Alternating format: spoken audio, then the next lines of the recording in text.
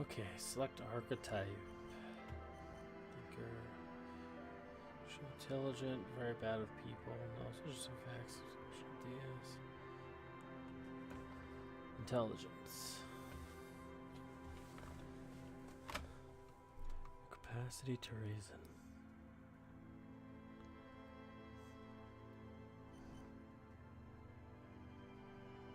Psyche, okay. Physique. Motorics.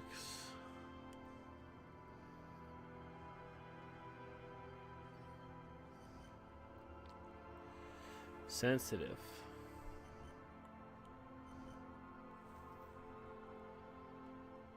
Psyche. Power to influence yourself and others.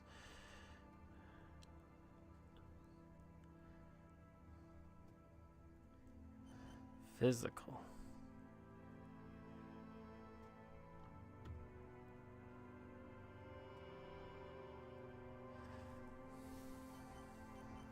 Create your own. Why wouldn't we?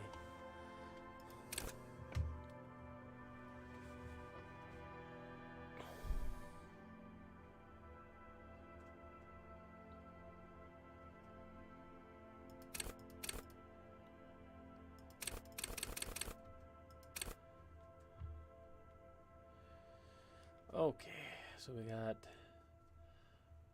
3, 8 to play with, and 4.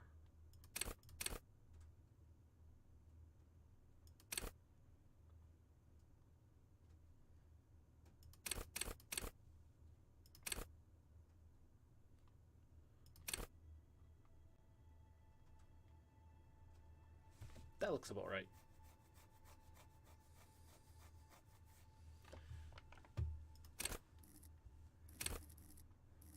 Oh goodness, what's this?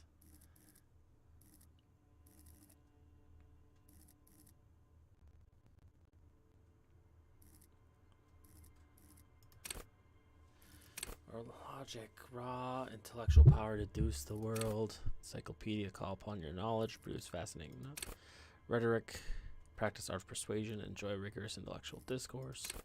Drama, play the actor, lie, detect lies. Understand creativity, see art in the world. Visual calculus, reconstruct crime scenes. Okay.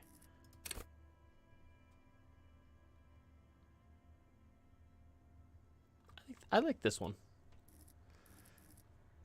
Okay. Psyche.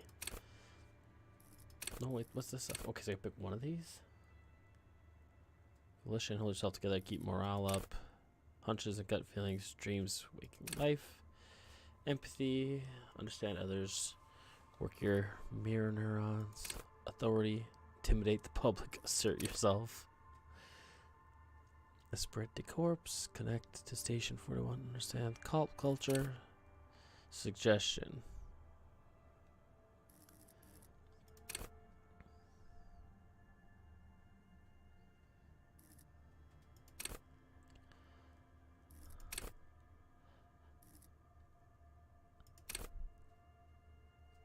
Drugs, okay. Shivers. Half-light.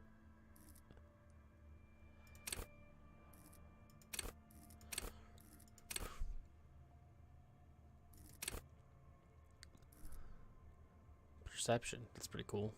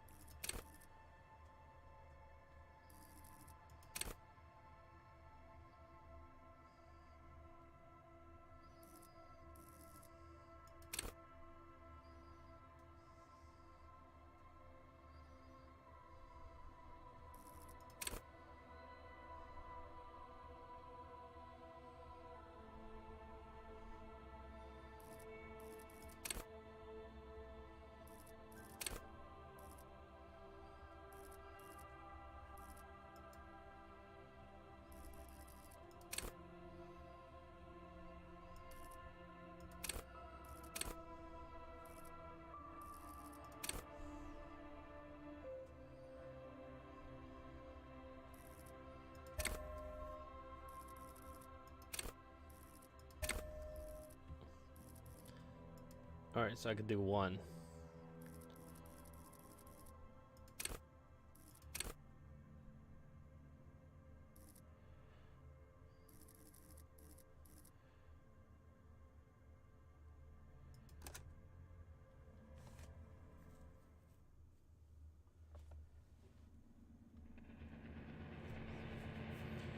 Fears are at home in the mirror. It is their dress, even the clearest water, if deep enough, can drown.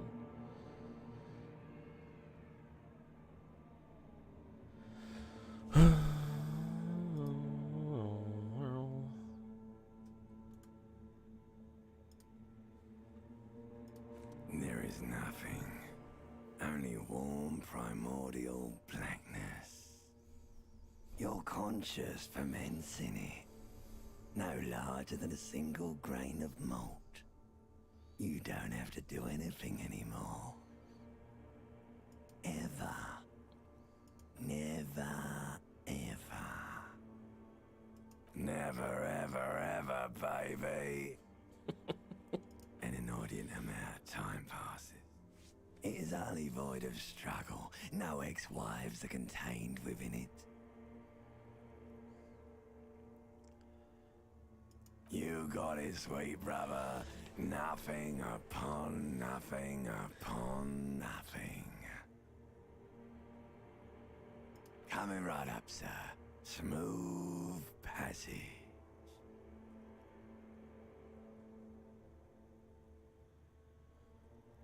All right, nothing down to fuck all, borough.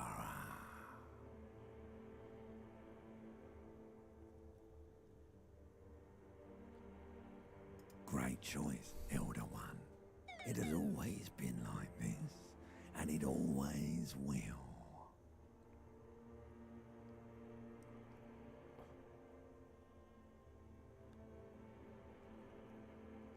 Do you really? You wouldn't like it if I told you what was back there. Why'd you think you had to bludgeon yourself into oblivion? Or did you not sense yourself marinating? Poured so much on yourself, got a bit carried away, did we, Chef? Fear and apprehension. You should ask what's out there first. Wait. You should ask what's all this. There's this giant ball there. And evil apes. And the evil apes are juking it out on the ball. You're one of them. It's basically all just evil apes juking it out on a giant ball. You can't even make out it's a ball when you're joking it out. It's that large. Infinitesimally small. Vying for resources is just a stupid expression you picked up somewhere. The part of the presentation you want to take home with you is this. You have to beat the other evil apes in the face, or you lose. Yes, it is. And you drowned in that sadness a long time ago. Dang. This is kind of okay. You lost. The sound outside. You recognize it. It's a Caprice Canela motor carriage.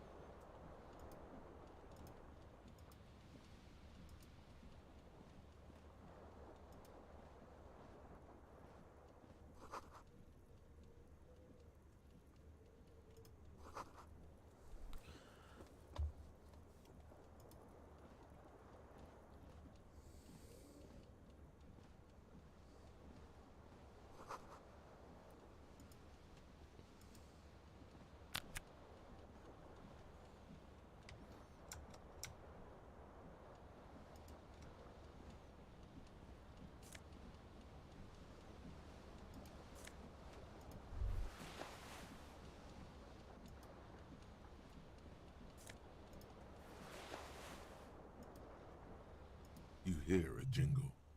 Keys are clinking in the pocket of your flare-cut pants. It says, whirling in rags, on the aluminium keyring. There is a single key on the ring. The number 1 is etched on it. It should open the door.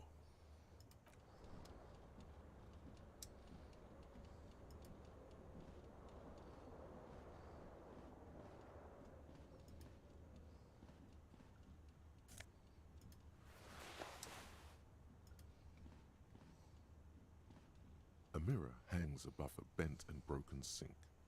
In a fierce discharge of masculine energy, someone has ripped half the faucet off. Hot water sprays from the base, and steam covers the mirror. You cannot see yourself, just the outline of a man. Suddenly, you realize you have no memory of the face that awaits you there, underneath the soft vapor. As you slowly reach your hand towards the surface of the mirror. Abort. You clearly have not thought this through. You won't like what you see there, and you will never unbecome it.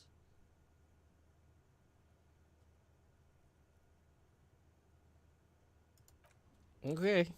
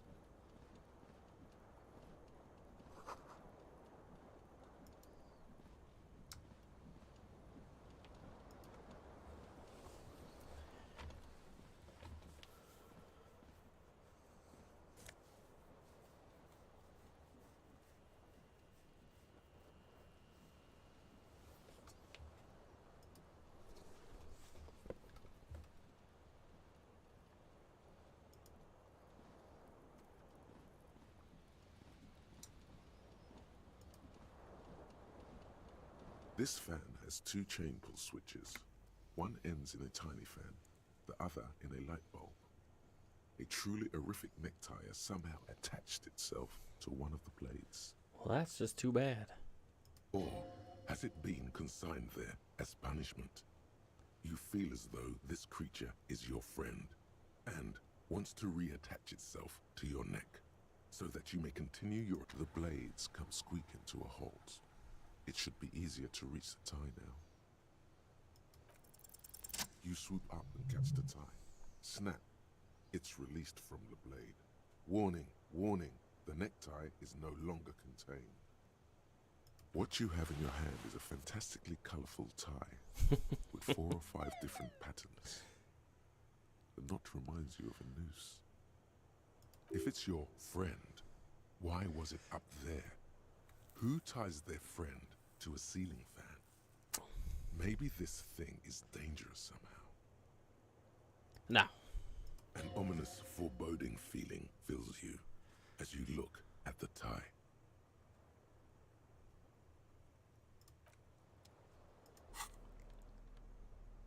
Nice.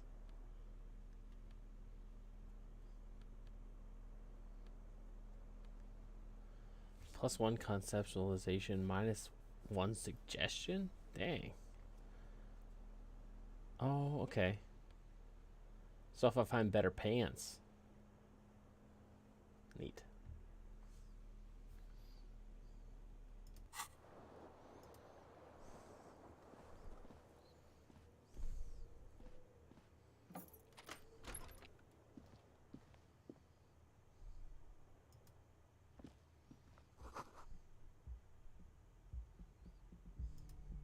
Hello, officer. The young woman raises a cigarette to her lips.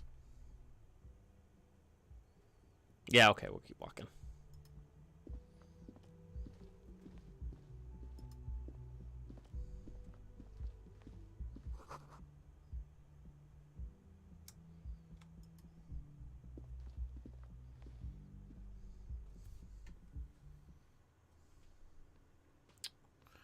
Where am I?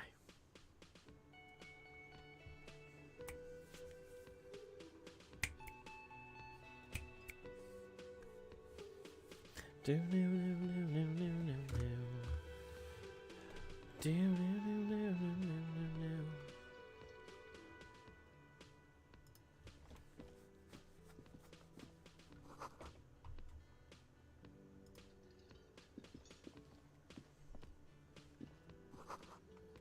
Okay, who's this dude?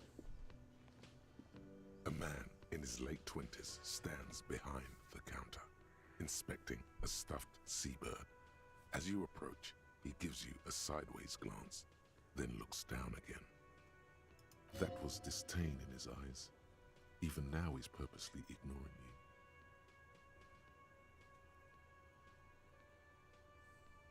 No, I'm not the bartender. I'm the cafeteria manager.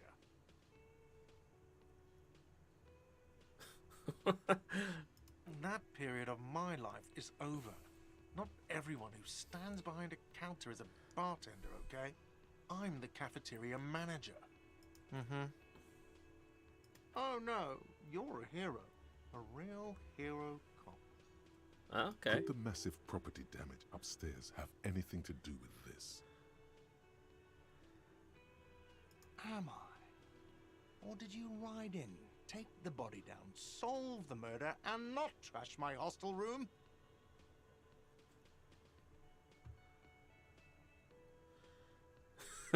No. You're right, you didn't, and it's only taken you 3 days not to. No, I haven't seen you around. I'm not always here. A competent work of taxidermy. The white and brown seabird lies among piles of coasters and drying mugs. One of its wings broken. The man is trying to mend it. Man is trying to mend it. Looks like the bird was ripped off the shield that was used to mount it. Most likely on a wall. That thing. Maybe?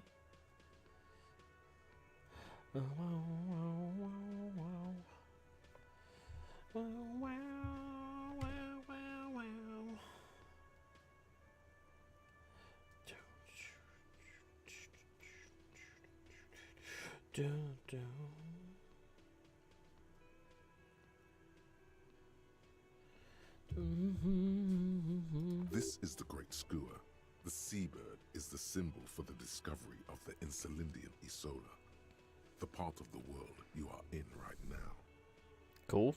Something about it makes you feel bitter. Look, your buddy is over there.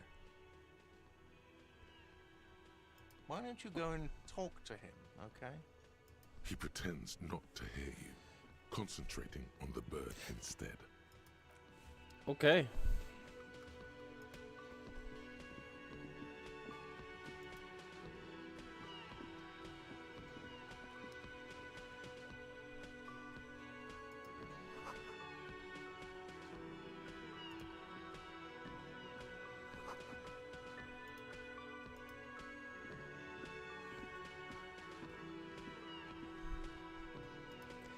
$8.19.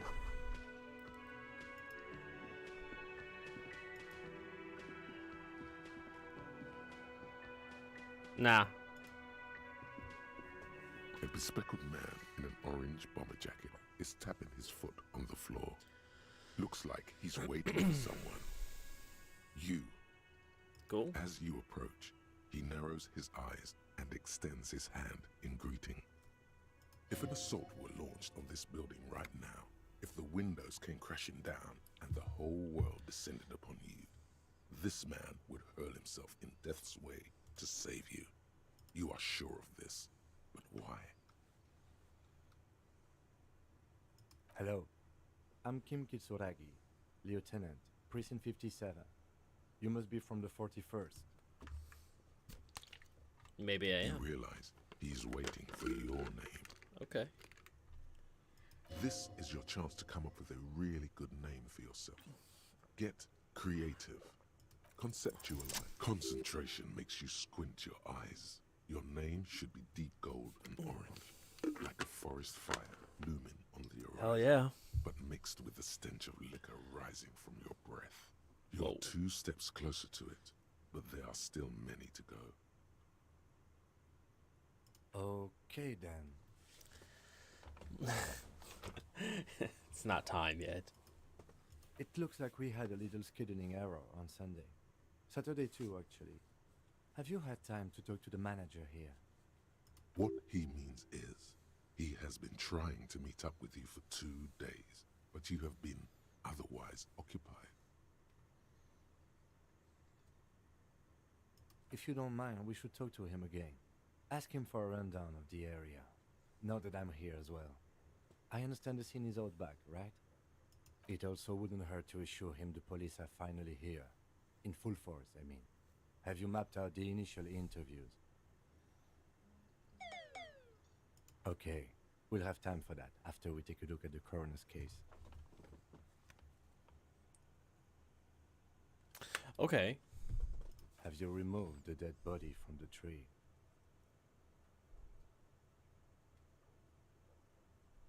So, the body is still in the tree.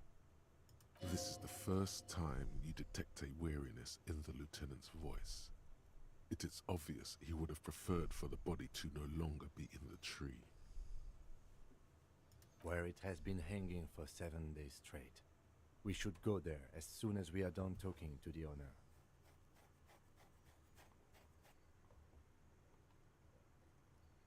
After you, officer. If you're about to embark on an investigation, shouldn't you have a badge? You mean you don't have a badge? Losing your identification card is a serious matter. My vehicle has a shortwave.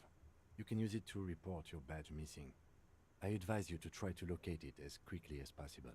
But Lieutenant Kitsuragi is now in your party. You can talk to him whenever by interacting with him. Okay.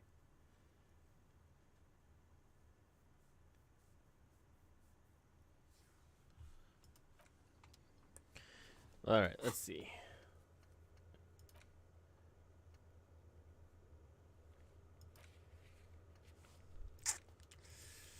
Okay, well.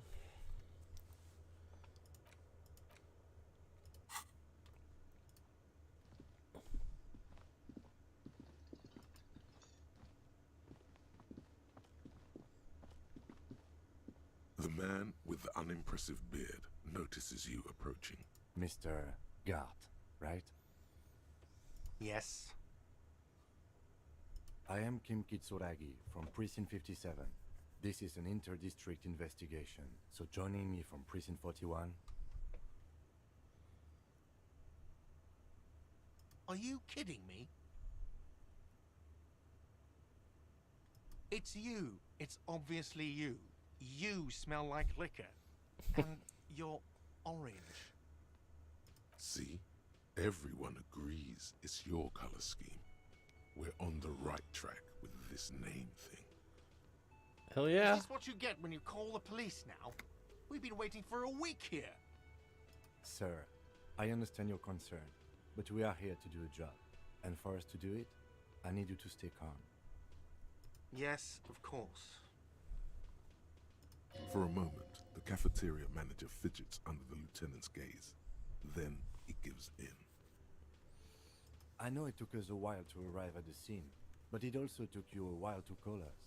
It was you who placed the call, correct? No, I only just got here. It was probably Sylvie who called you. She usually works the bar here. I'm only temporarily taking over her duties. Do you have her number? As a matter of fact, I do. You said you just got here. From where? Are you a local? What, of Martinez? No, I live in Jamrock. I only sometimes come here to keep an eye on the place. This is just one of the many, many cafeterias I manage. But you still know your way around, yes? In case we need directions. Yes, I know where some things are, but as I said, I don't live here. I just used to work here. And I'm not going to start working here again, if that's what you think. I didn't imply that. Detective.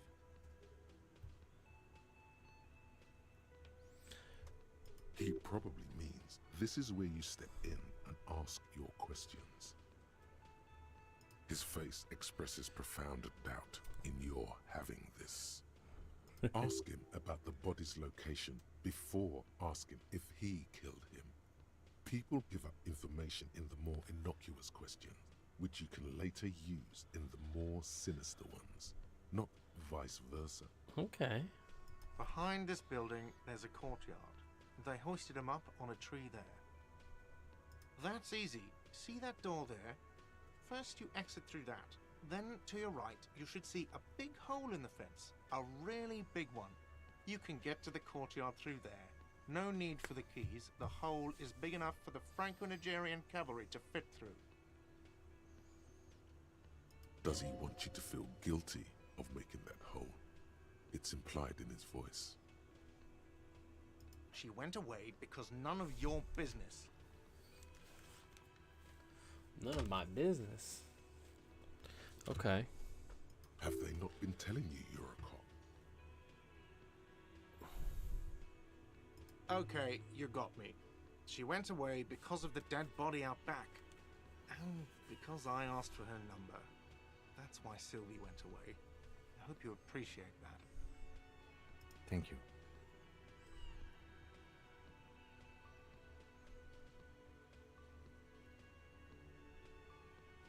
I asked an employee out. She didn't want to come, but felt obliged to. It was a bad idea. Now, what is so goddamn fascinating about that for you? It's got nothing to do with the lynching.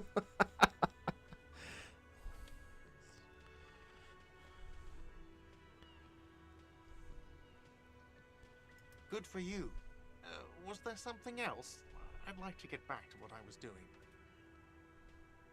I don't know who killed him. I'm not the police. That's your job. This is it. He said they hoisted him up on a tree. Who is this they, if he doesn't know? Oh, people are saying it was the union dock workers, that it was a lynching.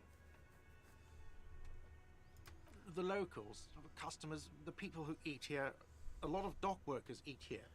Sylvie told me everyone knows the dock workers did it. Oh. Did the debarders themselves tell her this, or is it a rumor? I don't really know. You'll have to ask her. I would suppose it's because they have nothing better to do. You mean the strike? Yes, the strike. The man they hanged was a security guard for the harbour company, I hear. A mercenary. The unionistas probably thought they'd send a message.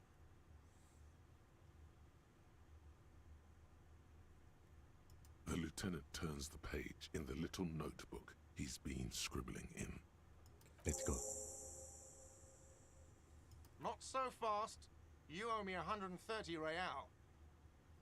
No one is saying the multi-pattern necktie you found tied to the ceiling fan can talk. No one. It must be merely imagination. But Let's bail! Time to push the eject button! Sounds like a responsibility! You don't like those! no, don't listen to him. It's madness. Just talk. Oh, excuse me. You owe me 130 real. The IIR, or Inter-Isolary Real, is the global reserve currency. Whatever part of the world you're in right now, it's safe to assume he means you owe him some money. Wow, you're a genius. Yes, that's right, money. You owe this establishment 130 real. Who does that clown think he is? Arrest him!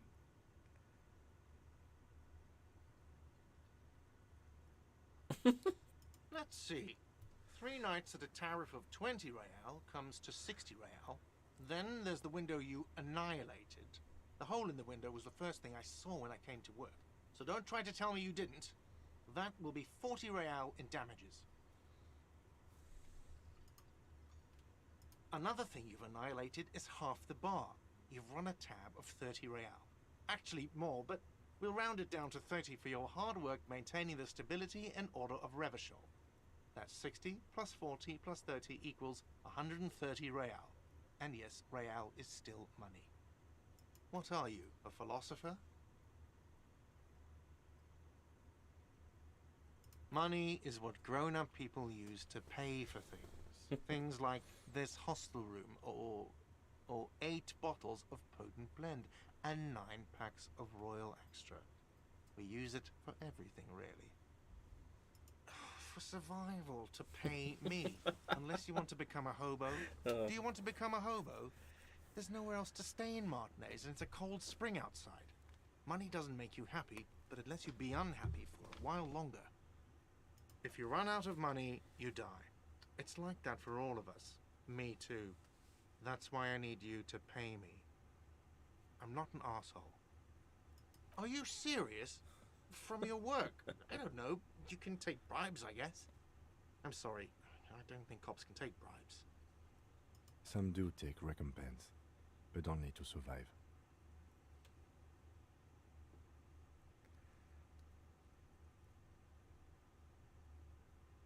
There's a shuffle of nylon as Lieutenant Kitsuragi looks for something in the pockets of his orange bomber. That's Cop 4. I haven't offered to pay because I don't have any money either.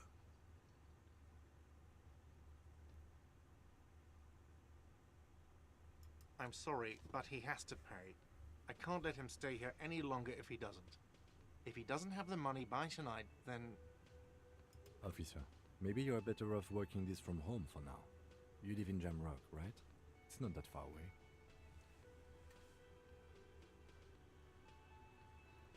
I'm sorry I couldn't help more.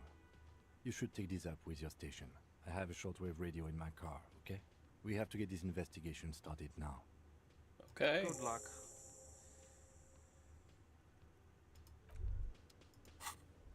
Alright, so inspect victim's body. I don't know if I'm gonna report my badge missing. Who made the call, reporting the crime? We thinking call Sylvie. Okay, we call Sylvie. Pay for damages. Ask my station for additional funds. Okay. Map. I didn't look at the map yet. Okay.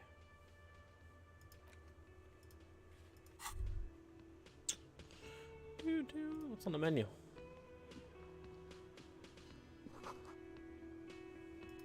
Okay.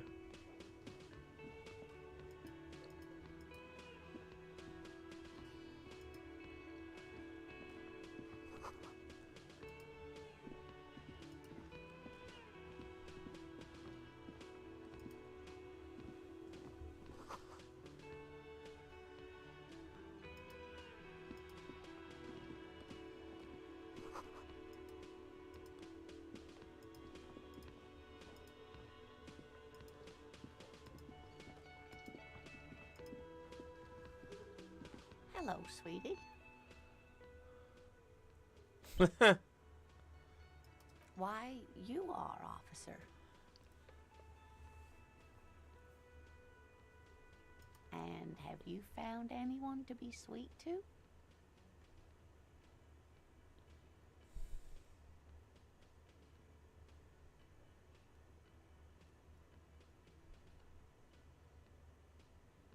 You must forgive me. I'm getting so scatterbrained, I completely forgot to introduce myself. I'm Lena. My husband Morel and I are staying with our friend Gary just down the street, but I come here for tea when they're away. This Lena is wacky enough for the motley crew. Hire her on the spot.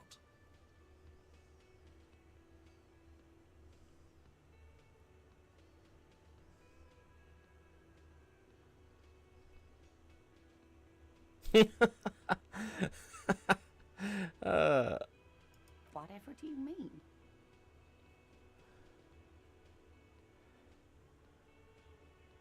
Sequence killers? Oh my. I think you already have a partner, sweetie. A partner who needs you to help him get a corpse down from a tree.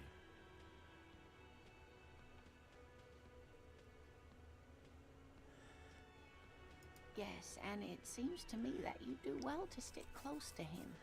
He has the look of an upstanding officer of the law, someone you can lean on, and, sweetie, you are looking unsteady.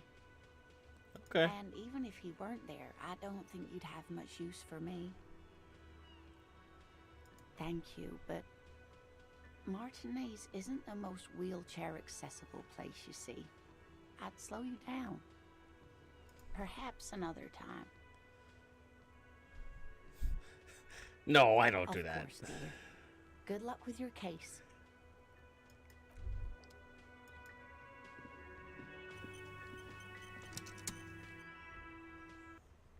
Okay, so I'm assuming back this way?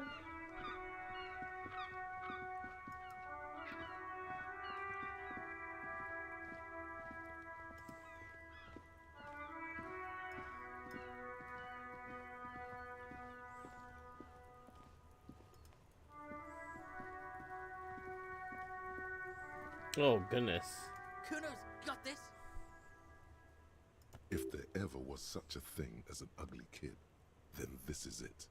He's almost exquisite in his ugliness, like a gremlin. Oh yeah, nappa gumpy, Kuno. What? Right in the dick, Kuno. Get him right in the dick. Love it in the dick. Fuck that, Kuno. Yeah, right in the mouthhole. They pay you no heed or pretend not to notice you. Shits himself. The rake, Kuno. You should throw the rake at him, Kuno. The fuck does Kuno know what a rake is? Kuno's not a gardener. The fuck are you talking about? He's calling us Kuno. He says we're fucking each other. Jesus. We shouldn't do anything. I don't tempt such forces. Just take it easy. The language these kids are using, pure unfettered id. There will be no reasoning with those creatures. Okay.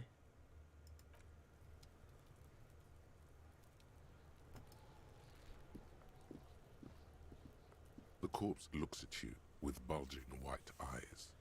The face around them does not look human. It's swollen and ready to burst. His lips are fish-like and his tongue like a ball gag in his mouth. You seem to be holding your breath. A cargo belt twists his neck at an unnatural angle. The body below appears stiff. It's letting out an ungodly rot. The smell seeps in even through your clenched nostrils.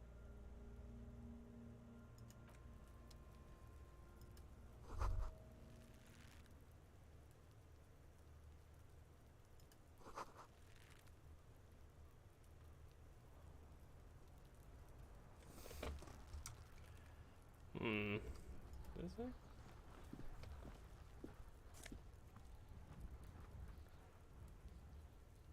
Money. Healing item.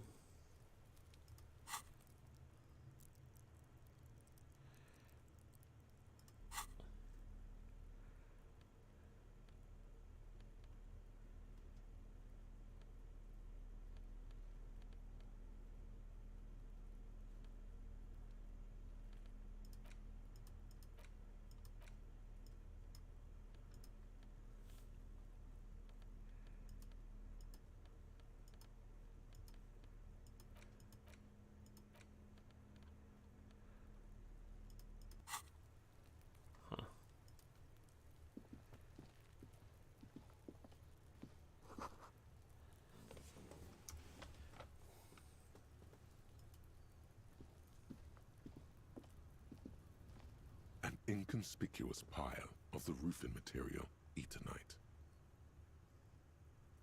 It's nothing. Someone just left some roofing material slanted against an old shack.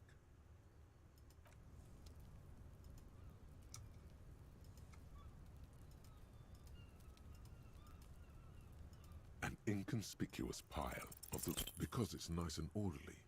Well-laid pallets. Easy rhythmic pattern. Calms your mind. Mammals like this stuff. No, there's more to this. You get this strange feeling. Hard to say. It's gone now. Feelings pass, you see. Especially the small ones. Okay, I probably get through there, but I messed that up.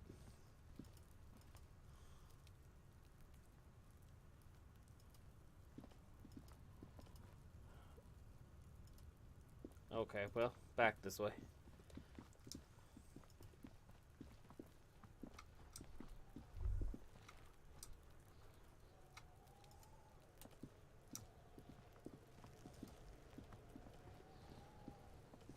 This trash container is locked. There's something in there, not necessarily connected to the case, but still. The body is downwind from here. Maybe you prefer the smell of garbage to the smell of death. Trash, food waste from the cafeteria. They lock these containers to keep the derelicts from flocking in. Could be evidence too. What do you mean, feel?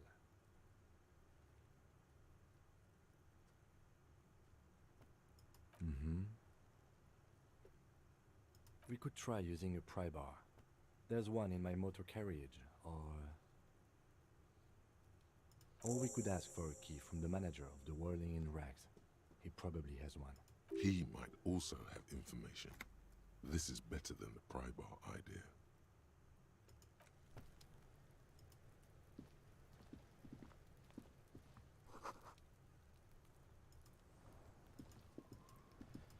Let's go get that key.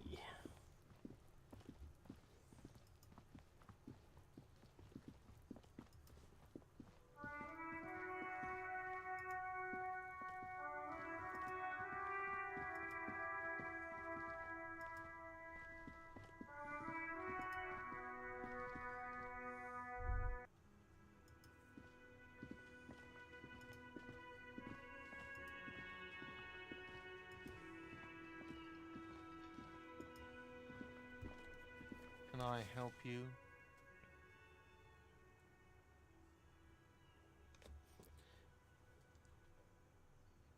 Mine? No, it belongs to the Whirling in Rags.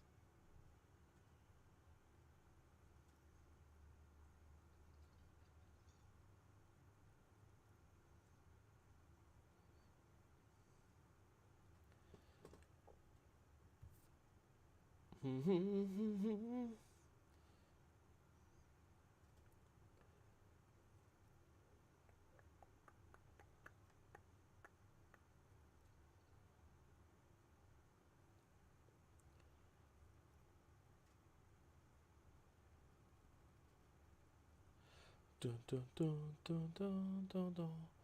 Dun, dun, dun, dun, dun. Don't continue. Thank you for clearing that up. Why do you keep the container locked? Why? To keep the hobos and drunks out. That's why. And the neighbors too. They put their trash there and they don't pay for the garbage company. Yeah.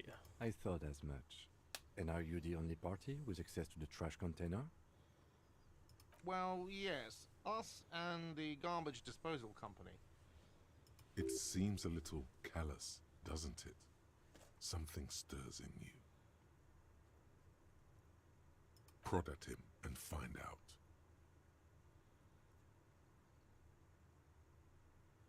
Callous? What are you? Kras Mazov? Almost all establishments in Revachol keep their trash locked.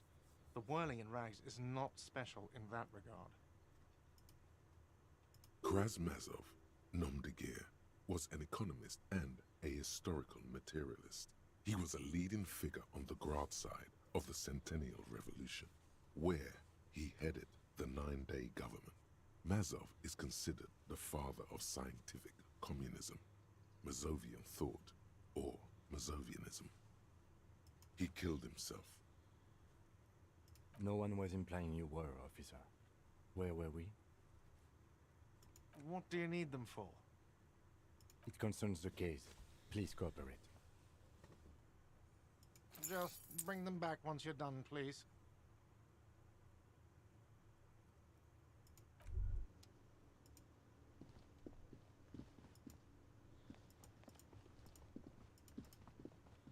Oh, you double click to run.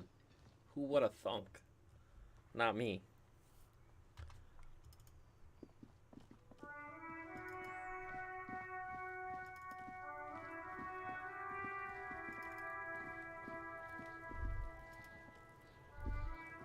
This trash container is locked.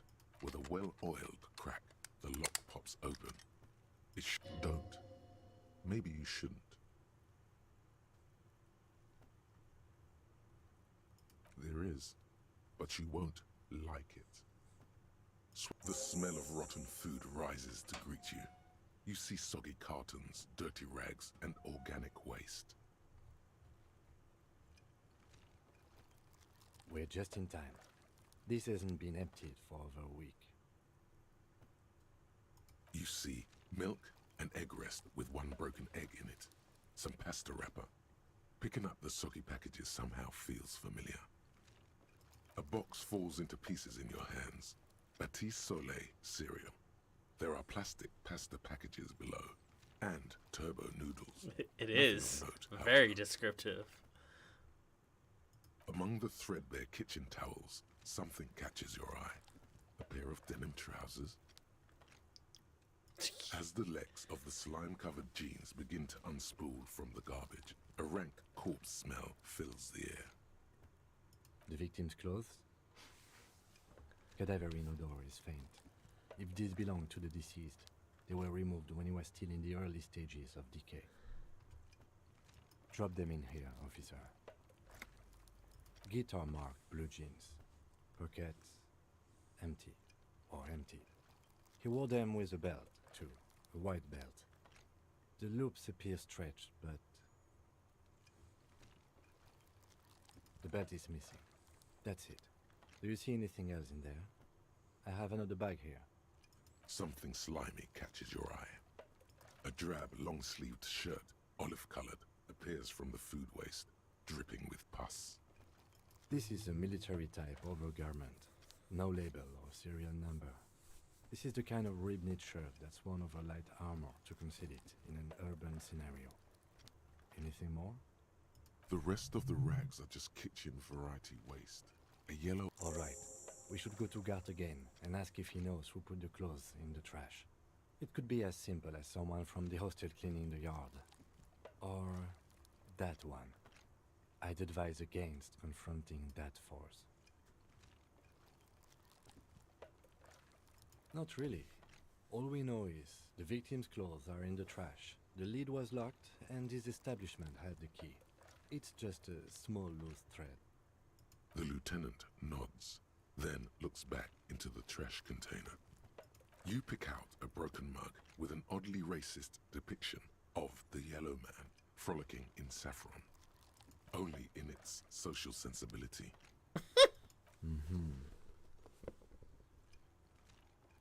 You've acquired an interactable item. Investigate this item further by going to the Interact tab in your inventory. Okay, Interact tab, inventory.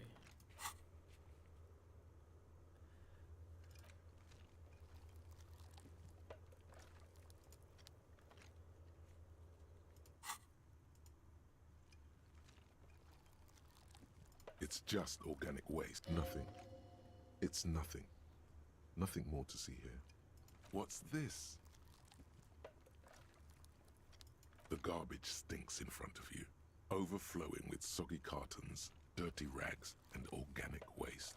Guess we're closing the lid. Container sounds a muffled gong.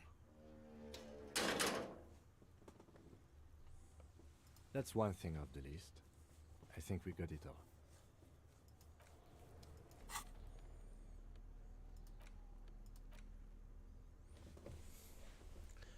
Made its way to the whirling race.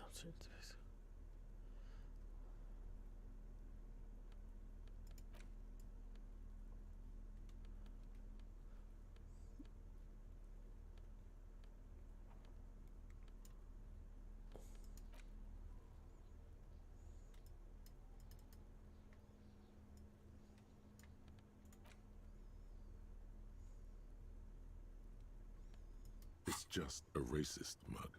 What's there to read here? Not much. Oh boy, here we go.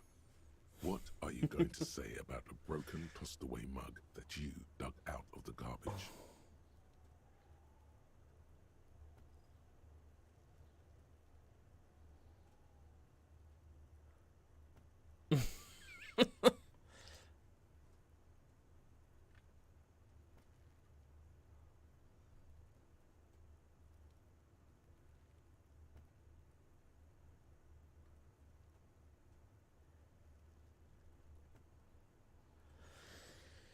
Oh. But it was in the trash. Why not just call it out when you see it? Or do some volunteering work? Just finish your case, detective. Okay.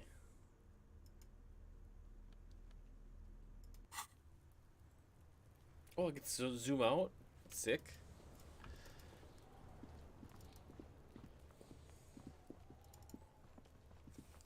Fast as fuck.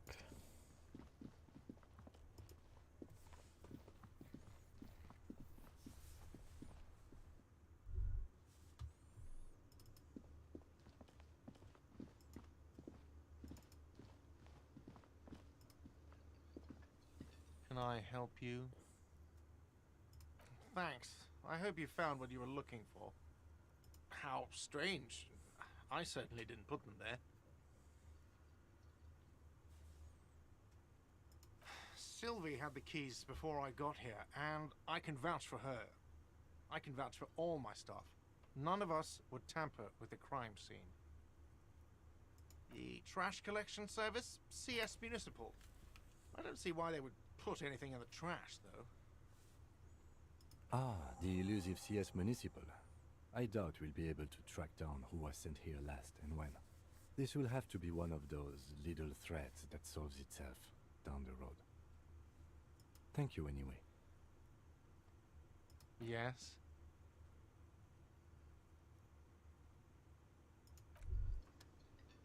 Okay.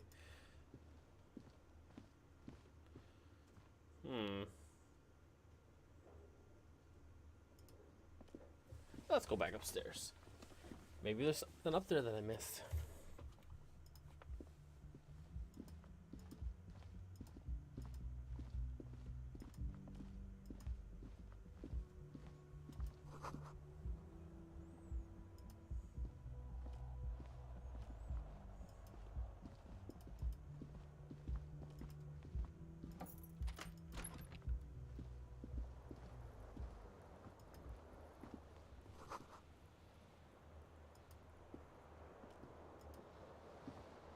The bed is cold and not particularly inviting, but it's yours. The sheets look awful. The option to go to sleep becomes available every night.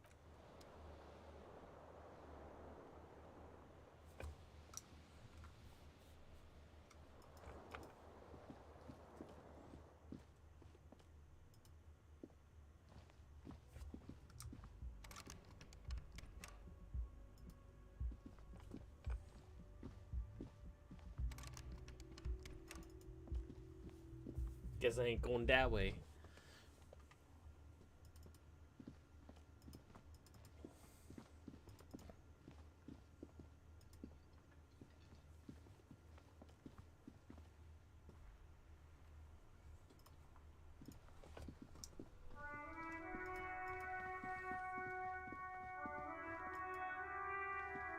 An old call box with a matrix of push buttons lists all the companies in the East Delta Commerce Center.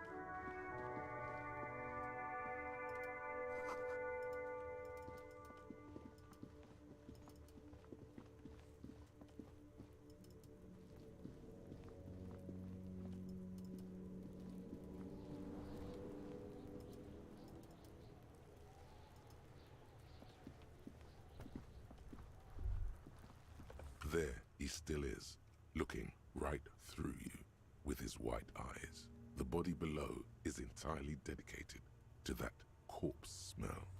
Emitting it is all. The smell is repulsive. It pushes in from your mouth, more instant and more familiar than anything you'd expected. More.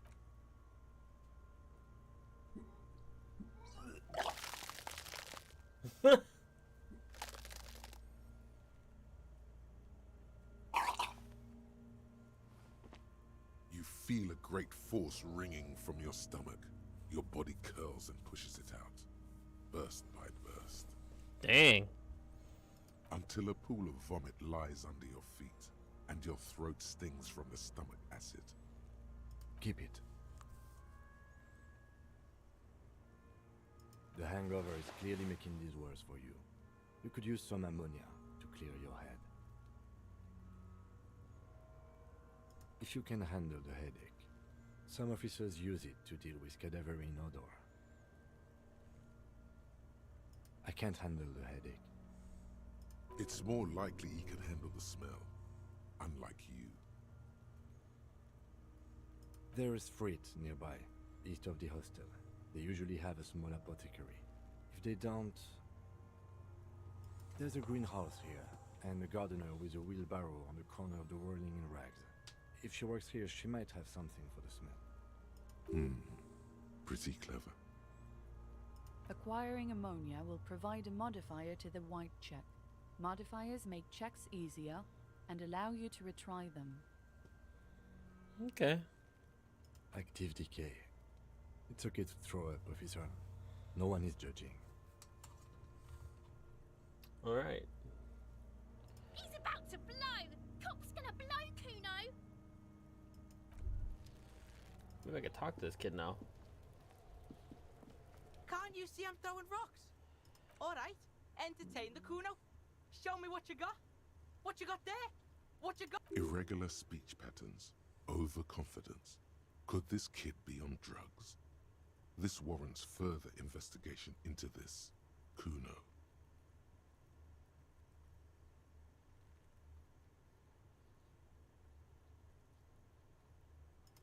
Kuno's Kuno, pig? It's always Kuno, never I. Clearly the kid's using the third-person perspective as a shield. Kuno doesn't do that smart shit. Don't throw that fuck shit at Kuno. Kuno knows you're lying. Trying to get Kuno hooked on the book. The boy knows he has an addictive personality. Admirable insight for his age. Watch out, Kuno! He's trying to fiddle you! He's gonna put his hands on you! Help! Pig's got Kuno! Help! Rape! Help! He's got the Kuno, help!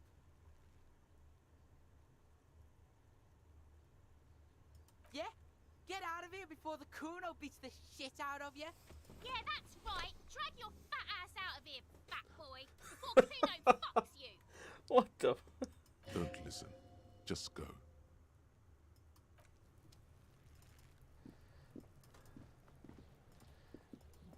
Bro, those kids suck.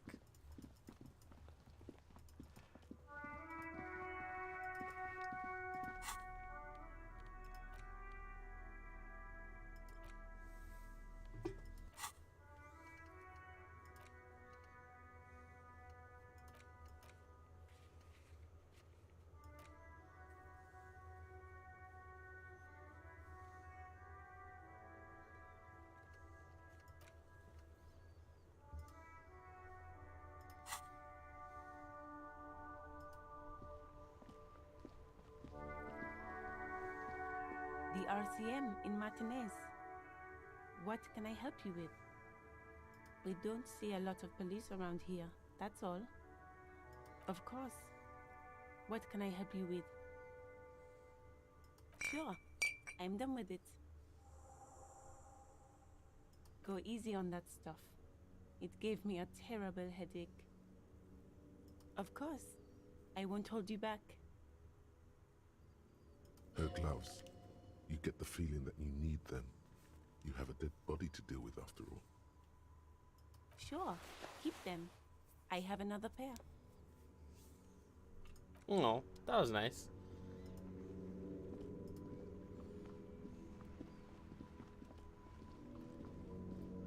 Before you stands a motor carriage. The bodywork is covered Oh, here in comes the blue sneeze. and white livery, bearing the number 57.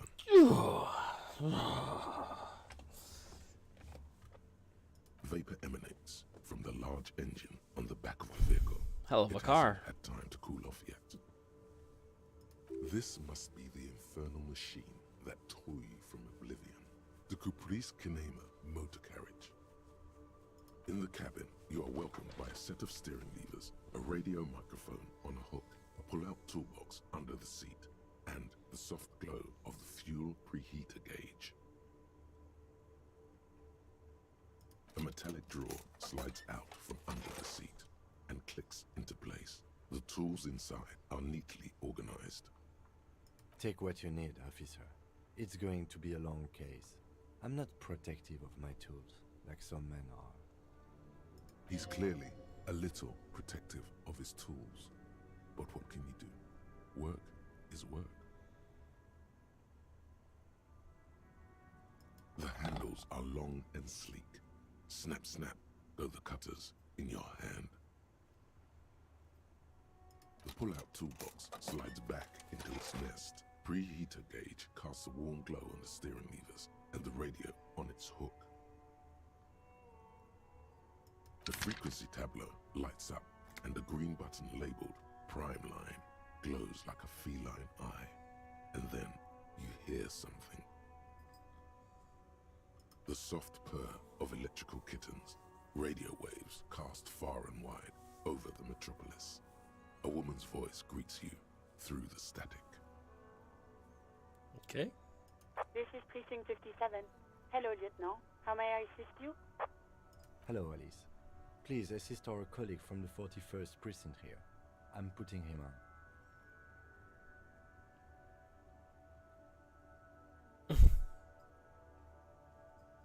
This is Officer Alice Demetri, Precinct 57. How may I assist you? Of course. What is her number, officer? Yes, hold on. Her number is 005 1944 298. Okay. Received. Hold on, officer.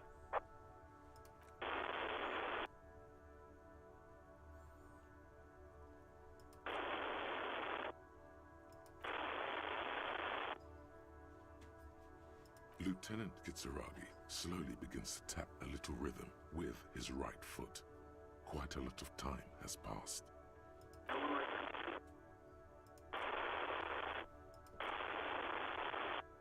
Officer, I have Sylvie Malaika on the line for you. Yes, hello?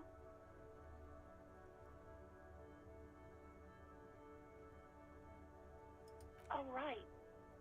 Hello, officer. What can I do for you? You can hear resentment in her tone. She's not thrilled to be talking to you again.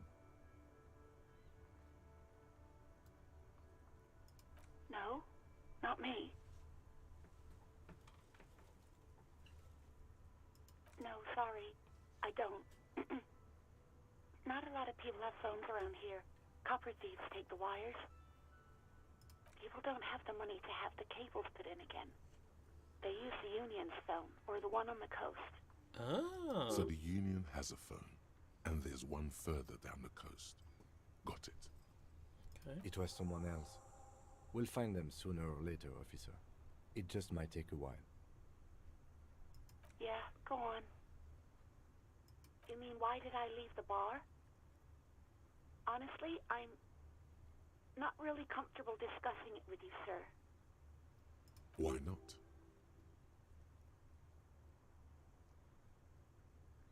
What? No, why would you even think that?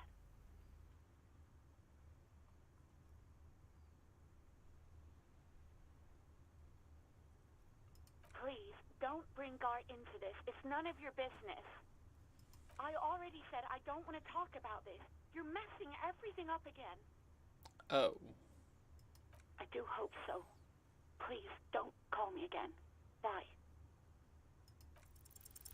Yes, you have obviously done something to upset her at the Whirling in Rags, when she was still working there. I'm not mad, it's just... You were so drunk and so emotional all the time, and then the skua thing happened. It just made me want to quit. The stuffed bird, the great skua. You threw it against the wall while screaming, "Fuck that bird," and laughing like a maniac. Fuck that bird, bro. I think you said it had been giving you shit ever since you got there.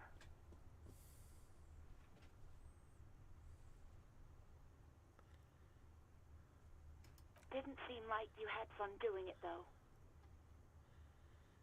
Yes, obviously. You were the worst client I've ever seen. And I have seen so many assholes in this place. I've had sailors fighting, union guys grabbing my ass, kids stealing booze. Once a guy was glued to the karaoke machine every night for 2 months. But you...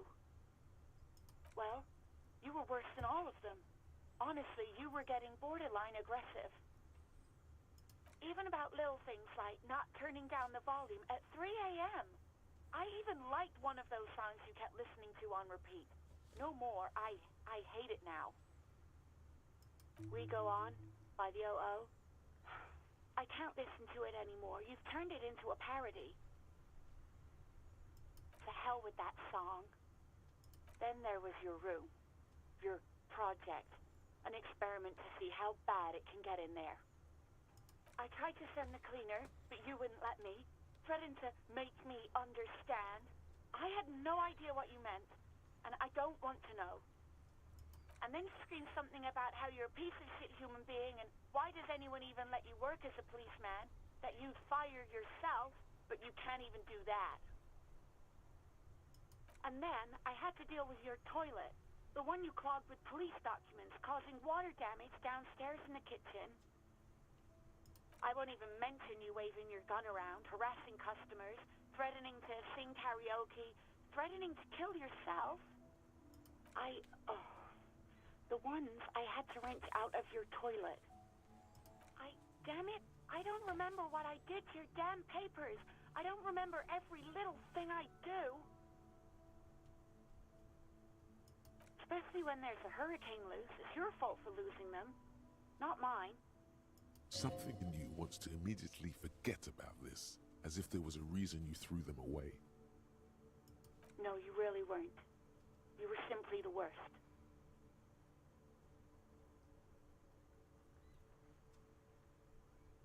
God, I knew I shouldn't have brought it up. Just try not to call me again, and let's pretend it never happened. Wait, really? No. This is absolutely not true. I like Guard. I really do. No. I was actually flattered. I've always liked him. It was just bad timing. With the corpse and all that. There's a pause. You can almost see her on the other side. The telephone cord coiled around her index. Okay. I didn't know what to say to him later. Then you came and destroyed the place. So I left without explaining. I should have told him, maybe. Okay, but please don't mess it up. Please don't take out your gun or something. You hear a sigh of relief on the other end of the radio. Wordless, the call breaks. Then the already familiar voice. Anything else I can help you with, officer? 57's over and out. In the cabin, you see a set of steering levers, a radio on a hook, a pull-out toolbox, and the soft glow of the fuel preheater gauge.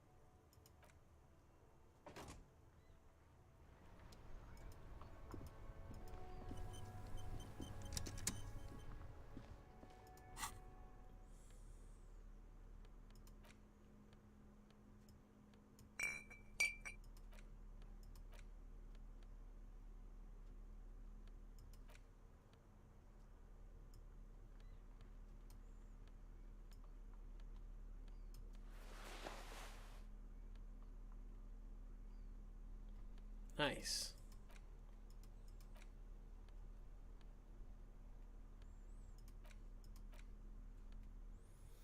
Okay, I think it's time for a moon pie.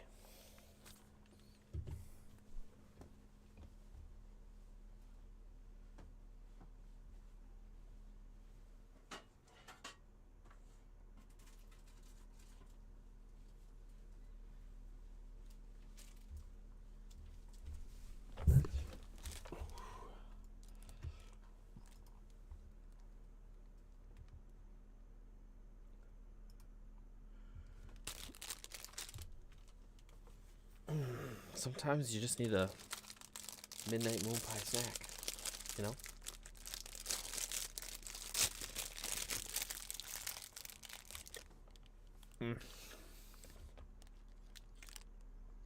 It's great. A little dry, but that's showbiz, baby.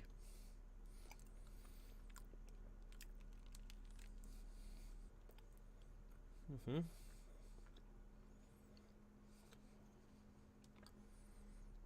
Mm-hmm. Mm-mm. Mm-mm. Mm-mm.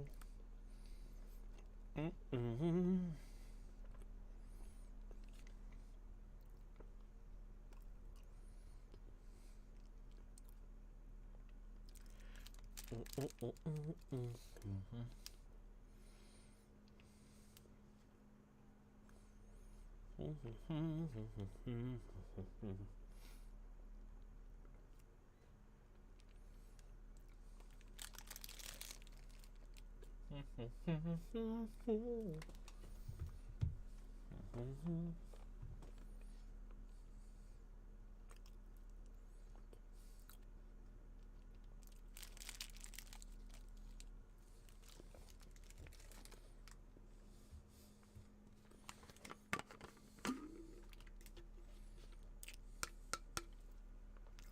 Gotta hydrate now.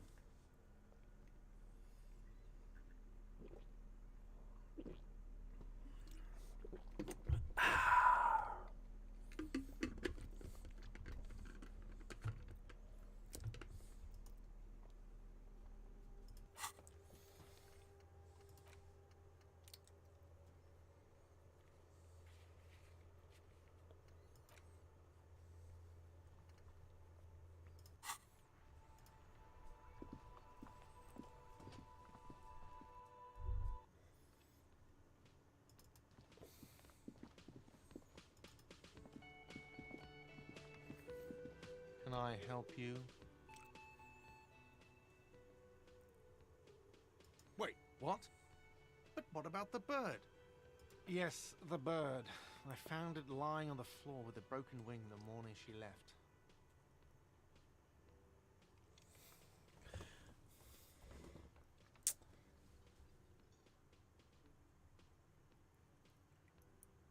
Why didn't she just tell me that? I don't care about stuffed birds. I care about my employees. All right. Did she say anything else? About me, you know? Did she say anything about me? Really? I should give her a call then. Thanks, I guess. Was there anything I else leveled you up. wanted, or- Sick. Or can you give him a moment? Somehow you realize this is not going to net you any professional discounts. Already he's reverting back to defensive. Okay. Okay.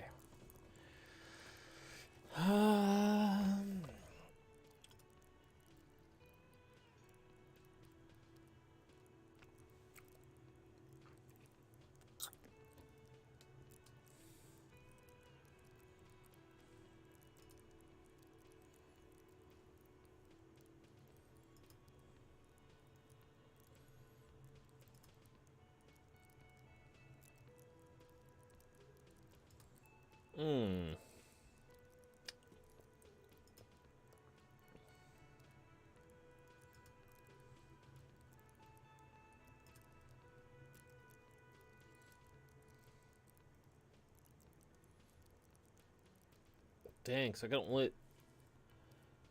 So I have intellect 4. So maybe it wasn't worth making that one 5, right? Because it could. Or, yeah, because it starts at 4 and that one get 9. That one get 10 still. Okay. So technically it'd probably be worth more upgrading these. But these would still have it. I like this rhetoric. I haven't ever used it yet, though.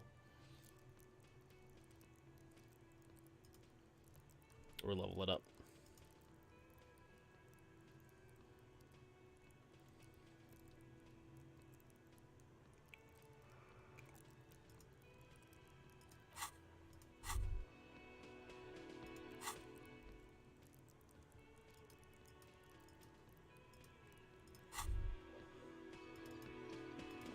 Rhetoric.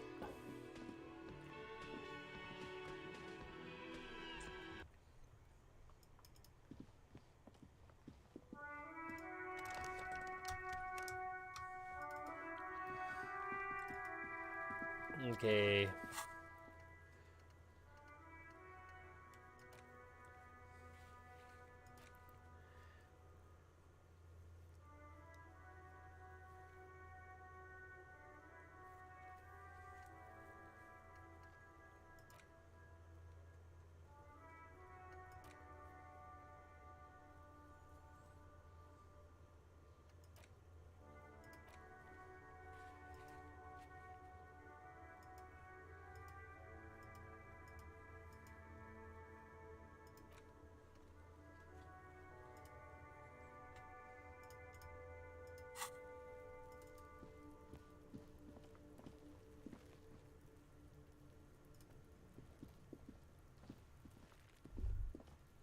There he still is, looking right through you with his white eyes. The body below is entirely dedicated to that corpse smell.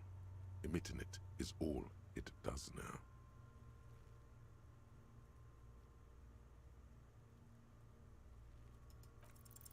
The ammonia only makes it worse. The combination forces tears out of your... The second time, not so much. When the vomiting is done, your cheeks are wet with tears.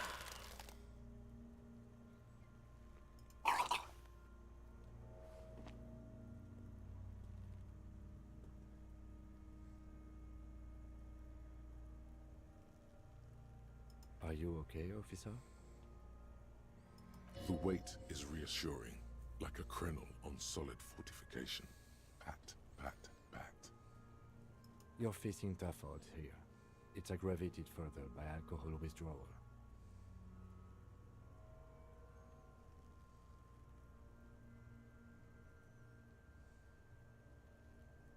I've seen captains puke their guts out. It never gets easier. You never get used to the smell. Every Monday is cadaver day. Throw up, investigate. Throw up, initial autopsy. Throw up, baguette. Then drive to the station. Maybe throw up on the way there if you didn't bag the thing tight enough. I think I've lost my sense of smell. A white lie. Not being hungover helps too.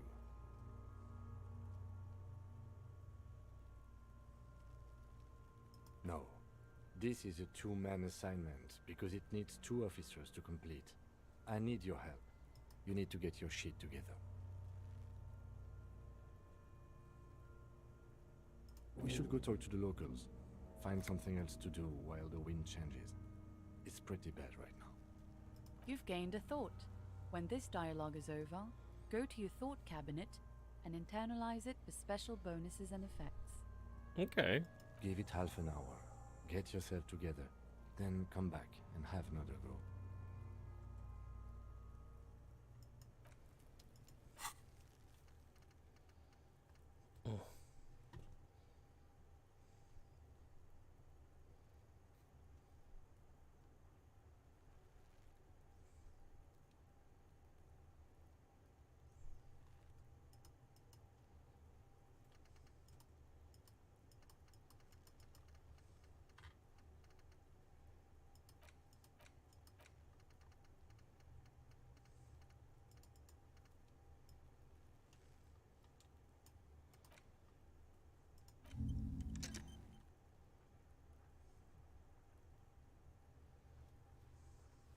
30 minutes. Okay.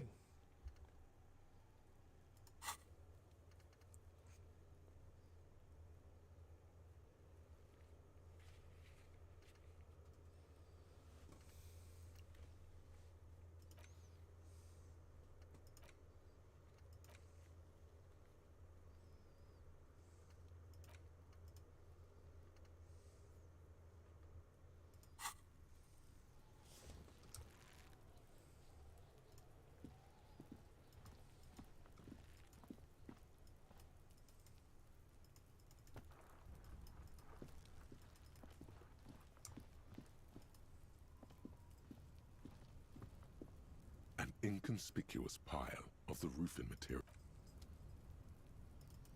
Hello, Django.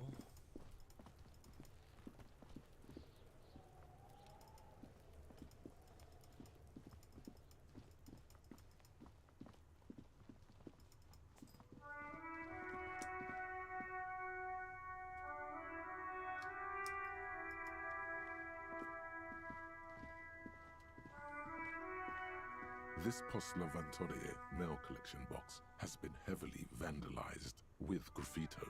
A closer inspection reveals 2 bullet holes in the front. Oh, man. The box seems happy. Okay. That's fine with me. Box can seem happy.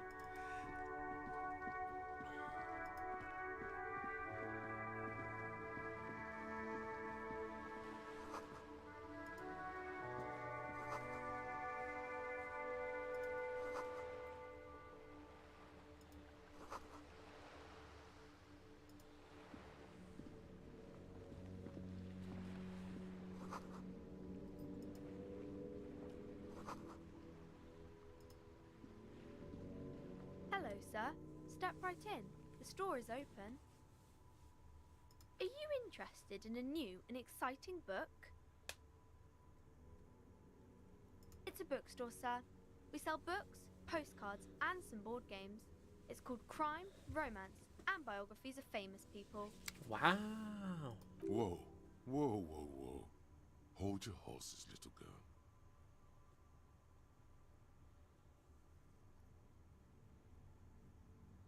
You're fooling nobody. Sir, are you okay? You've been standing here silently for a while now. Okay, sir. I'll try to answer any questions you have. I hope they're about books. Crime fiction is about murders or burglaries or things like that, and the work of a policeman or a private detective who's trying to solve a crime and catch the criminals. And it's kind of like a puzzle too. You can guess who the criminal is or how the good guys are going to catch him. You don't look much like a policeman. Didn't mean to offend, sir. Sorry, sir. It's just that you don't look like Dick Mullen.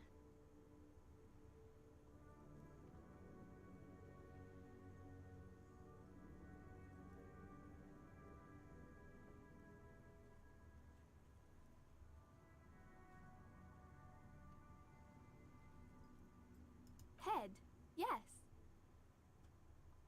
No, it's your soul.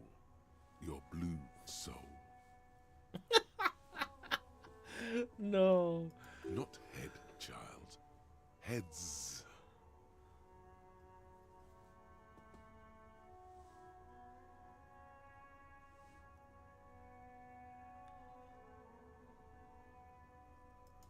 I'm not sure I understand.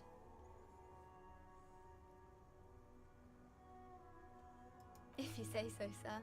He's just a fictional character. He's no match for your soul.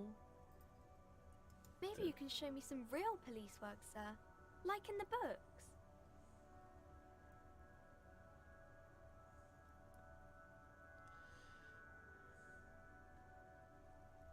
Oh, kings and queens and generals of old, or artists and writers, or musicians, those kinds of people. There's usually something extraordinary about them. I think that's why people read them, to find the secrets of their fame. Seems like most people who read those books fail to get more famous from reading them. but it does make the famous people more famous.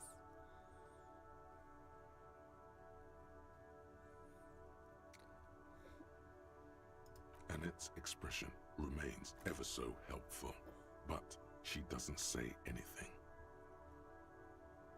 Okay. Well, let's see what kind of books they got.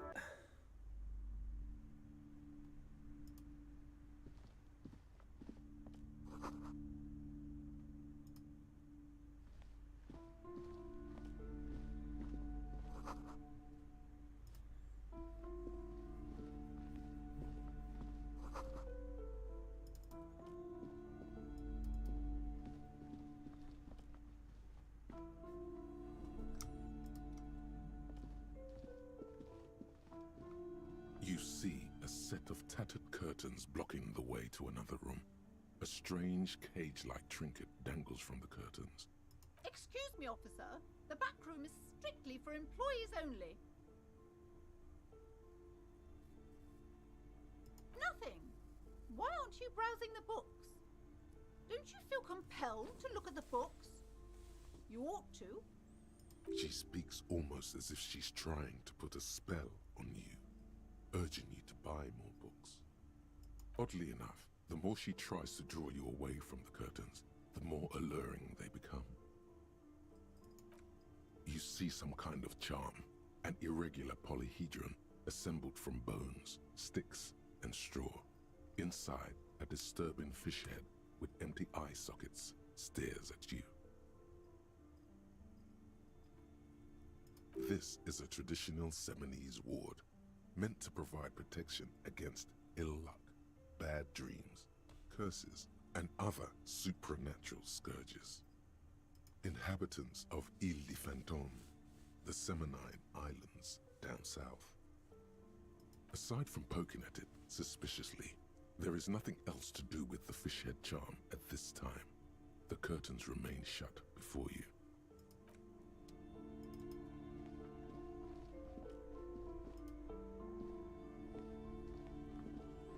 These shelves are overburdened with books from the same series.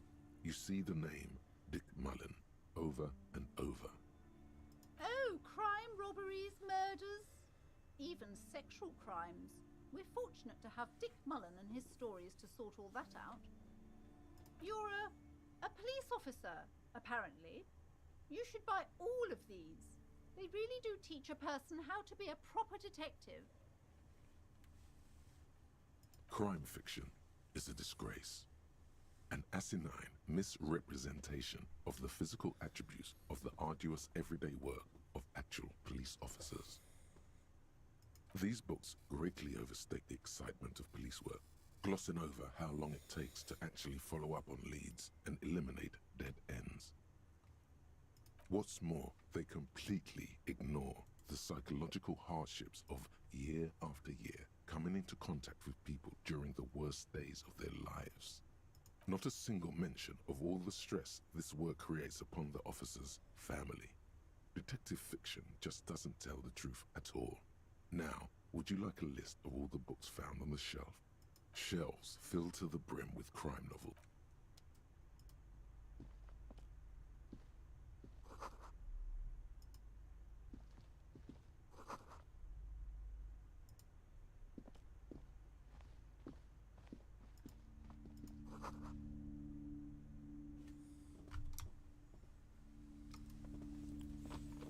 This bookstore is not strictly about crime, romance, and biographies of famous people. There's also a wide range of paranatural literature. She probably likes this stuff. Sir, please, no browsing in that shelf.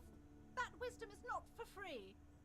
I can't have you end up, like, opening a police store next door and stealing my customers. Oh no! Amidst the various books, you find one written by someone named Matthias W. Dundas. It's about wholeness, unity, balance. These three things are very important to the working class mind. The point of the book, and many others on this shelf, is to give people medicinal advice in situations where they don't have access to paid health services. It serves platitudes, while also telling everyone that traditional medicine, the kind people don't have access to and which costs more than this book, is garbage and would only give you cancer anyway, without even curing your cold or anything. Wholeness, unity, balance, on the other hand, can basically take care of anything, though it is important to note. To know what? When it's up to your mind to heal yourself, then it's because of your mind that you're ill in the first place. The book features chapters on topics such as how to find magnesium. It even lists plants you can harvest magnesium from. How to continue drinking if you're an alcoholic who has destroyed his liver. And there's even a chapter on the ancient Seraïs tradition of using duck gallbladder preservatives to treat and prevent sexually transmitted diseases. Pre and post factum apply. Nothing worth buying. This is just mundane garbage. What's even paranatural about this? The throbbing in your head increases with every passing moment you gaze at this shelf. Okay. Suddenly, as if out of nowhere, a small green book becomes apparent. The title of it reads, Medicinal Purposes of the Pearl. The book contains very little explanation on the matter. This knowledge seems to be taken for granted. The book contains descriptions of various pseudoscientific therapies, alternative medicines, and folk remedies involving the Pearl, also known as le territoire. Le territoire. For example, it recommends vigorously swatting one's naked body with a venik or hand broom, made from the leafy twigs of a young birch tree from the near Pearl. It is, and good for the circulation too. It also recommends consuming distilled spirits like vodka or whiskey that have been aged in the Pearl. Readers are instructed to cover these jars in a shallow hole just inside the Pearl and leave them there for 30 to 60 days, depending on the potency desired. Among other benefits, it is alleged to restore a damaged liver to perfect health. There we go. That seems improbable.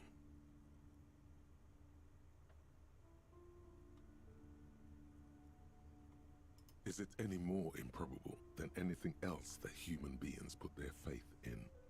For general health and well-being, readers are encouraged to take regular strolls through the Pearl, though a sidebar cautions readers to limit each stroll to less than an hour. These strolls promise to cleanse the mind of worries and the body of toxins, especially if the perambulator performs this ritual in the nude. Nudity figures prominently in a number of these prescriptions. Okay. This is exactly what you need. There's an entire section devoted to cures for men who are struggling to perform their marital obligations. You close the book and return it to its place on the shelf. Damn. I don't got no money.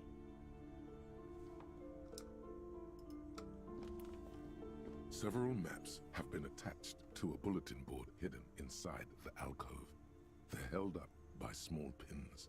The board has come loose from one corner. The maps look old and faded. Your eye catches a map of Insulinda, a map... I'm sorry, officer. The map of Martinez is the only one available. The other two are not for sale anymore. And besides, you could scarcely afford them. Bitch. They're quite valuable, though they might not look it. The map of Martinez is 90 cents, though. That old thing? It's an out-of-date map of a tourist location that never was nor came to be. From when some design studio people tried to spruce the place up 4 or 5 years ago, they also renovated the horse statue, set up those coin-operated viewers, and designed the new street lamps. The place does not look like a successful tourist trap, does it? They didn't get that far, for some reason. A shame the project never got going. Would be nice if someone fixed Martinez up. All these ruins are bad for business.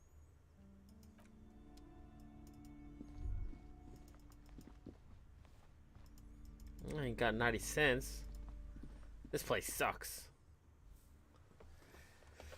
10.50.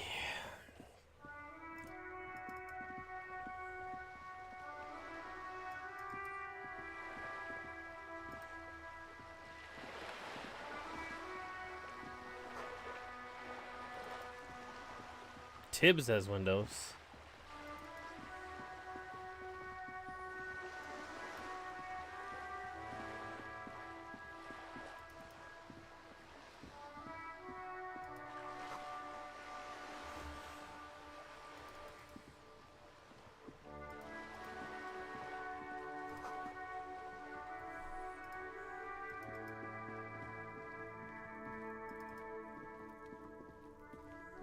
Hey, kid. Are you trying to sneak up on me? Come to slit my throat in my sleep? Logic error. She is not sleeping right now. Pig's come to take me out. Trying to snuff me out. Don't get fucking clever with me, pig. You think you're so clever. Oh.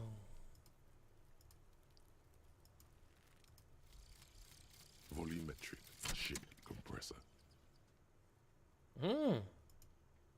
Bizarre scientific news from Rivershore West today, where a police officer's shit has been observed at a pressure of around 495 gigadecimals.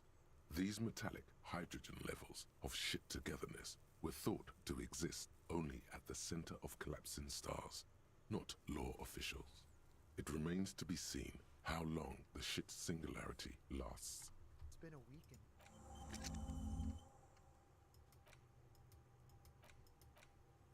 Nice.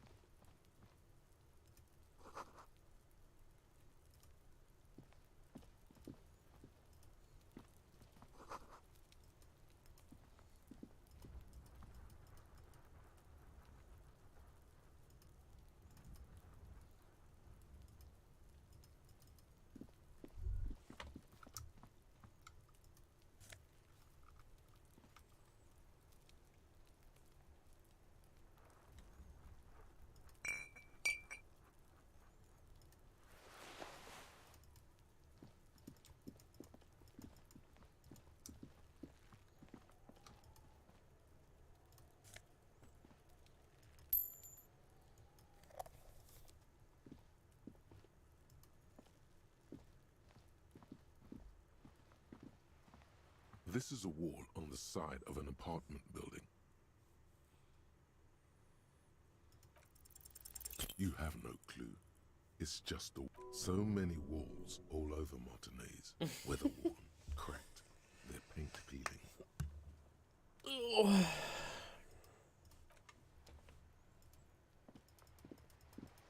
Well, let's go get that body down.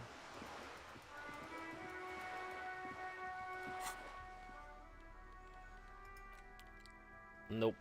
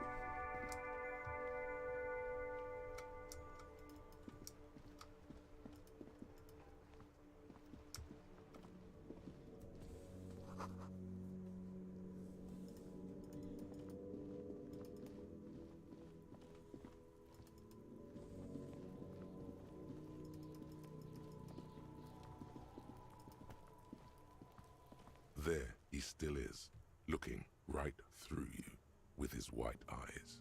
The body below is entirely dedicated to that corpse smell. Emitting it is all it does now. As you breathe in, the odor comes over you. It's a smell of the mind telling you to run, and your stomach to wring itself empty. With your hands at your sides and your eyes squinting, you stand in it. They do after 7 days, yes. We are deep in decomposition here. The man before you is naked, but for a pair of underpants and enamel boots. His skin is greenish, marbled with decaying veins, and blotched by lividity. A fading web of tattoos covers his chest and shoulders. The cargo belt used to fasten him to the branch above appears industrial in strength. An intricate web of blue lines stretches across the torso, from the right shoulder to the solar plexus. Each time they intersect, a small white star is formed in their crossing. Hundreds of fading asterisks riddle his skin. Their concentration is highest around his heart. His corpse is marked by stars, alcohol, and heartbreak. A map of the stars.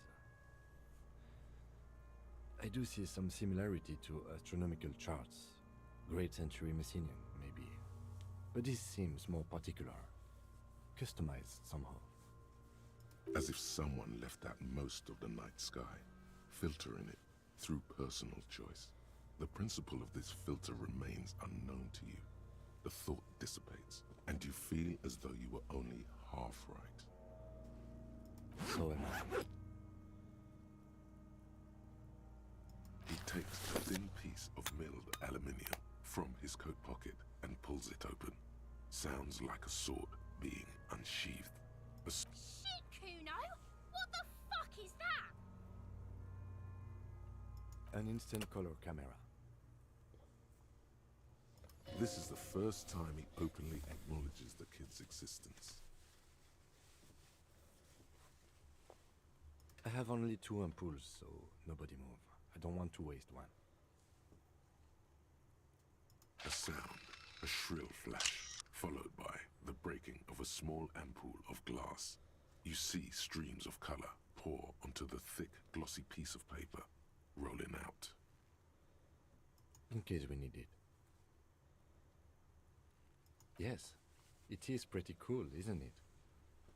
It contains insight to the victim's person. By his build, I'd say this was a man of physical violence. The story he wanted his body to tell was important to him. It is his letter, to us. Someone should decipher it. We'll need to show it around. Here, a souvenir. Don't lose it.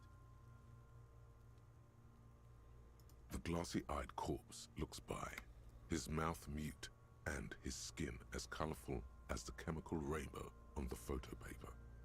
The hangman's knot is pulled tight by the weight of the corpse below. Yellow, hard-edged polyester cuts into his neck. Above, a sliding buckle ties the belt to the branch. This is a steel-reinforced cargo lashing belt, big brother of the regular cargo belt. It's used for tying cargo under 6-rotor airships. Airlifting. I thought it was used on lorries for strapping cargo to them.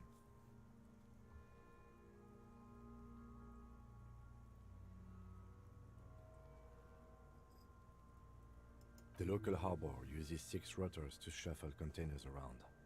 I get the sense they use whatever was on hand, without paying much attention to not incriminating themselves.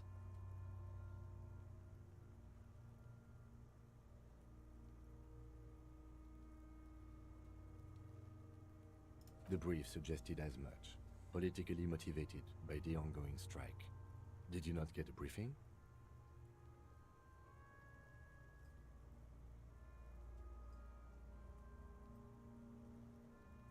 Then you should ask me the first moment we get. I was afraid it would be. Thin steel wiring, parallel strands, This makes getting him down more problematic than I had assumed. A noose is one of those things that's easier to use one way around. That ladder can't carry a grown man. I didn't see any splintering either, did you? I think they lassoed the branch, then pulled on the belt to close the buckle. Could be. The shape of the branch supports the theory. The cadaver hangs from the cargo belt, limbs limp and torso covered in tattoo. The material appears to be ceramic. Its clean white stands in stark contrast to the decaying flesh above the knee. The man wore thick polymer socks, probably for padding. A fine array of interlocking plates covers them. Delicate and fragile, they feel alien to the world around you, out of place somehow. These are clearly not boots. They're armor, possibly part of a larger set. Indeed. Technically speaking, these are sabatons, not boots. Ceramic plate. Zirconium dioxide, most likely. This is where the make would be. Under the heel. Fair weather. Fair weather model T500VE. I'm guessing that's vitreous enamel. This is advanced stuff. It is. It's expensive. We've requested similar material for our tactical units for years now. The constabularies deemed it too costly. In that time, we've lost 6 men to semi-automatics. For a full set, about 4 years of wages. For the northwest region of Revachol, an officer's average yearly income is 5,500 rial, unadjusted for rank.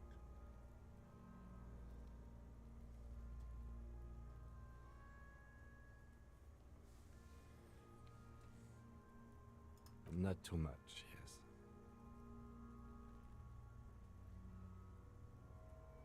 It's a sorry situation, I agree. The locals probably scavenged it. It would be odd if he had more arm after 7 days. We should keep a lookout for these species. The armor could yield information. This is one thing he might actually know. The sabatons dangle off the man's decaying form, ageless and synthetic. That's for us to find out. Mr. Gart implied he was security personnel for the harbor company. This confirms my own assumptions. I agree. This equipment is way beyond what a guard can afford. This feels dangerous. Are you sure? The sabatons dangle off. A small bell-like sound fills the air, like tapping on the side of a porcelain cup. It's anything but. This material is a kinetic redistributor. It spreads kinetic energy horizontally, from plate to plate, dissipating it entirely. See? Faint, organic lines cover the plates where they separate into smaller ones. These plates then divide into smaller plates until there are hundreds of them altogether. Like whirls of floorboards. The design looks organic, influenced by highly resistant wood materials, like lignum vitae and ebony perhaps. If trees were made of porcelain, this is what their cross-sections would look like. The smooth, glossy surface fractures into ever more intricate interconnections, peaking on the right sabaton, where you notice. The whirls are in the shape of a letter and number combination, E50, 100, 1000. Good. Can you read it to me? We have a make and a number. That's something. We can use the radio in my kinema when we're done. Either station can chase it for us. The cadaver slowly twists on the cargo belt, his torso covered in tattoos, and his eyes are milky white and blind to the dark brown hair grows on his head. His face is ready to explode from the organic processes inside. The death's head grin has passed. What remains is an unrecognizable mess. Underneath the curdled meat there is an expression. not carried on his features, but below, inside, an expression of pleasure. This man was experiencing joy at the moment of his death.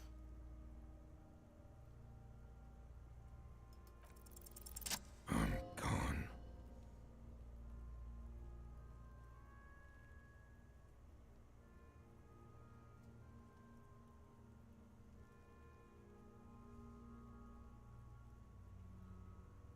Into the wild pale yonder. In the past, way out in the west. What do you mean? It's the power of your imagination. Yeah, man! Don't be crazy! Inanimate objects and dead people can't really talk to you. Your wild imagination is doing this. Ask some more of those questions you love so much. He loves those.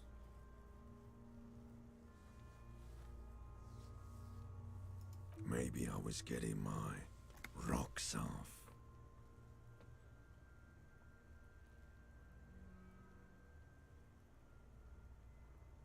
It's a mishmash, Copabolo.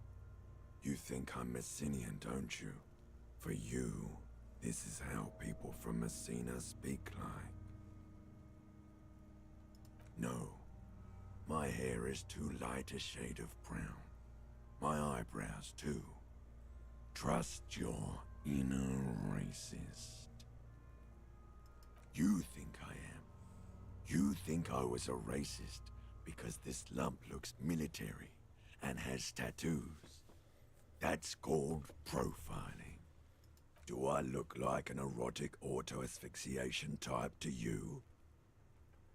Captain Coppadromo, I fear we are drifting away, fixating on sexuality again. Let's go with a simpler question. He didn't choke himself. You know it. I'm a joke. Look at me.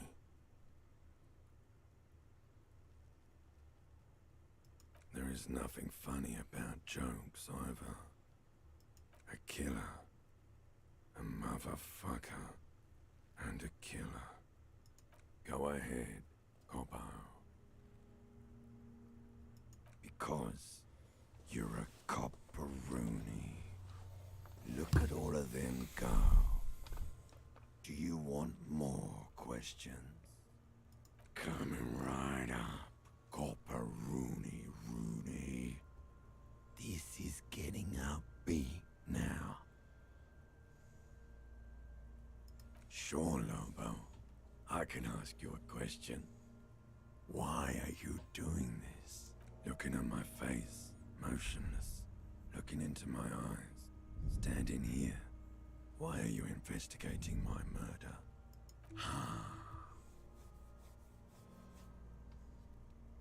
Something is on its way. Something hidden. It's coming. A miracle from the northwest, and it's almost here. You can feel it in the air, on your hands. The cold spring air smoothing them over.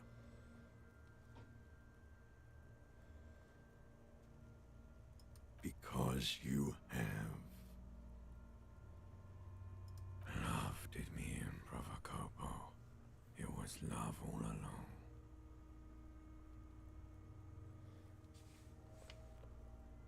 Come back later, Corpo. Amuse yourself with my frank manners and my memento mori features. If possible, also see me in your dreams.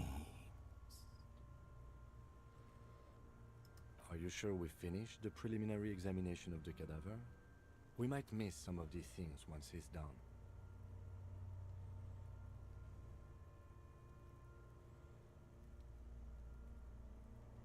The steel-reinforced belt presents a unique challenge. I brought chain cutters, but I don't see a good angle of approach to the belt.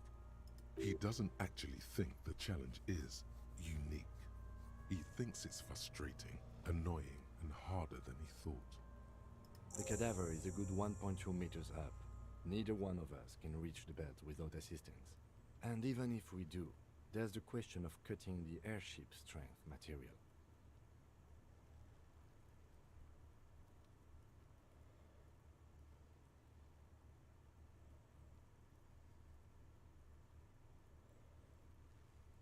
I was really hoping we wouldn't.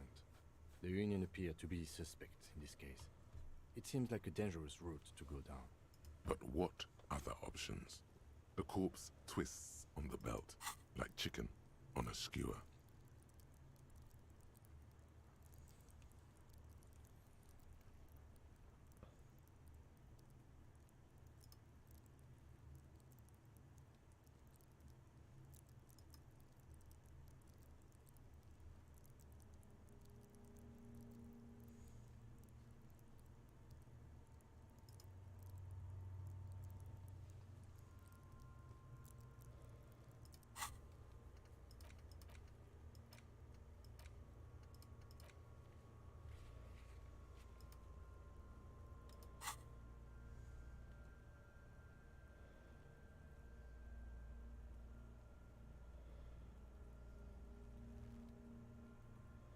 Climb up there and saw the branch? There has to be a less risky way. With someone else? You mean like the police?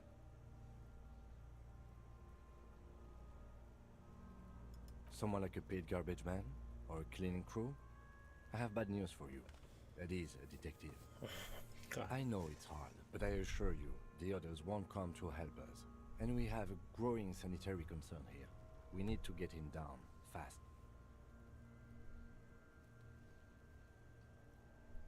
Yeah! Bang bang time, pig! Shoot his head off! How? Where the buckle ties the rope to the branch. That's a good spot to aim.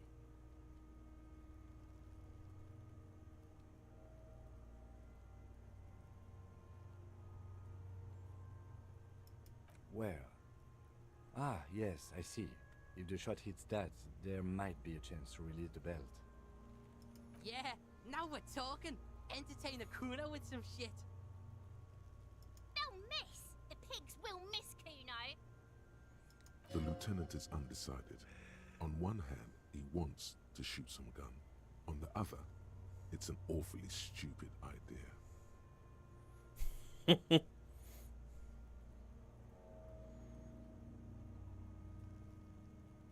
I'll blow his head off.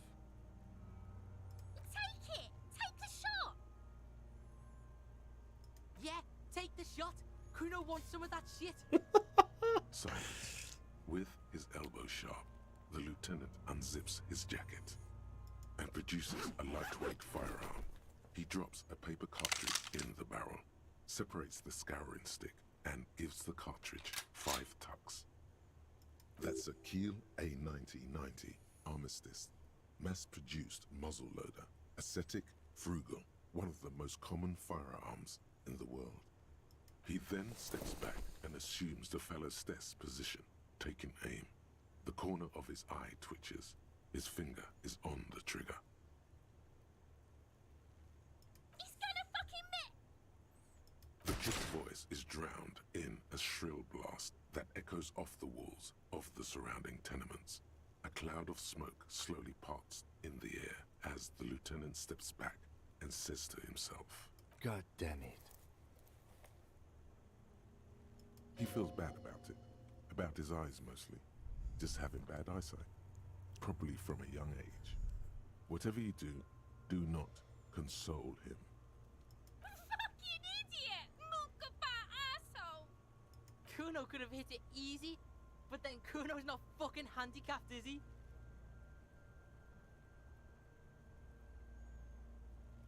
No, we are lucky as it is.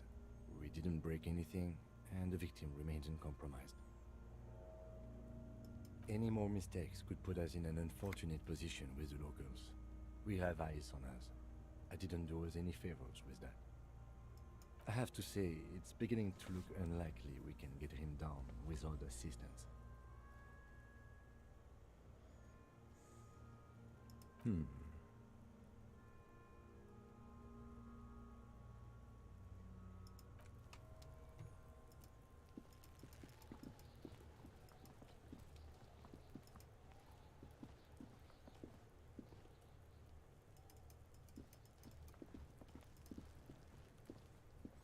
man before you is naked, but the material appears to be ceramic, delicate and fragile. These are clearly not boots. They're armor. Indeed. Ceramic plate under the heel. Fair weather. Fair weather model T5. This feels dangerous. Are you sure?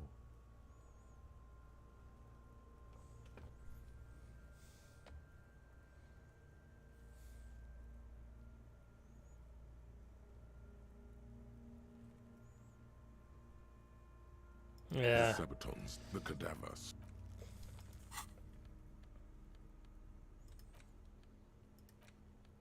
An intricate web of blue lines stretches across the torso of the hanged man, from the right shoulder to the solar plexus.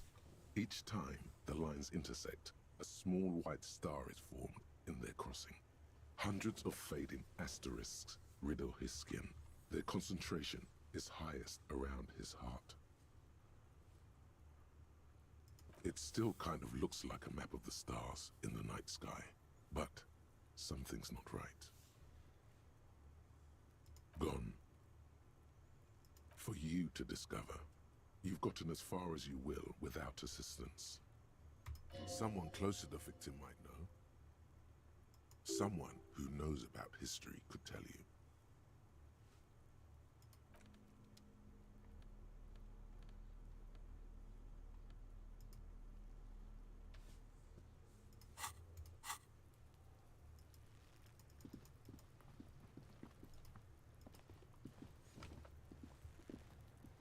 Fuck does Kuno care?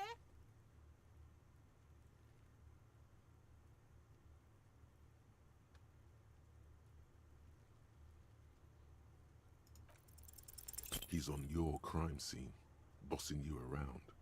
And he's been here for some time too. This is where he hangs out. You have to get more out of him. He could be useful.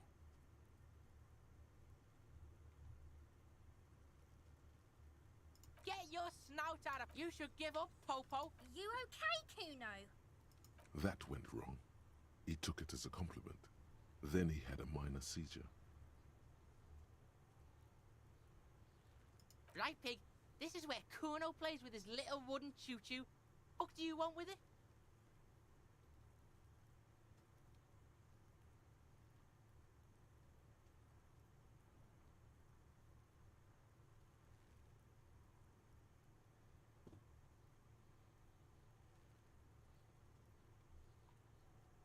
Yeah, Kuno doesn't know shit about that. That shit is beneath Kuno. Listen, listen. Kuno doesn't care about this small-time shit. Just listen. Kuno saw what you did there, dumpster diving. Sad shit. Kuno could hook you up with some sweet rags. Shit like Kuno's wearing. Your size, good price. 500 real.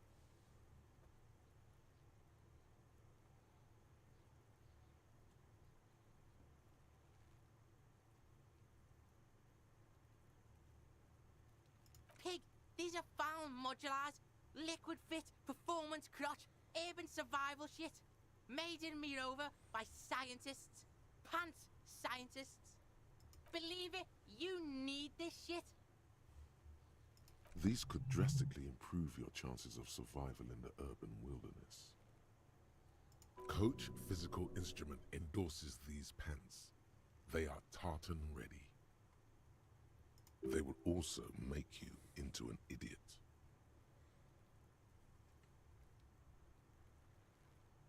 Look, Kuno ain't seen shit lying around, except for that up there. Now you want performance gear or not, Grandpa? The lieutenant remains silent, but his expression couldn't say, "I told you so," any louder. Whatever. Kuno was trying to help you, but you're too fat for fouling anyway, Pig. The fuck? A mug in the trash? Is this about the fucking clothes again?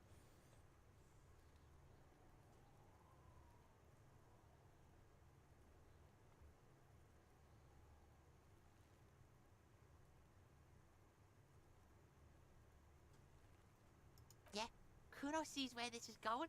Kuno's got that fast brain. You saying you pigs are after the mug fucker? 'Cause he's the clothes fucker? I can't hear you, Kuno. Speak louder, Kuno. Shit, that's tense. Someone's going to the beat-down basement, huh? Mug guy gonna get tied to the radiator. Kuno doesn't know who put that shit in there. And if he did, he wouldn't squeal. But if you find out, maybe you can... Tell the Kuno who it was. He's curious. He likes putting 2 and 2 together here. Stop turning into a pig, Kuno. They're trying to get you hooked on the snitching. Get away from my Kuno. Yeah? Get your bacon shit away. Kuno doesn't like to be seen with the popo. Get your shit done and out of Kuno's face.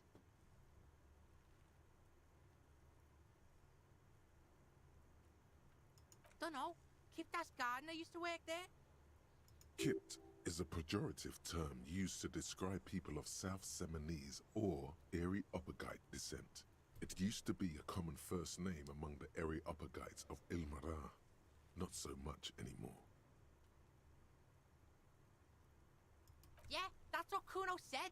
She couldn't handle the heat, so she took off. Kuno can take it. Shit's nothing to Kuno. Look, Kuno doesn't explain shit. Kuno just says shit. Yeah, her. What was she doing in the greenhouse in March anyway? What? Yes, it seems suspicious. You don't like things being like that. Suspicious. That's just some shit roofing gimps left behind, lazy dinks. There it is.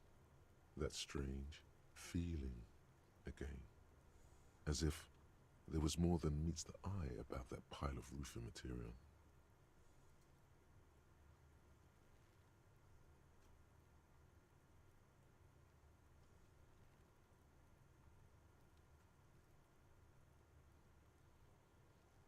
The fuck are you talking about? Kuno doesn't know what handed gimps they were. Trying to get you to talk gimp, Kuno. Don't talk.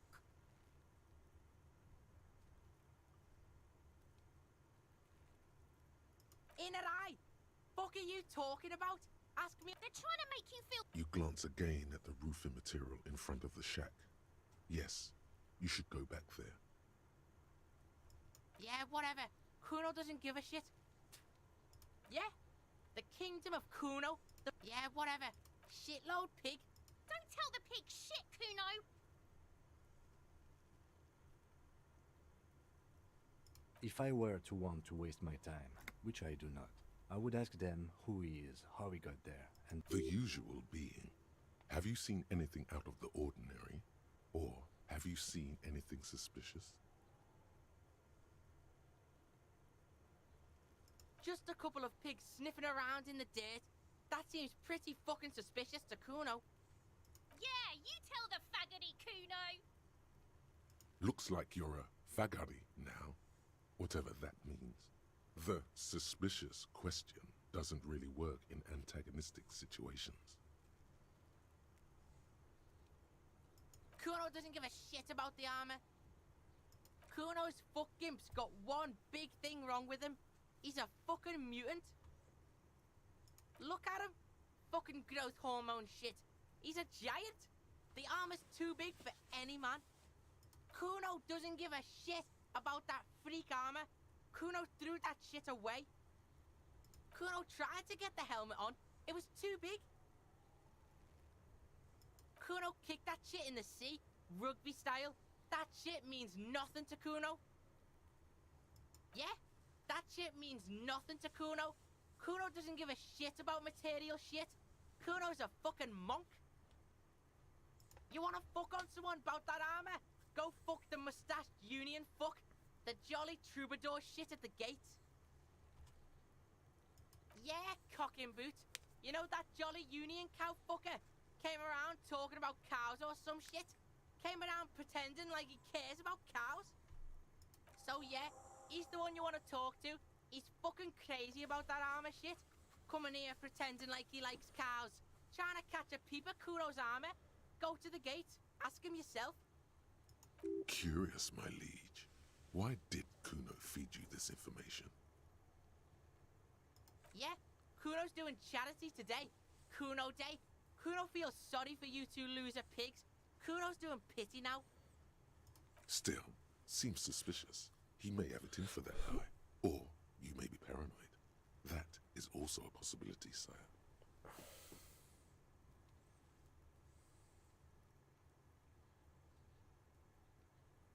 Kuno's fuck imp. Kuno uses the fuck imp for target practice. Okay. He's trying to hide the fact that he doesn't know. Kuno knows all kinds of shit. Kuno's not a snitch. That's probably climbed. You heard Kuno. Kuno, I don't know. Some fucking Mesk or I don't know. Some other place. Night City. Kuno is in fucking Night City.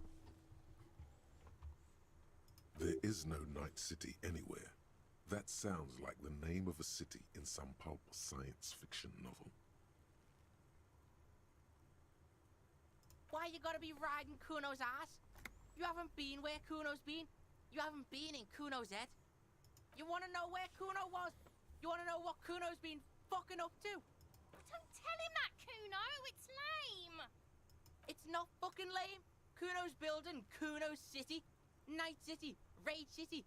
The City of Rage. That's it. And it's not lame. Lame. That's the name of Kuno's City, bitch. Get the fuck off Kuno's back. This shit ain't about that. It's impossible to deduce what it is about, at least for the moment. If it's important, it'll come up later. Focus on the case. Kuno's He's trying to hide the fact that he doesn't. Kuno knows what you meant. Kuno's not a snitch. That's all. You're testing Kuno's patience. Get lost.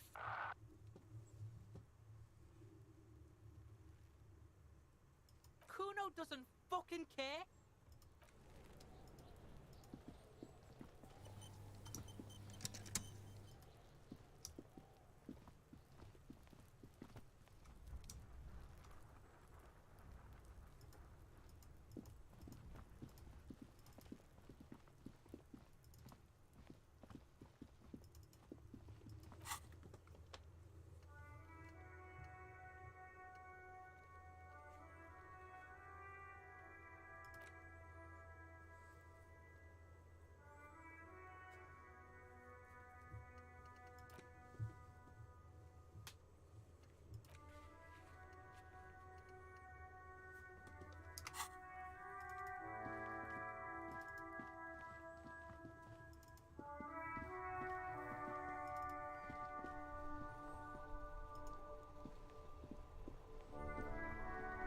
Hello again, officer.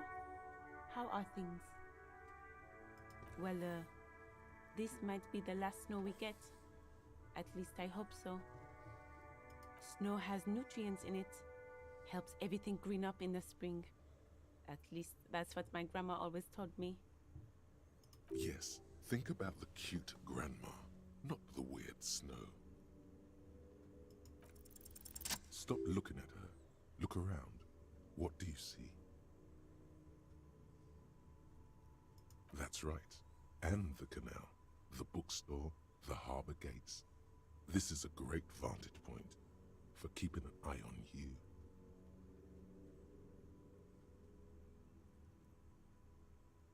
Glad to have been of service. Now you know the locals are keeping tabs on you. Of course. Where to?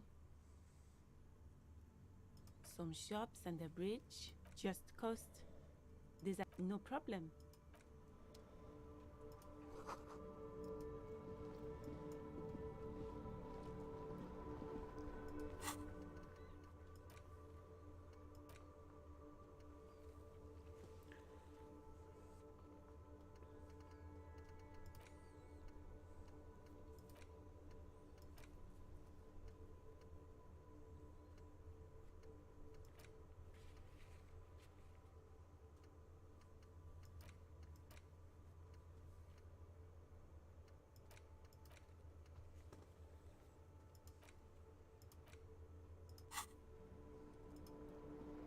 Yes?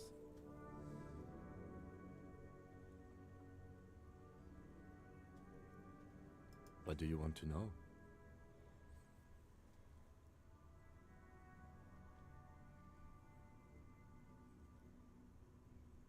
I'm afraid you and I are pawns in a pissing competition. His disdain is clear. This man would not use such an expression otherwise. You don't know? I assumed you were in on it.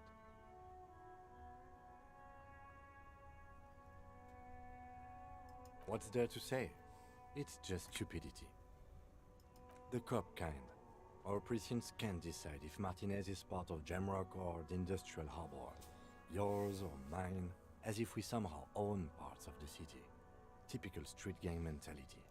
So we've let the Union make a mockery of law enforcement here, and now it's come to its natural conclusion. Well, sort of. It's less a matter of who gets to police Martinez than who has to. It's an orphan district, in other words. I think the dispatch desk just told both our stations about the hanging. There was quite the brouhaha at the 57th, I can tell you that. Time to settle it, they said. Cop off.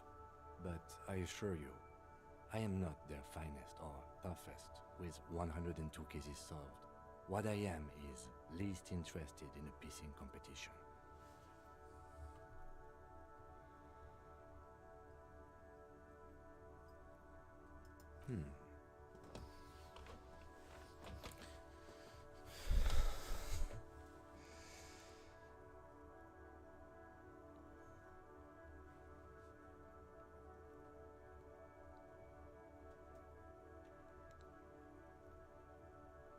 The silence carries.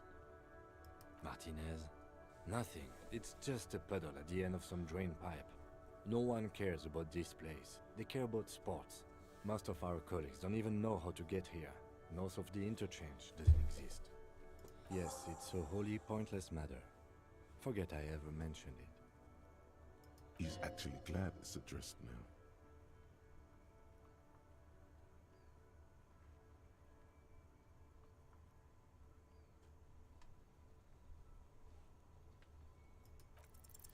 Because you're the best qualified? No, that doesn't seem right.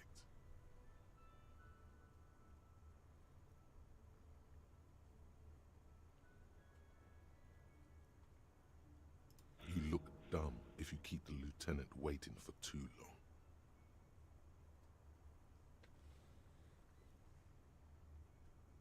What do you want to know?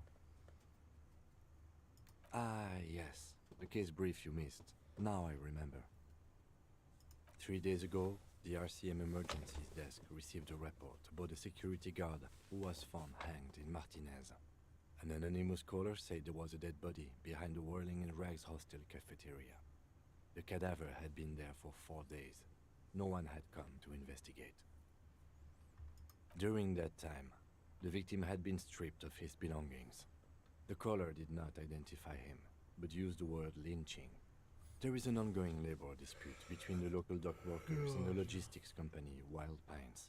I was told we should approach the death as part of this dispute. A security guard or worker of some sort hired by Wild Pines. This was just hearsay from Martinez, of course. We need to find out the truth. They didn't identify themselves in any way. The tone was muffled using a device of some sort. The desk could identify neither the caller's age nor sex. There's a strong prejudice against involving the RCM in what's seen as union matters. The Dock Workers Union is the de facto police in Martinez. Now it appears they've started executing too. We cannot allow that.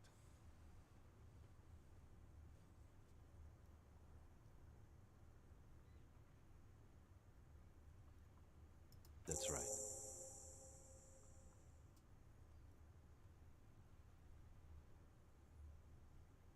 Good.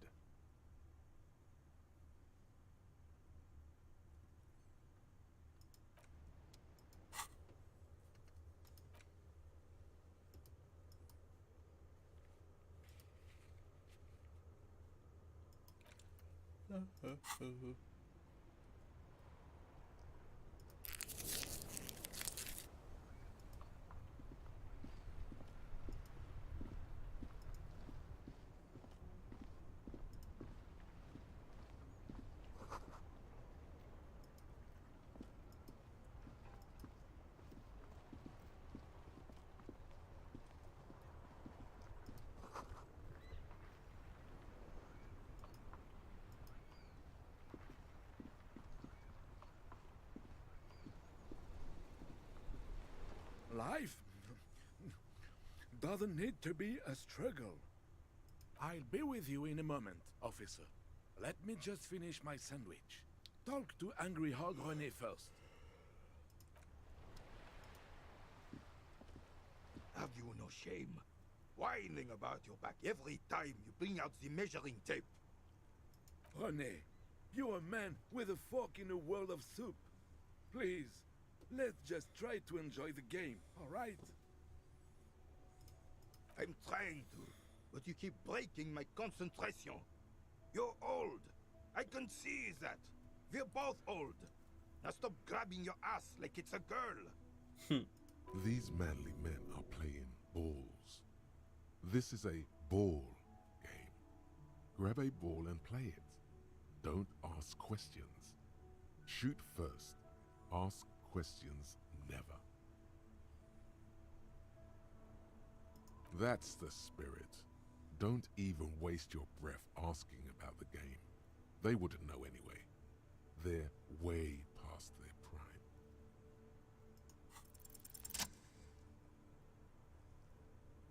Success, baby.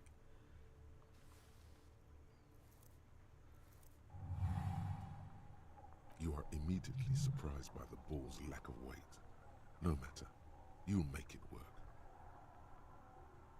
The cold metal ball is surprisingly smooth against your neck. It has a pattern on it, probably a sponsored ball. Yours would only be covered with bumps of learning and scars of victory. Already your muscles are adjusting to the weight. A chilly breeze ruffles your hair as you stand there, feet firmly planted. All sounds, smells, even the wind, everything fades until the only thing left is the union of man and ball. An embodiment of pure motion, a fine-tuned locomotor running at maximum efficiency. Some would still say you're a cop, but I guess we're beyond that now.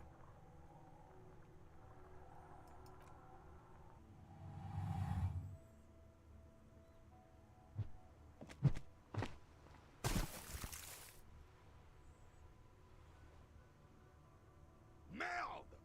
Bordel de merde! A whorehouse of shit. It wasn't whorehouse of shit. The shot was at least 23 meters, probably 24, and then some. Nothing to be embarrassed about. What the hell is your problem?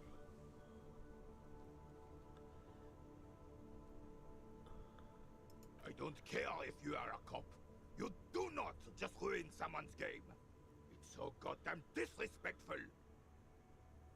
You vandalized our game, son. We can't play pétanque with 5 bull.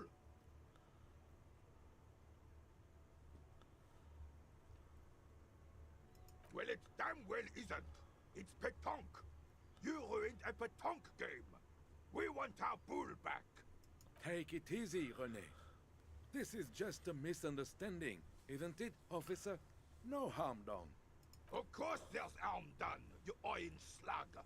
You owe us a goddamn bull. Good. Mistakes are forgiven when men at least try to right their wrongs. I believe you will try. Now, why did you approach us? Yes, why did you come here? It's unlikely they know anything about the murder. Just talk. It'll smooth things over. Old people like attention. Yes. The terrain here provides an interesting variety to a familiar game. I do. Fire from heavy artillery.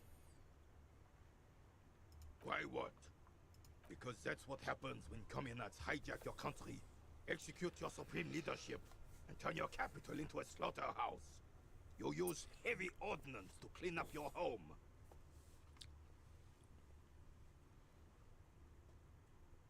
Commies, communists, socialists, anarchists, call them what you like. They just chose a name to feel special. Senseless sentimentality.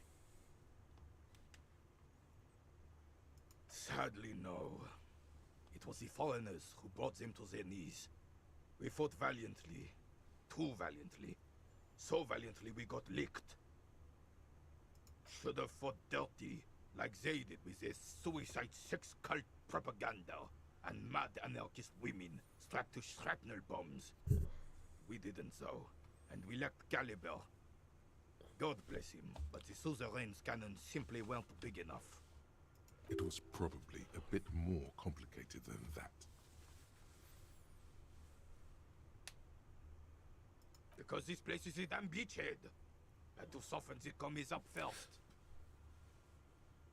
Yes, the military coordinated amphibious landing to take back Revachol. He finds your lack of historic knowledge troubling, a sign of mental deterioration in the preceding generations. Martinez was used as one of the 3 footholds in Revachol during Operation Deathblow in '08. The other 2 are off in Stella Maris and the Delta.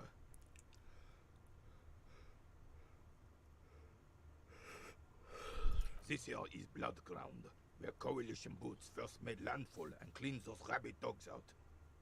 Most likely, we're playing pétanque on their mangled corpses. Blood ground. You got old René going there. Like he isn't hungry enough already.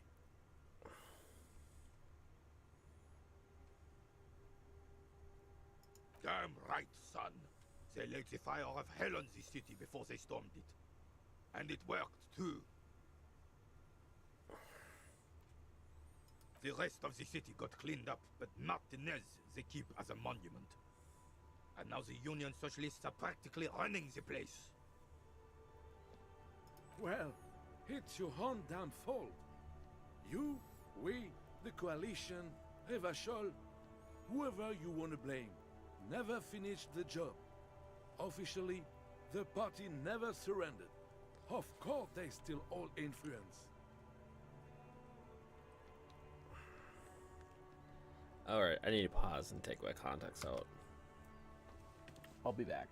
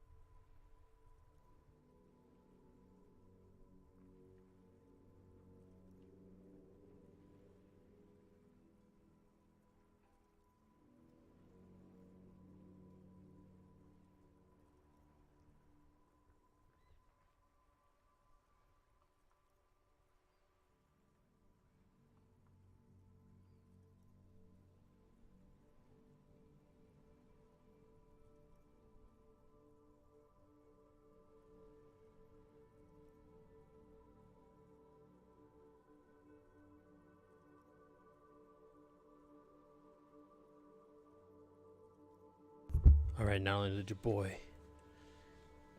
get his glasses on, he got something to eat and drink too. Some food I had last night. It's biryani? Biryani rice? That sound right?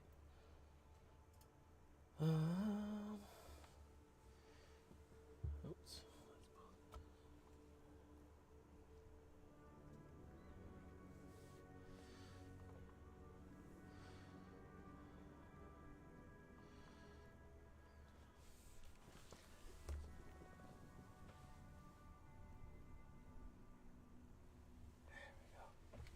Perfecto.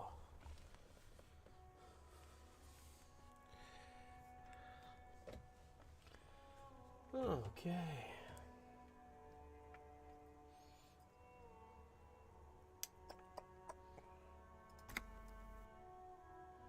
You don't even begin to truly understand the players of the table, let alone the specific circumstances surrounding the... What do you think? Thinking men have opinions on these things. Present one.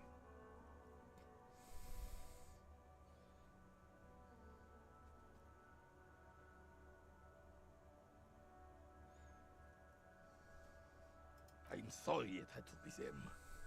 After 8 years of fighting those hyenas, boiling cats for food and drinking piss in the mountains, I would have preferred if the Right Honorable King Guillaume returned to Revachol, or even if that damn clan Frisell had risen from the grave and led us.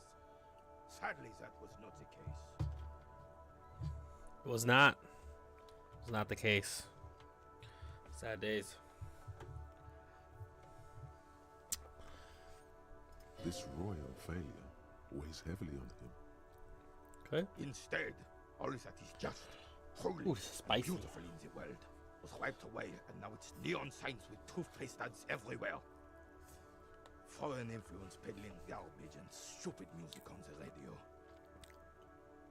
This is just what the commies wanted. This was their plan all along. This is what they wanted to replace the role of the suzerain with. A true king in both blood and mind led Revachol before Frisell.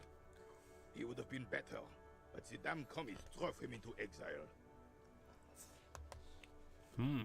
Some manner of self-deceit is present in his thinking.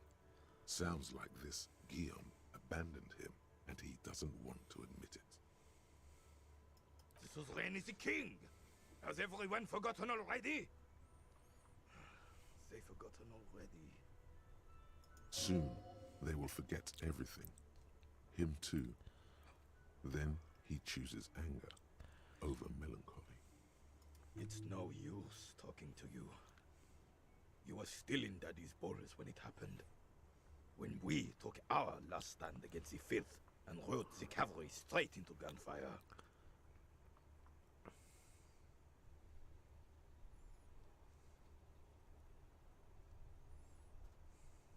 Unfortunately, I don't. Unlike most of the locals, I have no qualms about assisting law enforcement. But this affair has passed me by completely.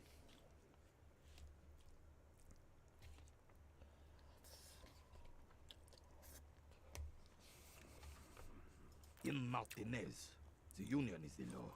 So can you really blame them? Cop is a pejorative term. I don't have a problem with policemen. On the contrary, I admire the effort to bring order to our streets. He doesn't know about the crime. Your time is better spent discussing politics. I'm confident they are indispensable in regard to all the paperwork and other administrative duties.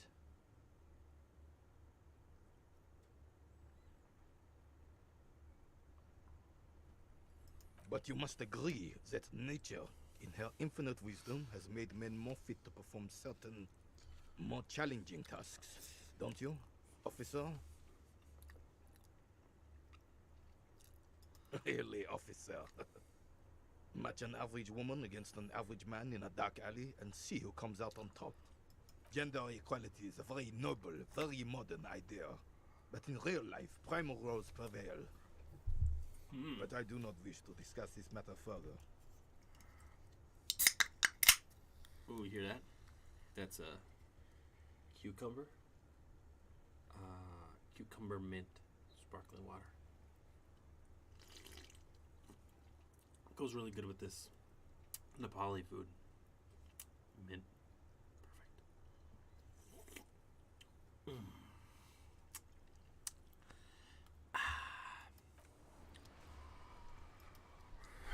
Okay.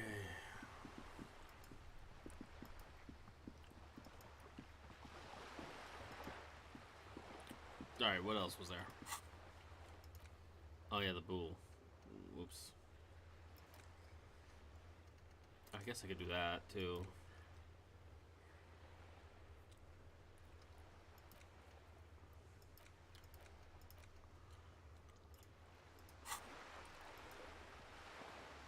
I love looking in the trash.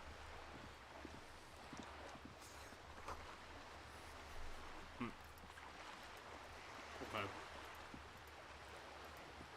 They don't got a bag.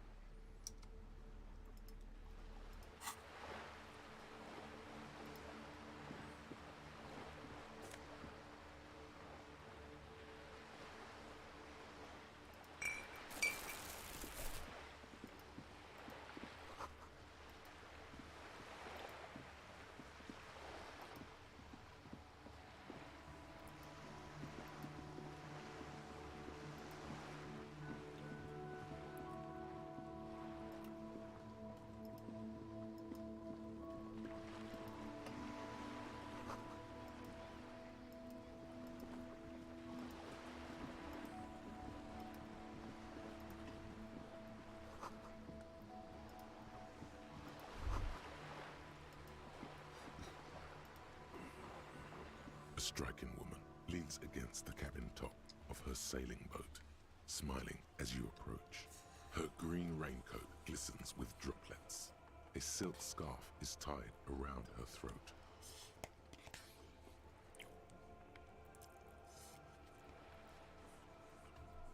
Good afternoon, officers. I'm Joyce. Joyce L. Messier. I represent the board of Wild Pines, the owners of the harbour. You gentlemen must be from the RCM. Nothing, honestly. I've said it to every drunk in town, and you're the first one who's responded. What is implied here? That you're a drunk? She hasn't actually said it to every drunk in town. It was spoken in jest. Okay. I'm glad to see you here. I was dispatched to handle a strike, not a lynching. Anything I can do to assist the RCM in this matter, I will, gladly. That is good to hear, madame. My colleague will take the lead on this interview. I should let you know that he is recovering from an unusual medical episode. Very unusual. But I can assure you of his ultimate competency. There's a trace of irony in his voice. Mischief, even. The lieutenant is hatching some scheme.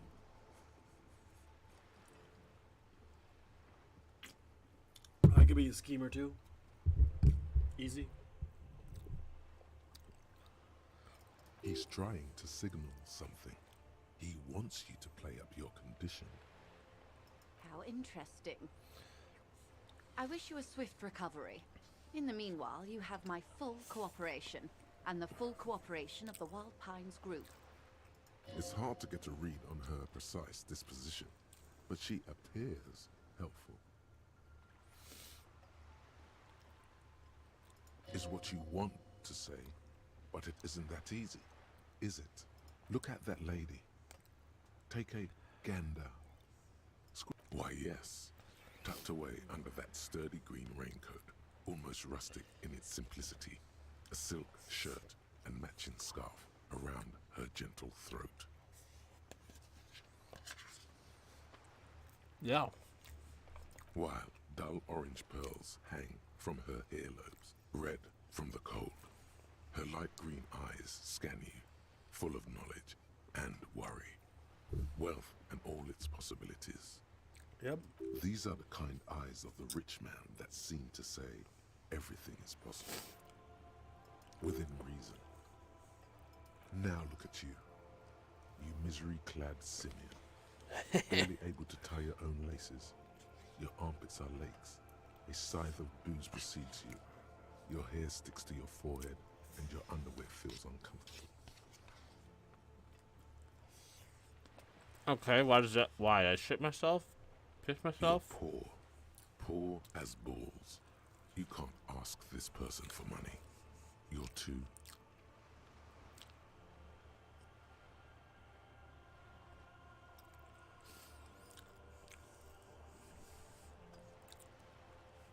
You think your little communism protects you from this feeling? No. The more demeaning it is to grovel at her feet. Oh God, the lieutenant is here too. Do not dishonor the force. Okay. As I was saying, if there's any way I may be of assistance, please don't hesitate to ask. 72%, guys. Quite a few things, I'm afraid.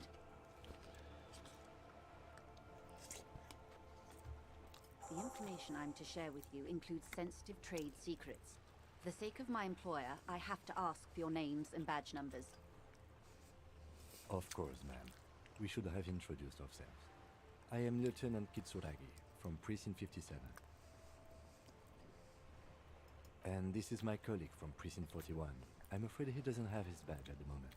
I hope mine will suffice. How curious. Why is that, Detective?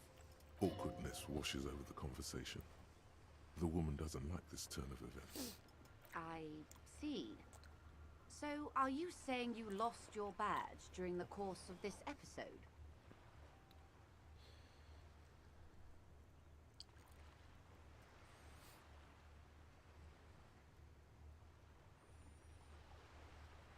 I can't hear you, darling. Speak up, please. Oh dear.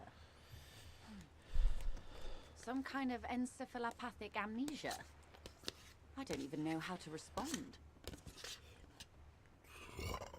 Whoa. I do believe you, naive as that may sound. I simply can't imagine what you gain by faking such a condition. As I said, ma'am, his technique may be very unconventional, but he is an officer of the RCM.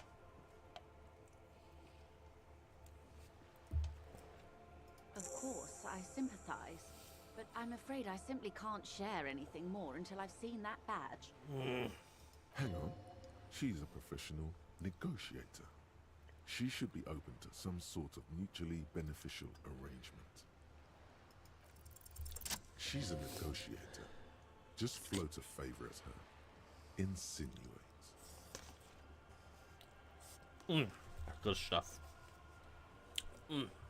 Himalayan yak. It's great. I will be frank with you. If I'm going to break protocol, I need to be able to justify it to my superiors. They're going to want to see something very tangible. You're in, but expect her to drive a hard bargain. Reports from inside Terminal B suggest it's a hub for the local drug trade. This is an open secret in Martinez. The Union controls the terminal, so it goes to reason. The company has tried looking into this matter before, to no avail. Perhaps someone with your authority and resources might turn over the right stones. Okay. Or you can recover your badge, though if I may be blunt with you, it sounds like that may be a lost cause. Detective, a word in private before we continue. This is not going quite as I hoped it would, Detective. Honestly, I was expecting you to use your unorthodox technique to keep her off balance, and you know, not volunteering to be her henchman.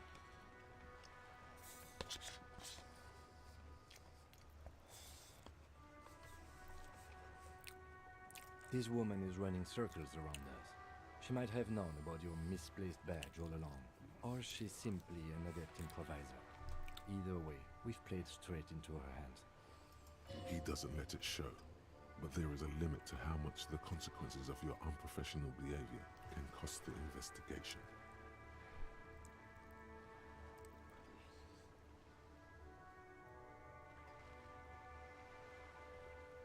No.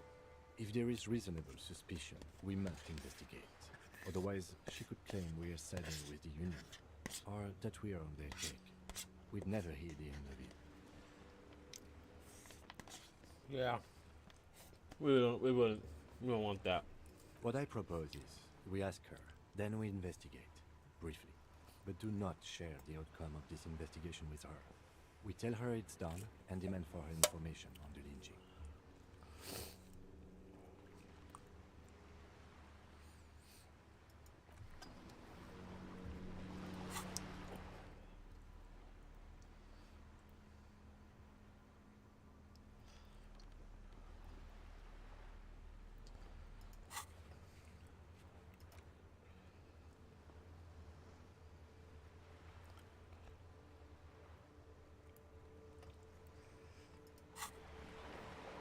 You're back.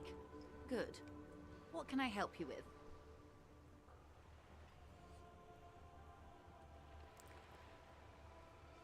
It's quite straightforward. Someone is using Terminal B to smuggle raw ingredients from the Samaran Isla into Revachol with the Union's blessing. Wild Pines has suspected it for years.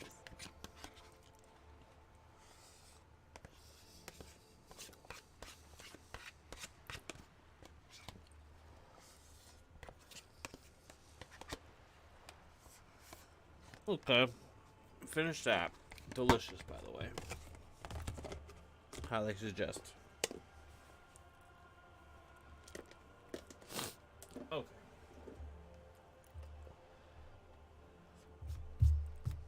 Alright. Ingredients for what, ma'am? Meth and dextroamphetamine, GBL, and various synthetic psychedelics. Honestly, it might be quicker to say what you can't make from the stuff. Yes, after they clear the terminal, we lose track. The actual production is taking place at various sites in and around Jamrock Quarter, north of here. Okay. Wild Pine seems to be well apprised of the local drug trade, ma'am. Do you mean to say the Union also produces the product? Sells drugs, I mean? We're in logistics. It's our business to know. And no. As far as the company knows, the Union does not produce it. They transport the ingredients for a cut. Yes, but you won't get anything out of Evrat and the Dock Workers Union. Still, every chain has its weak link. The handoff. The motor lorries at the roundabout. Precisely. Someone needs to move the ingredients from the harbour into the city. Once they reach Jamrock, they're distributed to a network of local manufacturers well beyond our grasp. But in transit, they're vulnerable. Perhaps you've noticed that a number of lorries are tangled in a traffic jam at the roundabout just now. Interview the drivers who are still hanging about. One of them might be waiting for a crucial shipment. I'll be explicit. If you find this driver, I will share company secrets with you. You'll be indebted to her, in a way, but one step ahead of the Union in another.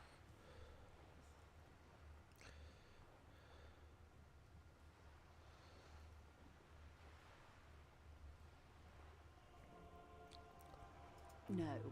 We asked East Motor Track to raise the drawbridge. The road company is a partner of one of our subsidiaries. However, this is a limited time opportunity. Once the complaint has been processed by the Trade Committee, they'll have no choice but to lower the drawbridge, and the operation will continue. Thousands of litres of raw ingredients will pour onto the streets of Revachol. Not the east across the river, but the west. The vulnerable, the weary. Well, at least this solves one mystery. What is that, Lieutenant? Why I had to call East Motor Track and beg them to open the drawbridge for me. I'd wondered since I first drove in, on my motor carriage. I am sorry for the inconvenience, Lieutenant Kisaragi, but we need them trapped here. This is a unique opportunity. I'm sure you understand. Yes? Excellent. Okay. According to my reports, there are at least 3 lorry drivers lingering near the roundabout. Hopefully one of them will know something. It may come to nothing, or it may just blow the case wide open. I can keep the drawbridge up for a few more days at least. You should have the time you need. In the meantime, let me know if there's any other way I may be of assistance. Voila, you're doing it.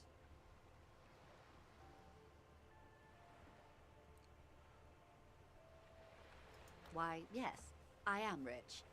How much money do you need? Hopefully not too much. I couldn't bring all of it with me. She's surprisingly nonchalant about this. Could it be that she somehow knows more about your predicament? Oh my god, dude. That's a good sum. Not too small, not fantastically large. She removes a few notes and hands them to you. The paper is cold and oily to the touch. Whoa, whoa. Did you see how easy that was? Ask her for more. Toot toot. Train to Moneytown. Can you eat honor? Are you an omnivore? Give me a break. So, I hope I didn't just bribe you, officer. It may not be technically illegal under the Emergency Act, but still.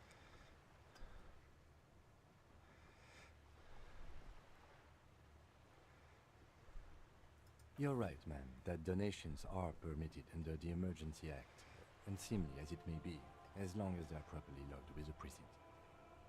Which he most certainly will do. Now, how else can I help the RCM today, besides supplementing its salaries? That's the man who was killed. I'm afraid this is a discussion for once we've cleared the lynching question. Better not tie the fourth day to the bat's day on this. I hope there is something else I can help. She wants to answer the question. Protocol keeps her from it. Of course, Detective. Take... Yeah, boy. $130, dude. Look at that. I paid that shit back. We're gonna pay it right now. Wait, what's this?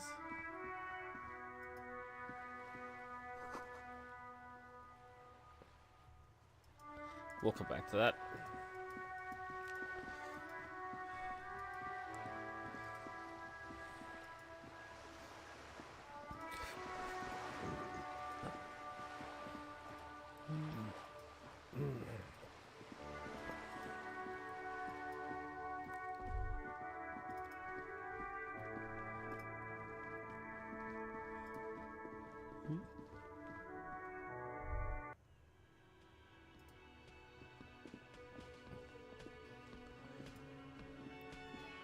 Can I help you?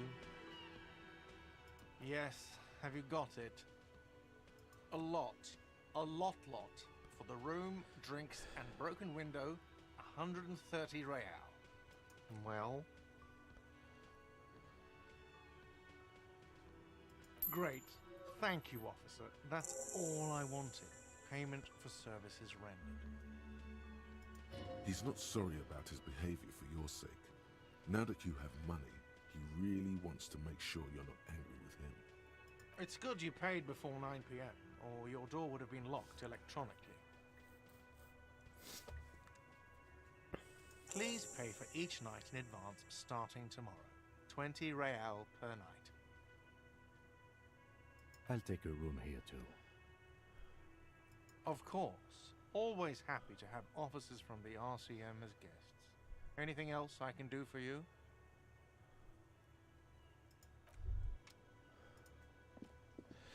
Look at that, boys.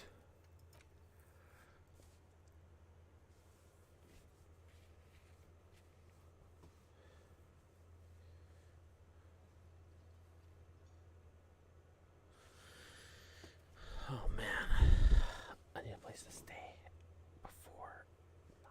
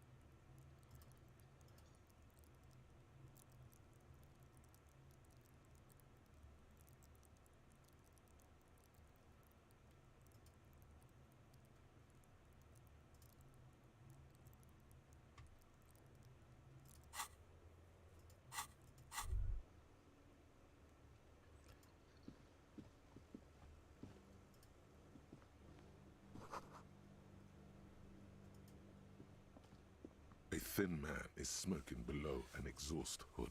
As you step in, okay, it's definitely not his name. Whatever you do, please don't call him Garancy Quebec. Please. It's not funny. The man puts his cup down and replies something, his left hand drawing arcs in the air. He smiles and bangs his ladle against each of his pots in turn. It's almost like music, especially with the sounds of assorted dishes boiling and simmering on the stove. You see a heavy steel door. You immediately feel drawn to the color. Blue is for mystery. The door does not budge. The cobalt blue surface feels rough to touch. The stainless steel door is flush with its frame on every side. You do? It's a door in the back of the kitchen. Why do you care where it leads?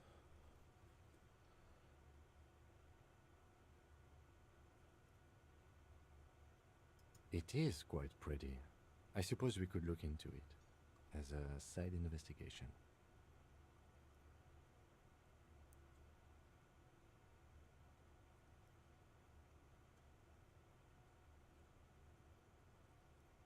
If you say so. Gart is the person to ask about this. The cafeteria manager.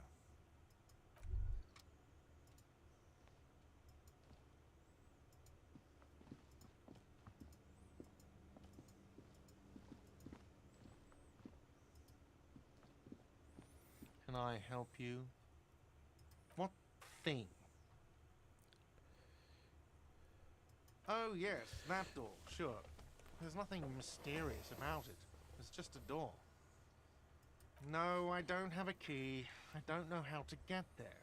And I don't care either. It's not like I've been wondering about it for 10 years. It's just a frit warehouse, probably. Or some boring storage space with a bunch of old junk and dust. Junk and dust. Nope, no idea. Don't want to either. What? You feel like you should come back to this thing-based questionnaire if you see anything interesting in the whirling later.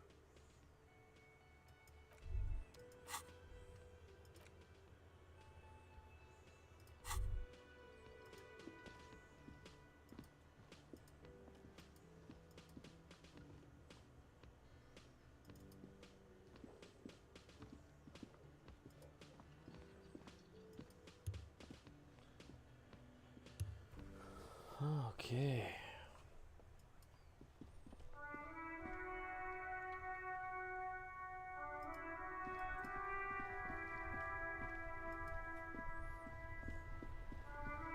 Inside, you see a set of steering levers, a radio microphone. This is Precinct 57. How may I assist you? Sure, officer. What's the number? And got it. I'll contact the ICP database immediately. Call back tomorrow. Hopefully they'll have dug up something useful by then. The International Collaboration Police, ICP, is an inter-Isolari law enforcement service, the crown jewel in the moral intern diadem, alongside EPIS and the coalition government. 57's over and out. In the cabin, you see a set of steering levers, a radio on a hook. As you tap on the gauge, the indicator pin. There's no use pressing the heat button. It won't start without the ignition. Translation. When alternative translation. Don't even think you can drive my MC.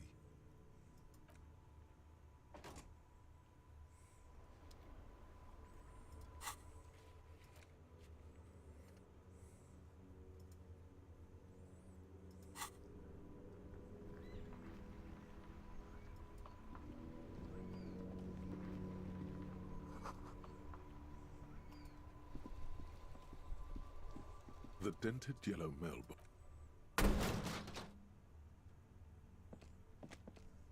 There is a hollow, saddened ring as you kick the Levantorium. Your toe has suffered damage. It hurts. Cool. You really showed that mail collection bug. He does not actually think it's cool. If anything, the lieutenant feels sorry for the poor box. He's leaning in to inspect the layers of graffito that deface it. I don't. Let's go. He must see the box as the weaker of the two, and you as a bully. Something he doesn't stand for. Alright, I'll use this thing, because I just... Okay.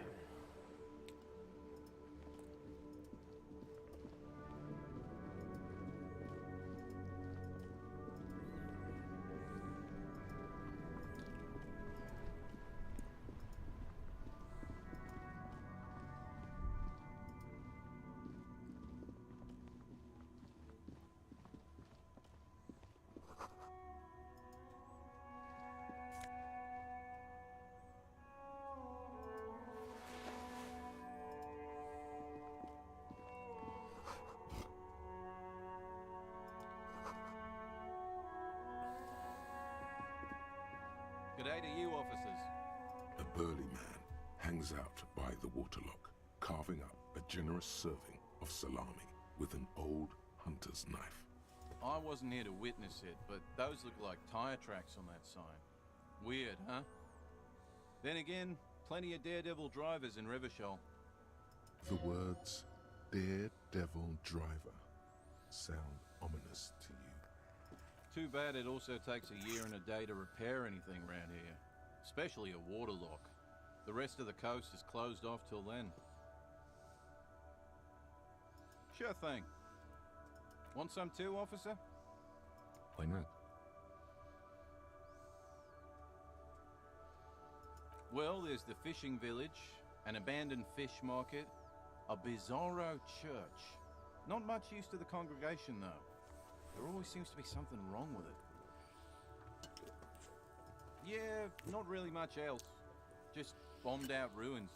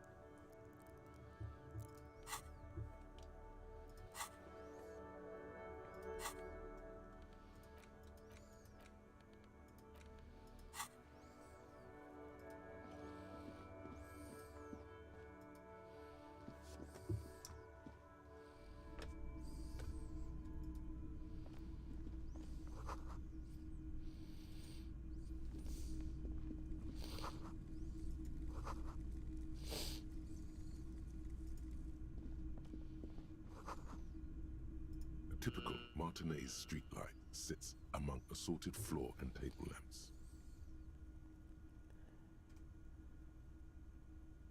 Yes, officer. As you see, it's in perfect working order. It was brought to me to be altered. We are not here to investigate the theft of city property. You have to admit it's rather clever what he's done with it.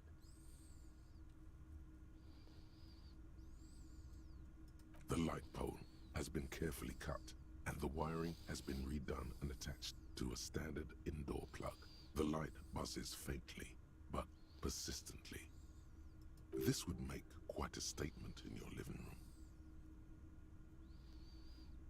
700 real. A bargain, I dare say.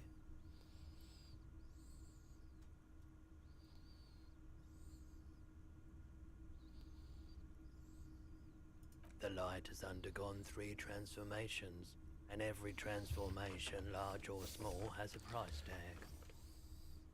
Well, there are the cost of removal and rewiring. The most important transformation is the light's placement among ordinary indoor fixtures, which has adjusted its morphological field. The light became suitable for use inside the home just a few days ago. Okay, that checks out.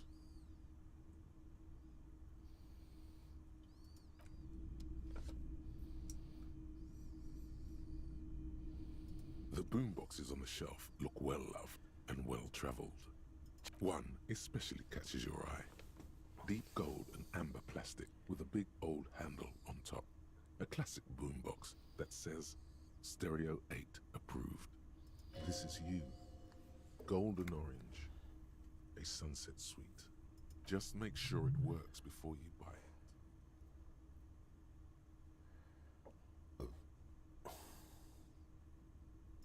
If police work means playing tapes, sure, you can use it for that.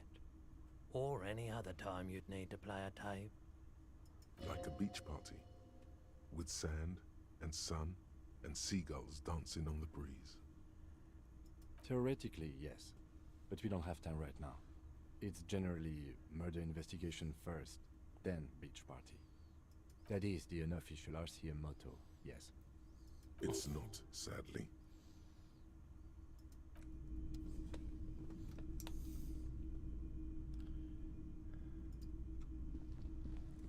You see rows of toy soldiers guarding the rest of the trinkets displayed on the table.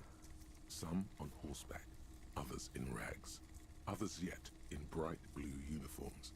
All are stern and unyielding in their duty. Try to find something pretty and cool here, then use it to win her back. Yes, buy something nice. A figurine. This sounds off. You shouldn't trust this guy.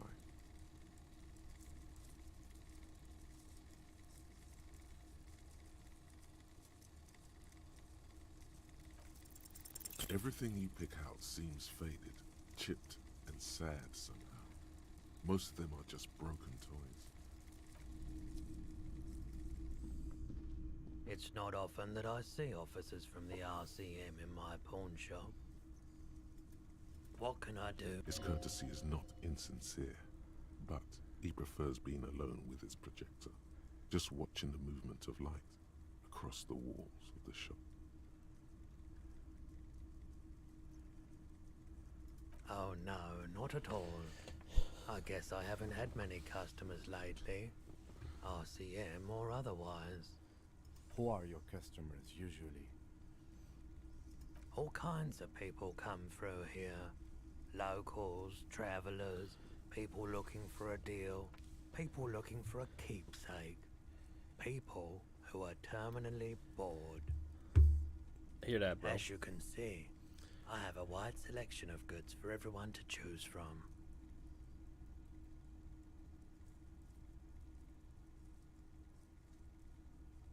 It keeps me entertained.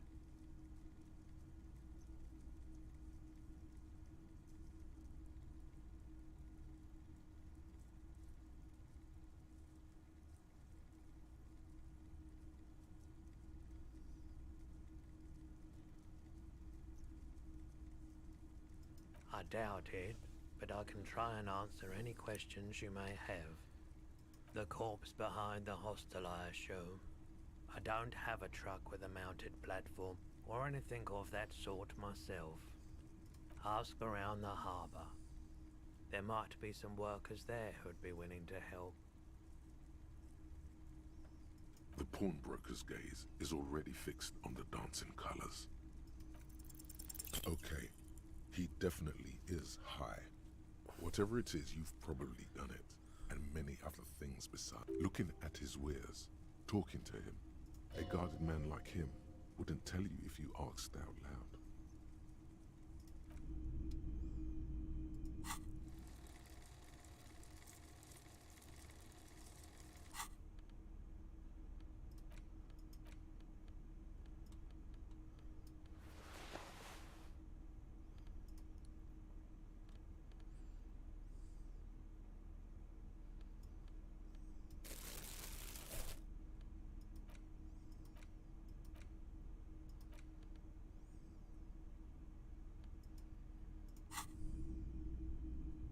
Hello again.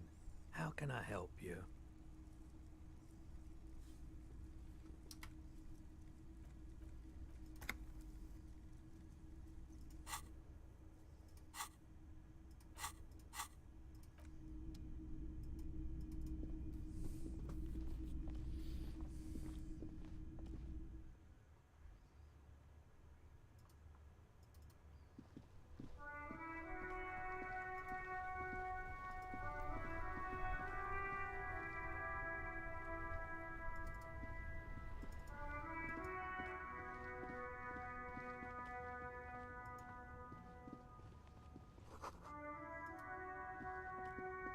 You see a Samaran street vendor surrounded by a... Happy shopping of everything's cool.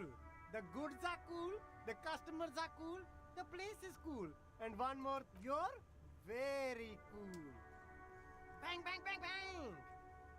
Oh, yes. You got style. You got personal style. You know what you like. You like premium menswear. Look around and browse. Everything looks cool on a guy like you. Take your time. Don't be distracted by the flattery and funny man act. Questions. Start with a little compliment, then work your way up from there. Oh, okay. But why, officer? An investment? What kind of investment?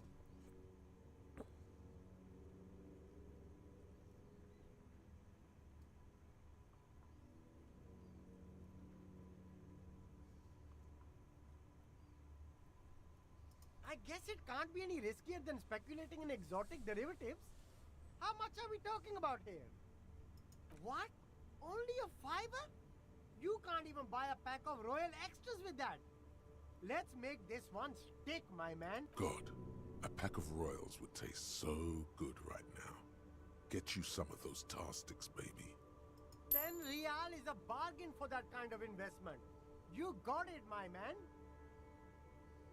Only the coolest goods in Revachol. I've got sneakers, speakers, extremely comfy pants too. I'm an entrepreneur, officer. I've got sources, buyers, suppliers, distributors, manufacturers. Anything for you. You see two lowly, defeated speakers, thralls. I can see you've a taste for luxury, officer. Can't... A pair of Faun Ultras. The design is impossibly sleek and simple.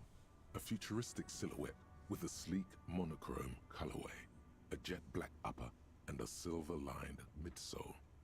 Those sneakers, mister. Those sneakers are the latest Faun sneakers. Super air, super fine, super cool. Can't afford those. Only? That's madness. Faun Ultra. We're the future. You...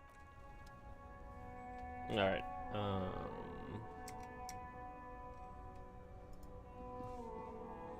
There's a pile of cheap sunglasses. You like sunglasses, officer? I've got the latest styles right here. These are all boring. Boring, third-rate. Those UV stickers are almost certainly just there for the show. If anything, these lenses probably direct more UV light into your pupils. These are all first-rate sunglasses. Premium design, superb material, very cool. UV resistant. These will definitely keep your eyes safe and cool while doing your danger. No luck. All you find. Oh, that visor is perfect for you, officer. It'll definitely keep the sun out of your eyes while you're shooting criminals. Bang! I hope not. You don't like it? Sure, Square Joe. No problem. Let's get you some real shades.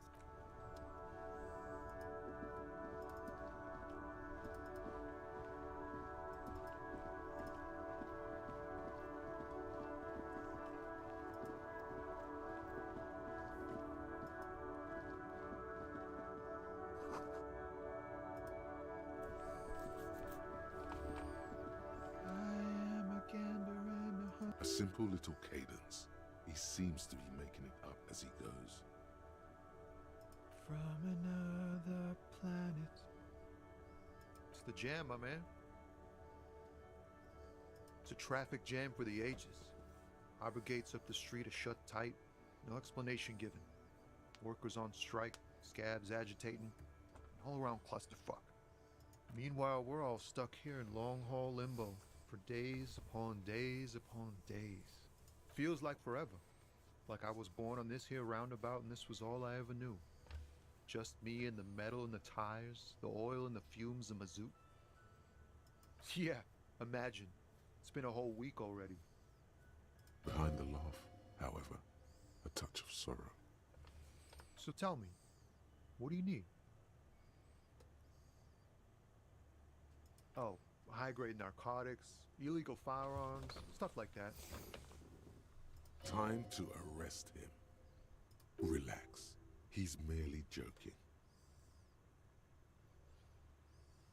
Ha! No, I'm joking, my man.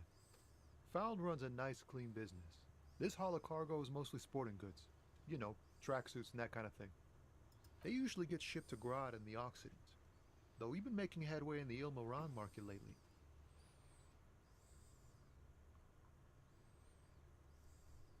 This rockin' beauty. Sure is. Like a rash you can't get rid of. You interested? A motor lorry, also called a camion, on Caillou and neighboring islands. This one looks roughed up enough to be some sort of found rust bucket. Maybe the A6? Good eye, my man. Yup, she's an old one, but reliable. Me and her spent a long time together. There it is again. A little touch of sadness beneath his cool. He thinks he's spent too long in this lorry. We're pals and all, but I can't just freely hand out the merchandise. The bosses won't be happy. The man taps his fingers rhythmically against his arm.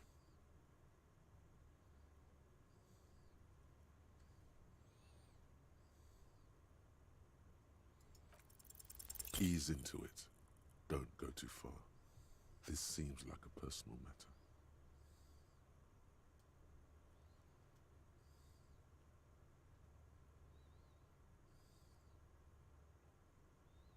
Man, nothing's troubling me. Just the usual Lorman tropes and hopes. The road and the rhymes. This jam ain't helping either. That all the beans you got, Tommy? Damn, it really is hard to talk, man to man.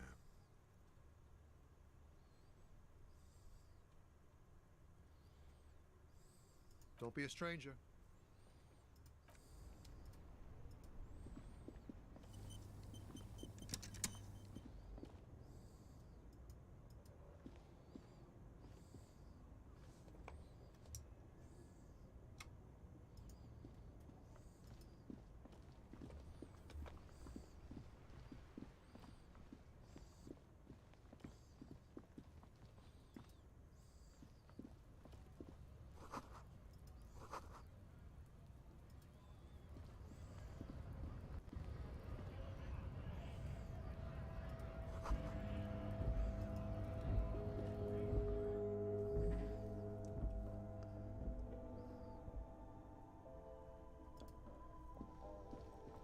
Welcome to Frit.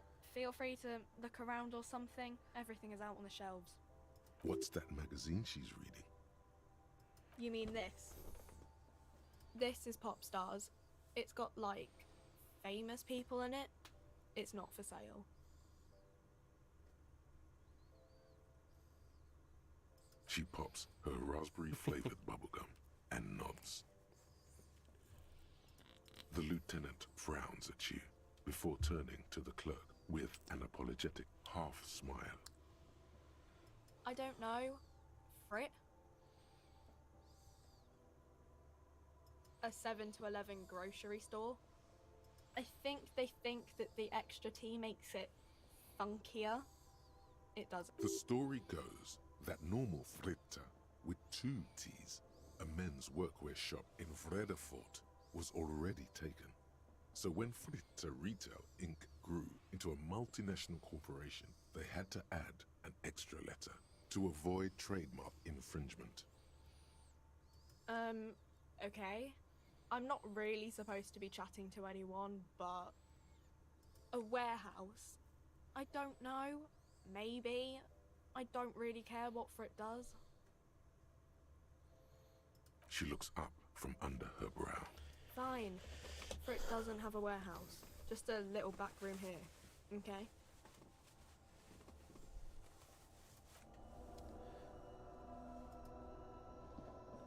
A small cabinet on the wall is filled with various medicine bottles, nasal sprays, and their logo is the bloodless rose. Just ask me if you need anything from St. Baptiste. We don't stock prescription meds, but we do have Nosafed, Duramine, Magnesium, and Hypnogamma.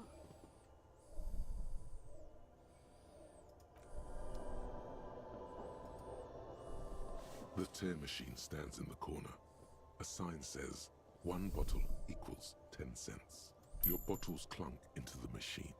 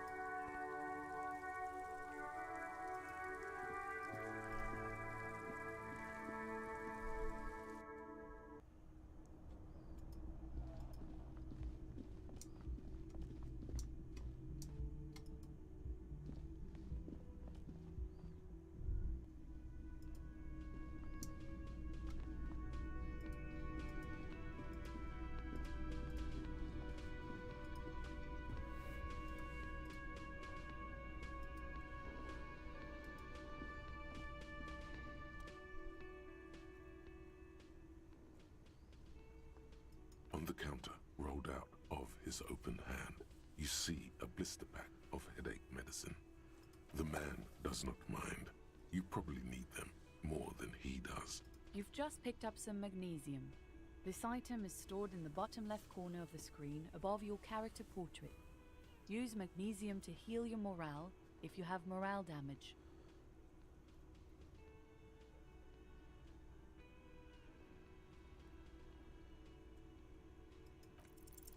You gently shake his shoulder, but nothing happens.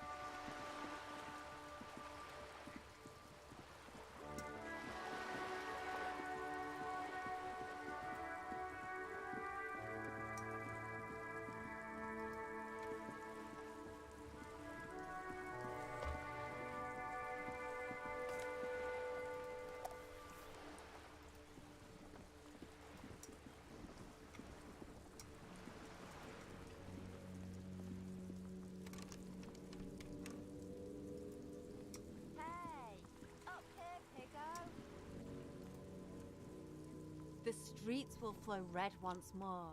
A great torrent rushing down Rue de Esperance. You wait and see. The streets will not flow red with anything.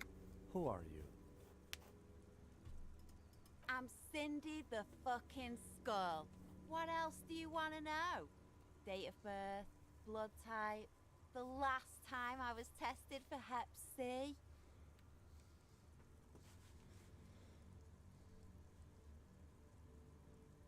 Had a battery of tests just last week.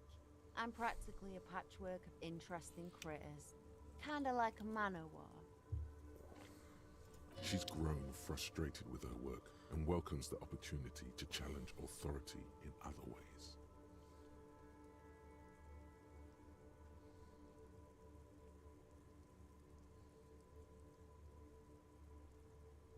The lieutenant is desperately searching for another handkerchief.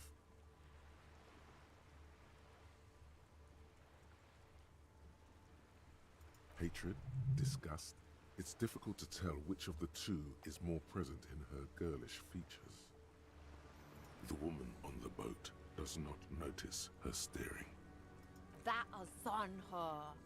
Someone's got to keep an eye on her. Ozon is an archipelago 2 days' travel away from Rivershore. Its moneyed residents, used to posh restaurants and upscale boutiques, rarely have reason to visit Martinez. On a first-name basis with her, are we? Piggy's moving up in the world. Have you got a crush on her? Aching for an opportunity to defend her honor? Can't you tell? I'm painting a beautiful mural, an aereo graffitio visible from low orbit. I haven't really started it yet. I'm waiting for the right words.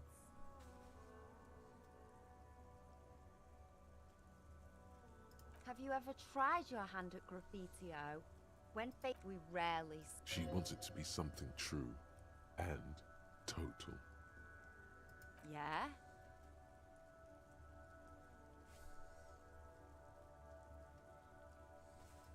Thanks. I'm sure the inspiration will... She means the opposite.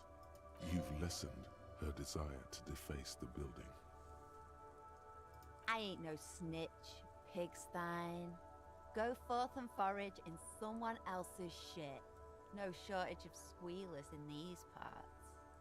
Actually, there is a shortage of people who talk to us in a normal, calm, informative manner.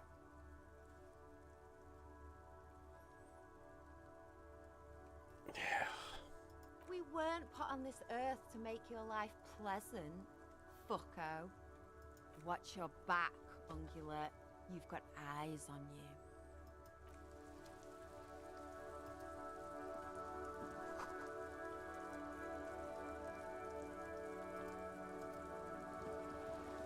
A sturdy metal door guards the southwest entrance to the apartment building. The door rattles against your knuckles, but there's no response. The door rattles again, but this time... Stop banging on the door! I'm not letting any more strangers inside. Doesn't matter who I am. Now go on, get... The police? Everyone knows the police don't come round here. No. Go check the backyard door. Maybe someone... Backyard door? There must be another entrance to the east.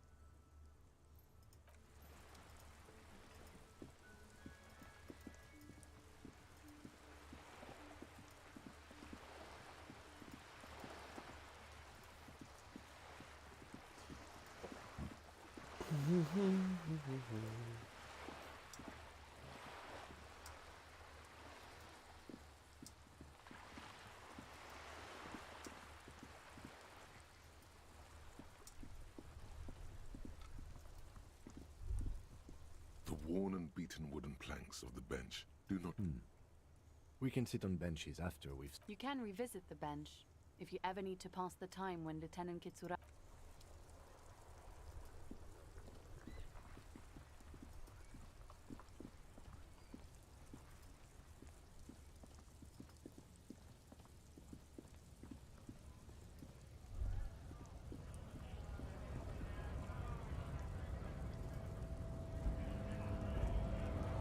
Scab? You're hazy on the notion of a scab. Smells like politics, though. Maybe it's got something to do with the flask he reaches for from time to time.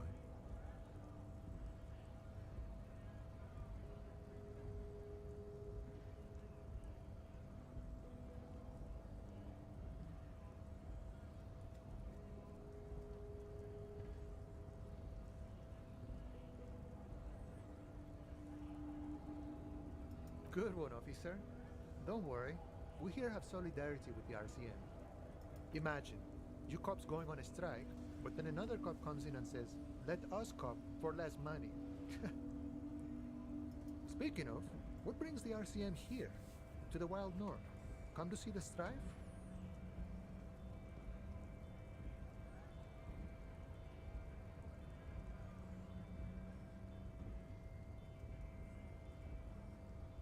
Murder, huh? That sounds like a lot of hard work. You'd never see me investigating a murder.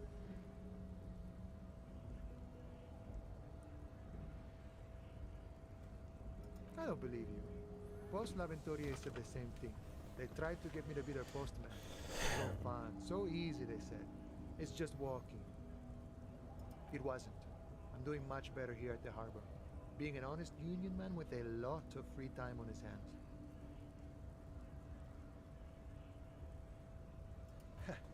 The little boy had the good on his promise.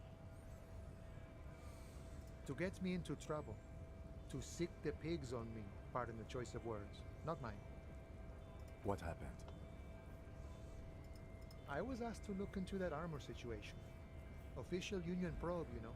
Track it down, see who took it. Did you? At first I thought, why not? Maybe the pieces can feed the strike. Buy us a few more days under the sun, you know? So I went to this boy. He said he'll make me his prison bitch. He's got eyes everywhere, and the cop's in his pocket, and he's the king of Jamrock.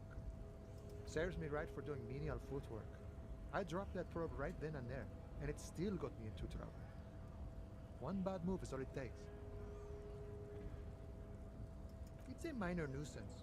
It's all good. He thinks, not yet.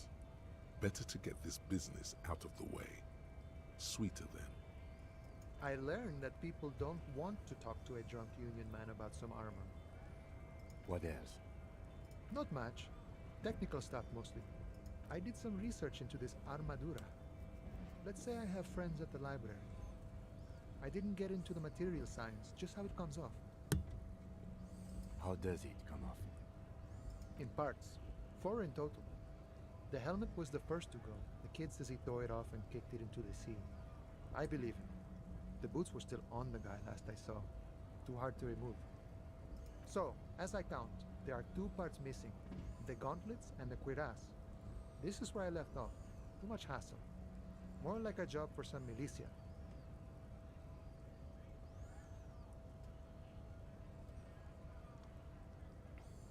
Oh, they're just gone. They don't exist anymore, if they ever did at all. Forget about them. I do.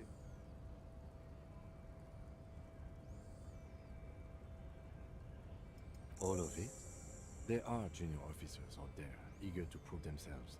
I would leave some for them, and I would leave the boots to processing, but okay. Let's find all of it. It's implied. He finds it unlikely that you will succeed in this. And Mesqui's epic then, all across Martinez. I hope it will be a real bonanza for you. No problem. If you see that kid, thank him from Call Me Mañana. Thank him for showing me the way. He is sincerely grateful. He is not tracking down pieces of armor right now.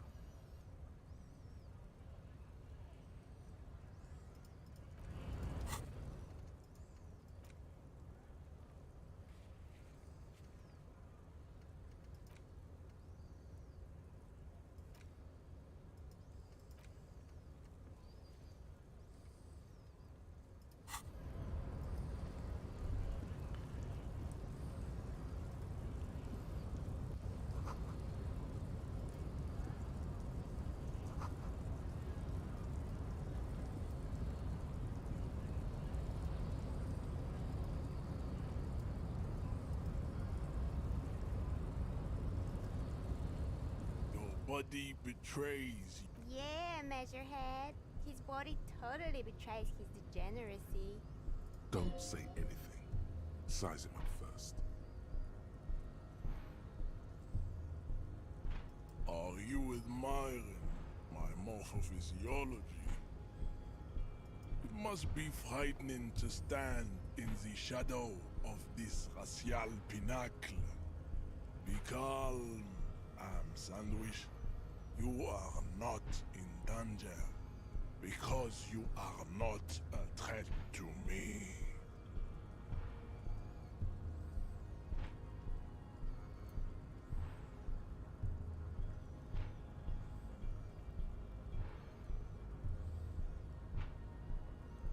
You have succumbed to Al-Ghul. You reek of it. An invisible sword of Al-Ghul emerges from your throat. You cannot see it, but others can. It is making the woman in my company sick. It's not good.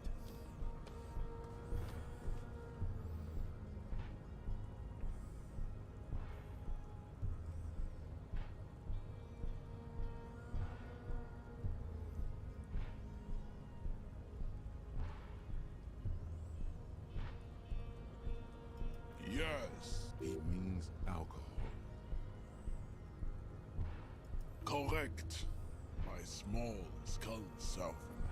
Al-Ghul is an ancient Intentionally fermented drinks have existed for 10,000 years. This is a fabrication the alchemists of Yizot and Bashir and the Rolam and Ghul have fed your people. Go. Why don't you have another drink? Oh yeah, Measurehead. This is going well for Measurehead.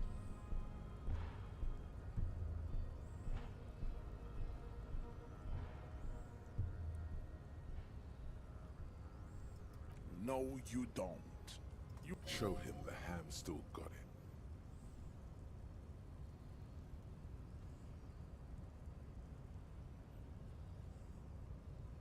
Jerking motions. Signs of a late-stage neurodegenerative disorder. How far the Occidental... You gave the world eugenics, electricité, and power. You dominated lesser cultures. You will be superseded. It is, baby, yeah. You know it.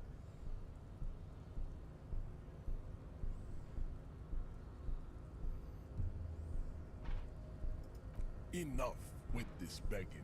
Bring your troops to the empty walls will be lined with... There may be a peaceful solution to this. You could internalize Measurehead's race theory. He would take you as one of his own. The best idea. Ask kind of races there are first. Classification is core to this stuff. Do you?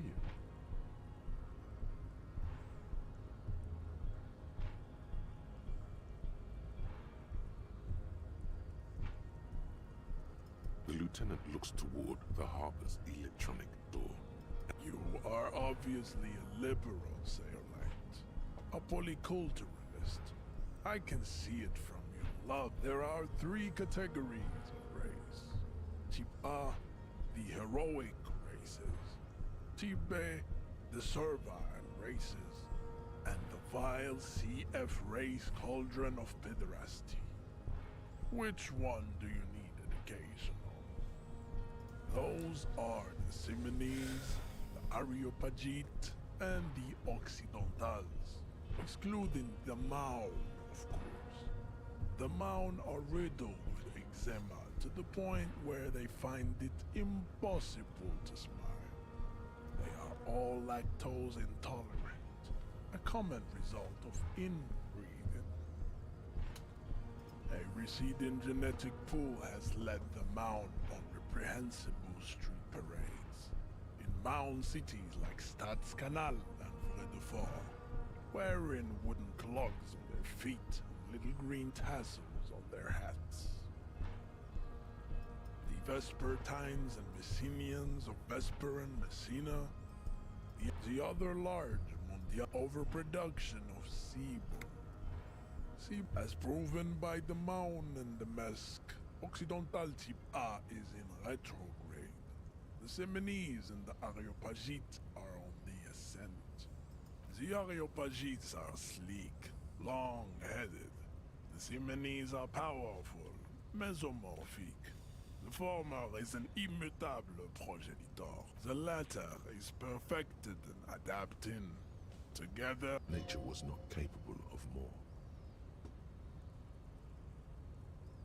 Type B are the unheroic races, amorphous non-competitors of the great race. The Khoikos of Grad, Yugo, Zhimsk, Shest et al. Are what you would call white, officer, in a suspect description.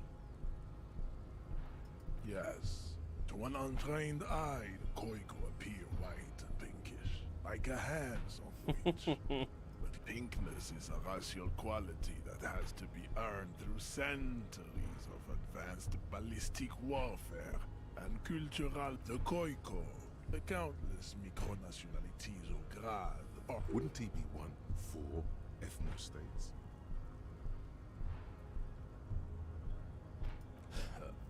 They are microscopic.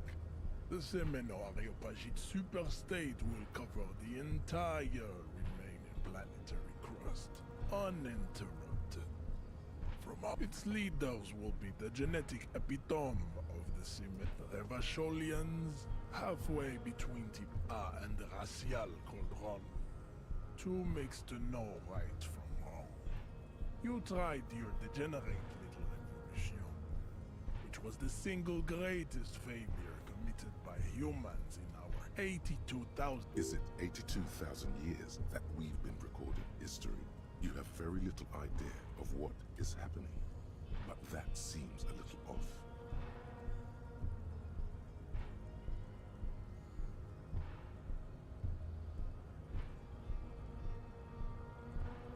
The revolution came to Ravachol from Grad.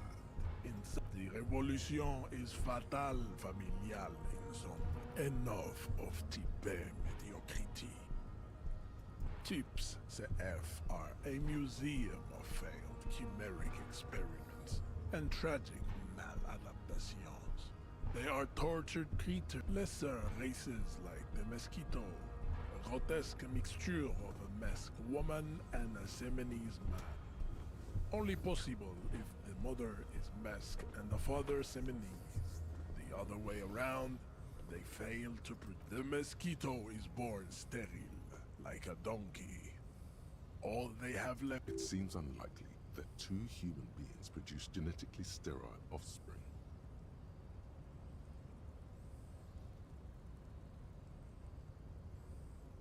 Then there is the Simino Koiki Chimera, Are you sure you wish to know of the Simino Koiki Chimera? It is not an aesthetic site. That is understandable. Were there more fortunate tips you needed to be educated about? You understand nothing. To solve the great race enigma, you have to first ask yourself, what is the race enigma? You have not even worded the mystery, let alone solved it. You need to internalize what you have heard here today, then return to me. I cannot possibly imagine what else we have to.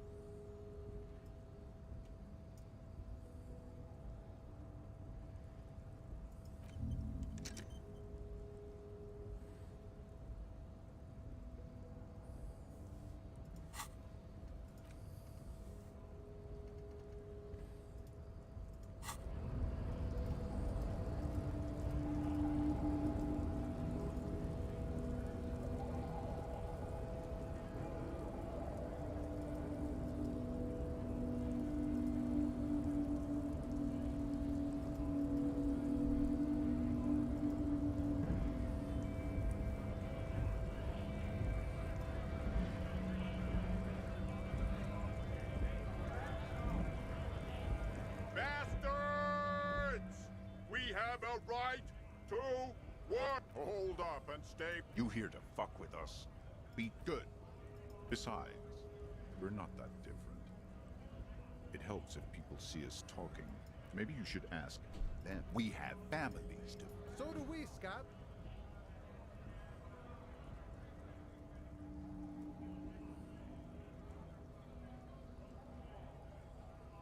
Not before you get in there and get your ass whooped. He might have some advice, but you got to at least try to fight Measurehead first. Return if you fail.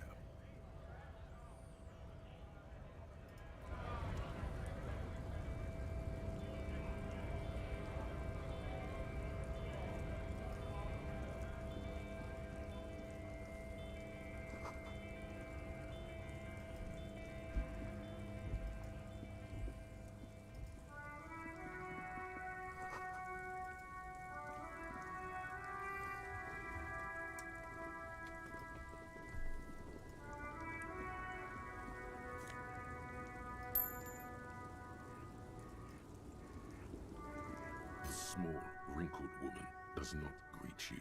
She nods along to the photo, an ambrotype from the turn of the. It's the warmth of a winter night's fire.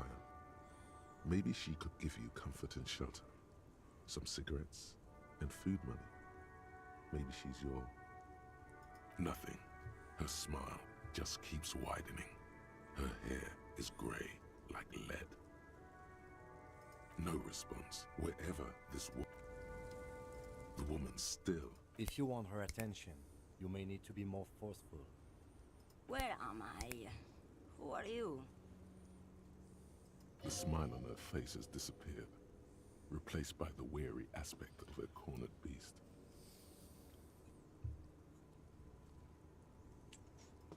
Never mind. I remember now. I'm still stuck in that traffic jam. In the 50s, the men have small jaws and everything is made out of plastic. Why do you need plastic when you can make the world out of amber? Back in Mefka, during the time of the revolution, the sidewalks and cafes are filled until you came along, that is.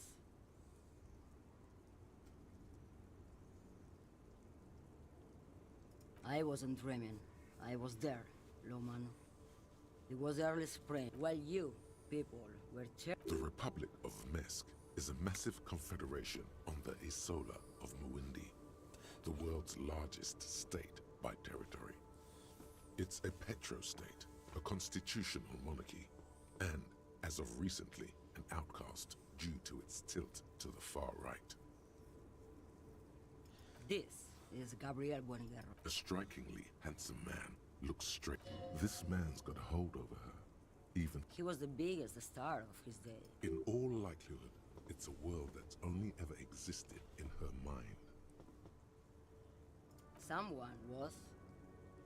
They are someone's memories, boy. What difference does it make? They're beautiful. She seems to derive some bitter pleasure from this strange thought, as if the past will one day wipe the present away. Why not, Harife? It's not like diamonds. Of course not. Whatever stupid things they put in the lorry, I imagine. I quit concerning myself with that a long time ago. Besides, I don't drive the lorry for the cargo, if you know what I mean. She says that as if something narcotic is the real reason.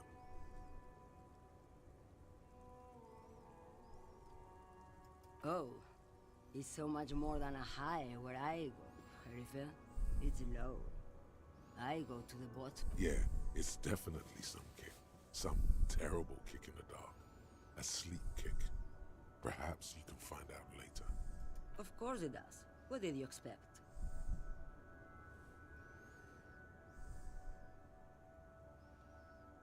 Of course not. The Boyadero, Boya for short, is a cowherd. It's an old ballad about a young girl who falls in love with a daring Boyadero. Don't be stupid. The Boyadero returns from the western plain a changed man one night.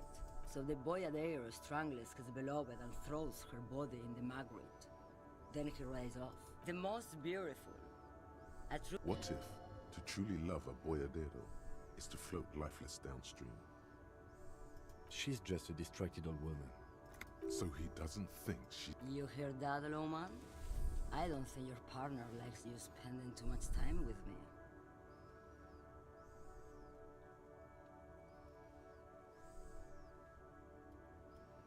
Nothing. I just... He doesn't want your frail mind caught up in something here. Something unconnected to the case. But connected to this woman tuning out like that. Oh, don't worry. Lomonosov's land, Udashnaya Zemlya, the Transcatolia Magistral. You for 1A. Adestradas du Mirador. All the good ones. The deep trenches. You're right, Loman. I'm the one. A correct appraisal. You're quite shabby. Is that all you woke me up to say? What do I need drugs for, Loman? What I see, what I feel. The great adversary. No drugs can Yes. Those epithets are familiar somehow. The great adversary. The woman, Sway. Diamonds. Of course, whatever stupid things they put in the lorry, I imagine. I quit She says that as if... Then it's contraband. Bad hand. Hermenegildos is bad. Yes, go.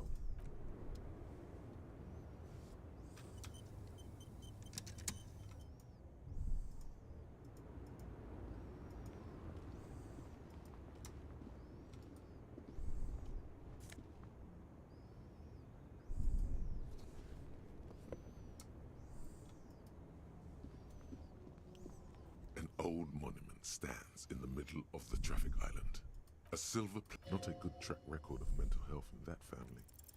Even by the standards of the Philippian kings, old sumptuous Philip was no... Well, he blew through his own maladministration, foreshadowed the fall of the monarchy. Stories have it that he called it the... The man certainly knew how to live.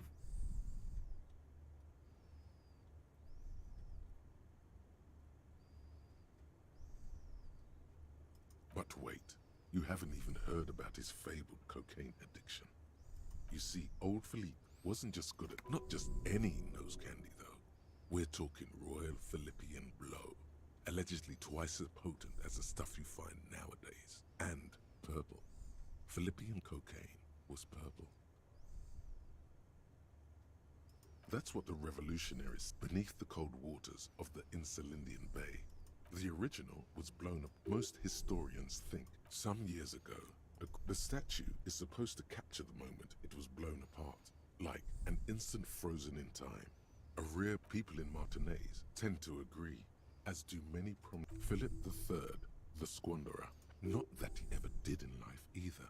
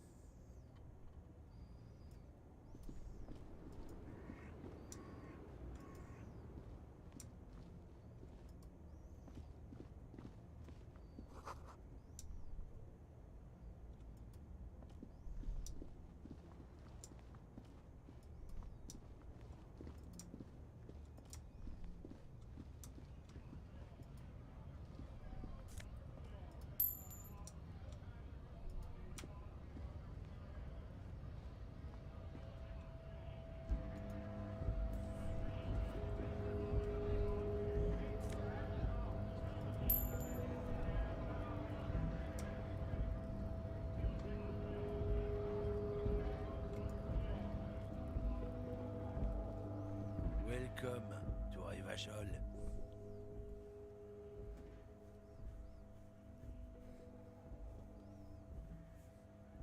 Don't you welcome to Revachol me. My grandfather came here from a 3,000 years. Every school of thought and government has failed in the city, but I love it nonetheless. It's men like you who keep Revachol divided, making it that much harder for— What he means is, fixation on the Revacholian nation makes it harder for Revachol to actually attain self-determination.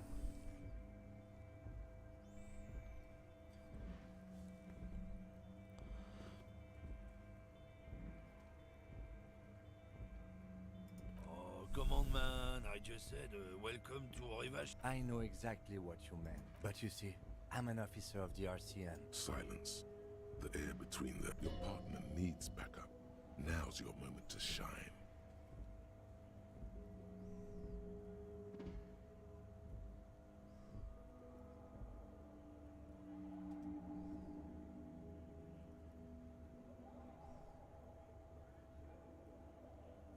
You two make a cute couple. You know that? The lieutenant exhales and resumes. Whatever you say, officers. Oh man, that's great. Look at that goddamn. Thanks for that, but He doesn't live in Martinez.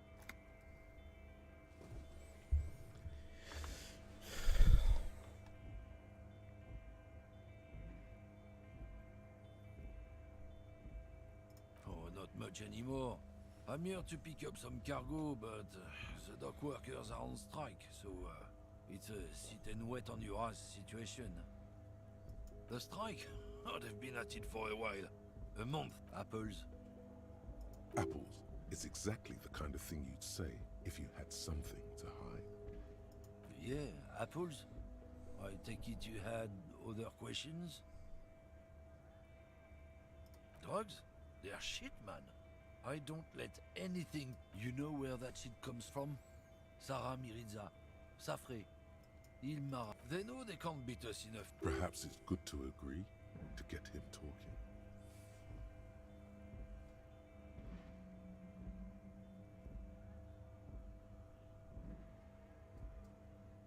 He eyes you wearily, unsure how to respond. Damn, it didn't work. You should have signaled you're a nationalist before. I don't know shit. And if I did, I wouldn't tell you. What do you think? I can't leave the lorry unguarded. Stuff's been getting looted lately. It's those little kips sneaking around at night. If they touch my stuff, the bosses will be on my ass like ass cancer. Yeah, I knew that guy. He was an honest driver who loved this country. We were having a good debate about genetics at the Wheeling in Rags when some kip boys smashed his lock and took damn near everything. Lost his fucking job over it. Since he left, I haven't had anyone to talk to. It's a fucking travesty, is what it is. Isn't it obvious? Fucking Sealang, that beady-eyed South Samaran. His little side business is a scam. I wouldn't be surprised if he was peddling drugs as well. Of course he's a lorry driver. What? He tell you he's just some simple businessman or some shit? He's selling his employer's stuff after he broke the seals on his Humanox lorry. His tribe are natural liars. It's in their blood. He's your man, all right. 100%.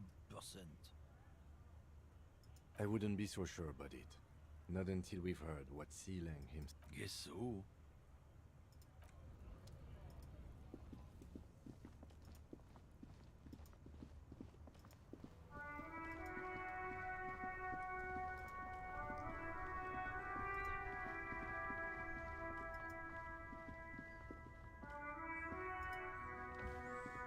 There are clothes inside.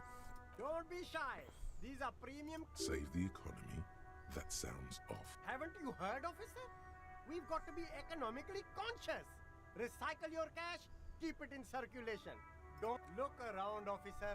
Is this really the economy we want to leave to our children?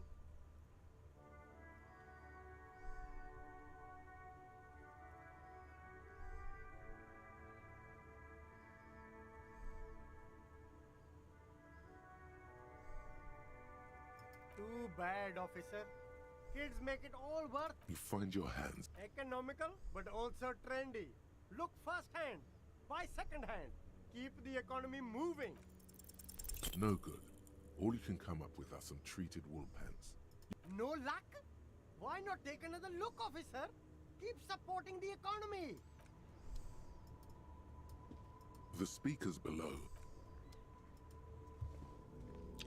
Everything's still cool here, officer. Me? It's a boring story. This man probably comes from Seaguy, sometimes known as the Apricot Suzerainty, an archipelago in the Samaran Isola.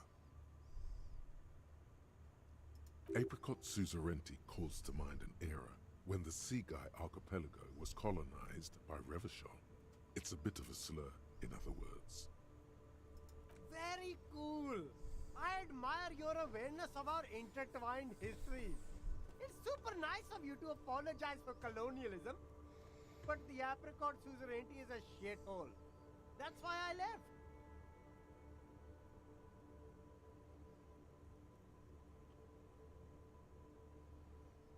If you say so, officer.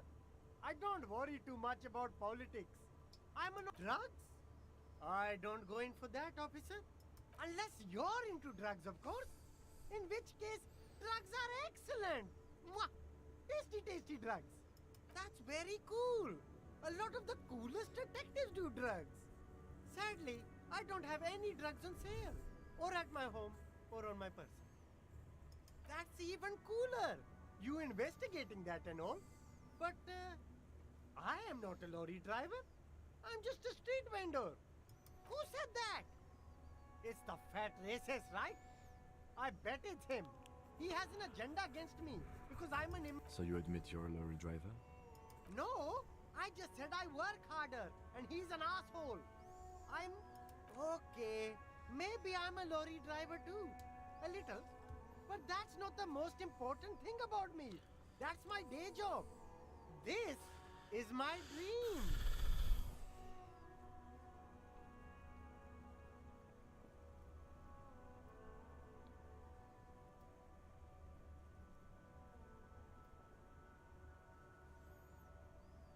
No, I just forgot. It's such a small part of my life. It's in the rear view mirror now. I'm climbing out of that hole with ingenuity. No! That's insane. Nothing. I told you. And what crowd is that? Crowd. You know, the drug crowd. No, he wasn't talking about an abstract crowd. It was that crowd. He doesn't want to talk about them. He's afraid.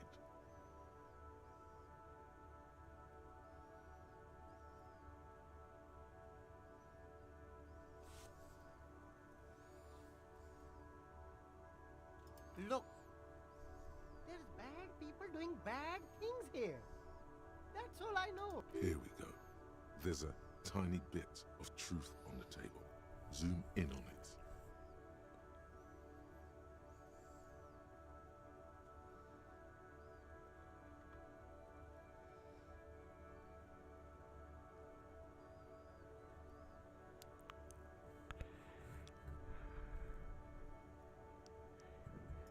It's a she, okay? The other drivers call her the lady driver. You're better off staying away from her. The way they talk about her, she's no lady.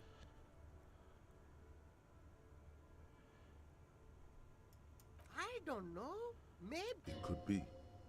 She was. He's not ruling her out. All right. I scored. Let's cap this off with a purchase. You can walk away from here with funky sunglasses, detective. Both of you. You deserve it.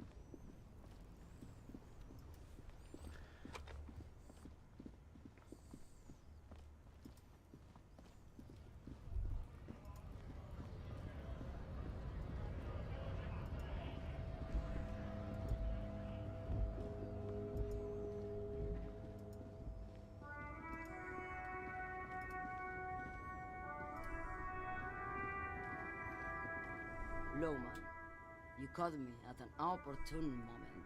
This awful weather keeps me awake. You just call me a lady, Harry. She clearly doesn't think she's a lady. Don't repeat it. I'm not that either, Harife. I've gone too far from it all to remember what was between my legs. It doesn't work like that on the long haul. I'm only terrifying to small children and to those who used to know me.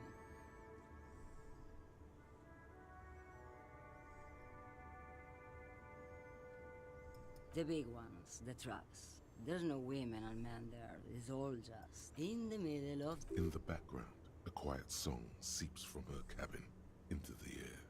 You don't hear any vocals. Because they can no longer recognize the person I once was. How should I know? Do I look like I spend a lot of time with the other communers sniffing around when I have my movies to go to? Oh, Sim.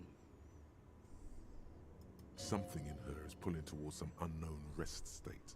She twitches, like a sleep kick.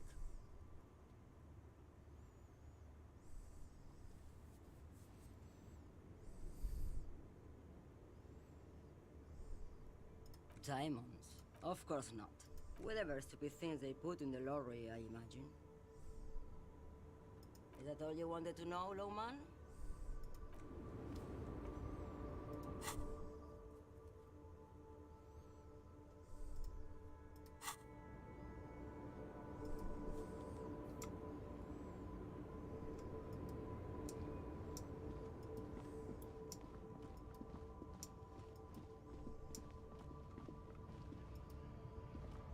A lorry stuck in the traffic jam. This big, heavy grad made the windows are clear. They've been recently washed. You can see a lorryman's cabin with personal belongings, stickers, insignia. The driver has adorned his space with a substantial collection of peculiar paraphernalia. Proclamation. The back end of the cabin has a small perch to sleep, large ashtrays. There are several book with ragged edges catches your notice. The front cover features racist nationalist paraphernalia. Not unusual in this part of town. This is our guy. Likely, yes. This guy's proud of who he is. Drapes it all over his machine.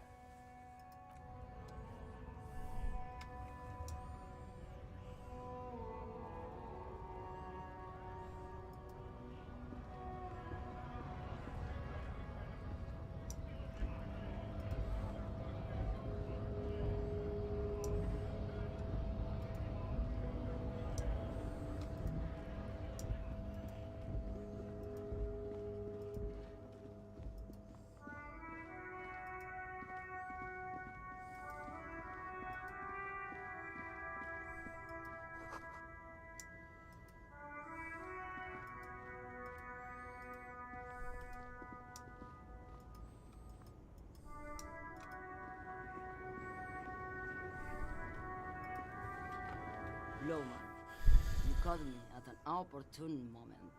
Diamonds? Of course not. Whatever stupid things they put in. I quit concerning myself with that a long time ago. Besides, I don't drive the lorry for the car. She says that as if something narcotic is the real reason. Oh. Yeah, it's definitely some kick. Some terrible kick in the dark. A sleep kick. Perhaps you can find out later. Of course it does. What did you expect? She's just a distraction. So he doesn't... You hear that, Lowman? A pale dream is what it did. You just... She clearly doesn't think she's a lady. Don't repeat it. The woman's malevolent. I'm a lady like you are, Gabriel Buenguerro. I'm only terrifying to small children. Oh, Sim. Something in her is pulling towards some unknown rest.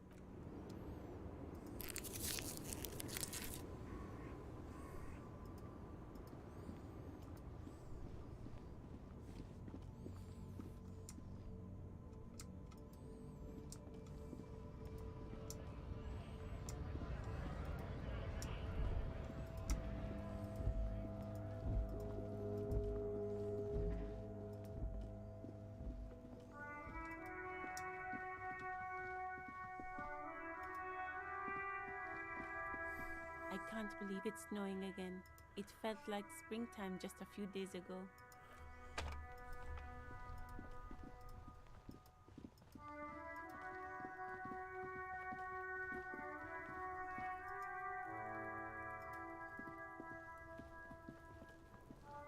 Fuck does Kuno care? So? You should thank him.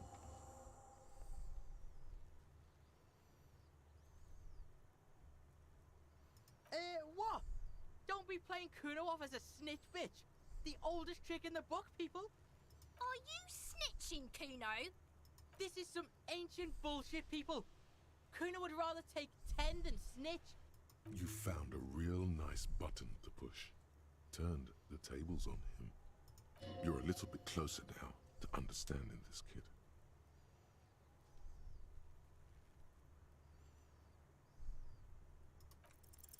It's not Kuno. It's Kuno S.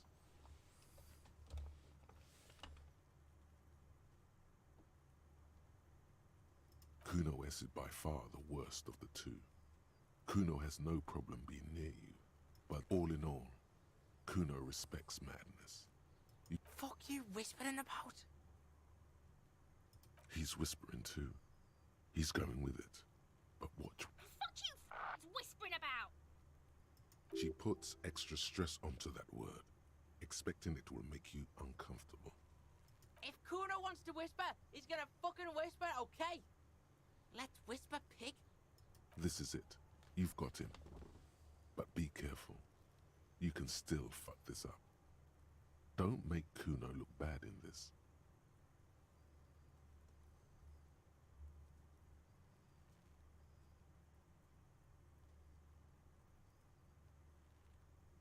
She's not fucked up. Everyone's fucked up. Stop judging shit. Wrong move. But he's whispering still. You haven't lost him. Just don't mess up again. Or you will. It's okay. The pig's trying to pit us against each other. Not gonna... That's it. You let him off the line.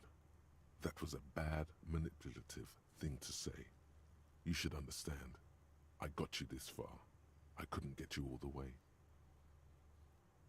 Try to fuck my Kuno! Try to fuck my Kuno away!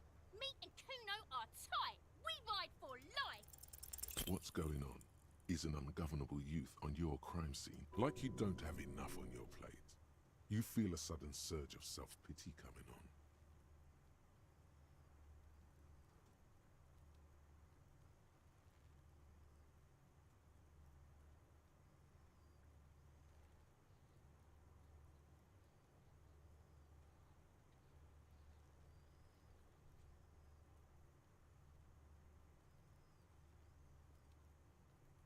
No! You told him about it and now he knows your name! The city's not fucking lame. You are lame. Kuno's tight and fuck you too. Putting Kuno on the spot like that. Kuno doesn't need to fucking Explain himself? As if explaining some kind of work? Some kind of avant-garde work way ahead of its time? You must get to the bottom of this one of these days. Sadly, it's unlikely to happen today.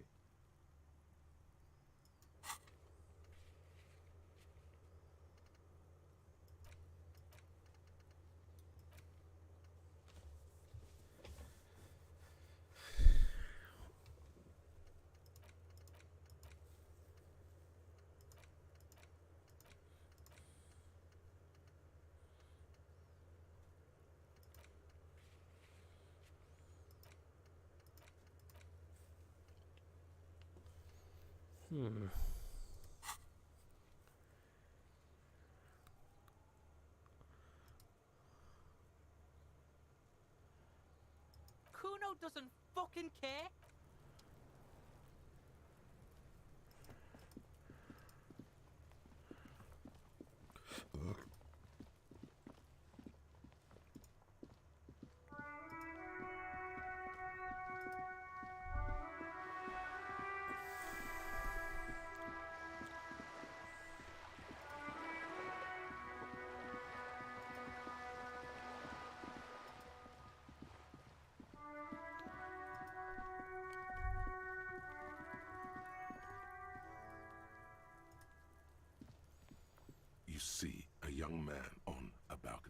Not looking for any trouble, officer.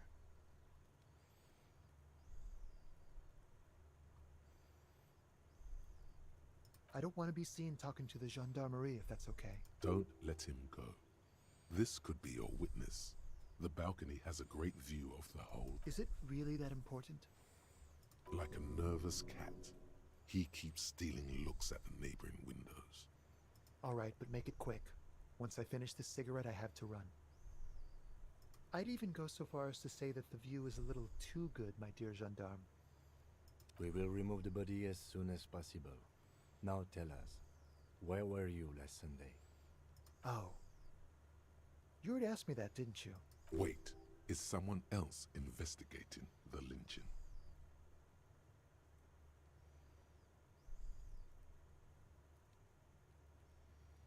No, not you two.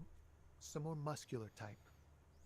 And when did you speak to this more muscular gentleman? Last week? I don't know. Look. A downy blanket of white to cover up the miserable poverty of the scene. You didn't answer the question. It was my Sunday friend. A Sunday friend. Makes sense. Friends are nice on Sunday. You don't have to work. You can just spend time with pals, watching rugby and drinking beer. He doesn't reply, gesturing no with his cigarette. My name? That's definitely not his real name. No, of course not. Ask him again. And I really need to finish this cigarette. But he hasn't left yet. No. We won't. Now, if you'll excuse me, I really need to get going. This isn't the place or time for questions. Who knows who might be watching from the distance, hidden behind the curtains? For a moment, the man on the balcony seems almost vulnerable. Something moves. I am sorry, but I really don't have the information you're looking for.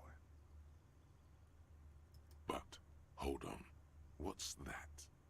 For a split second, his hand lingers, as though gesturing towards a stone placed right next to the front door. It's a sign. Good luck with the investigation.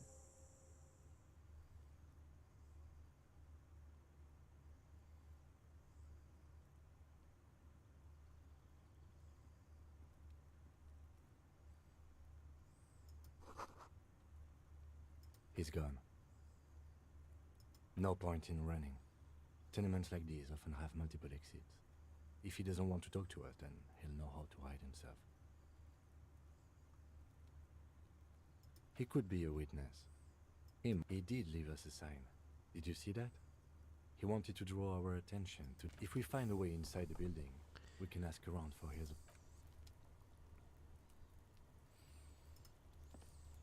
A stone, like any... There's a key beneath it, rusty from the dirt. This must be for the front door. Pity it doesn't have the apartment number on it. This building has many apartments and the man can be in any of them. We'll just have to go in and see.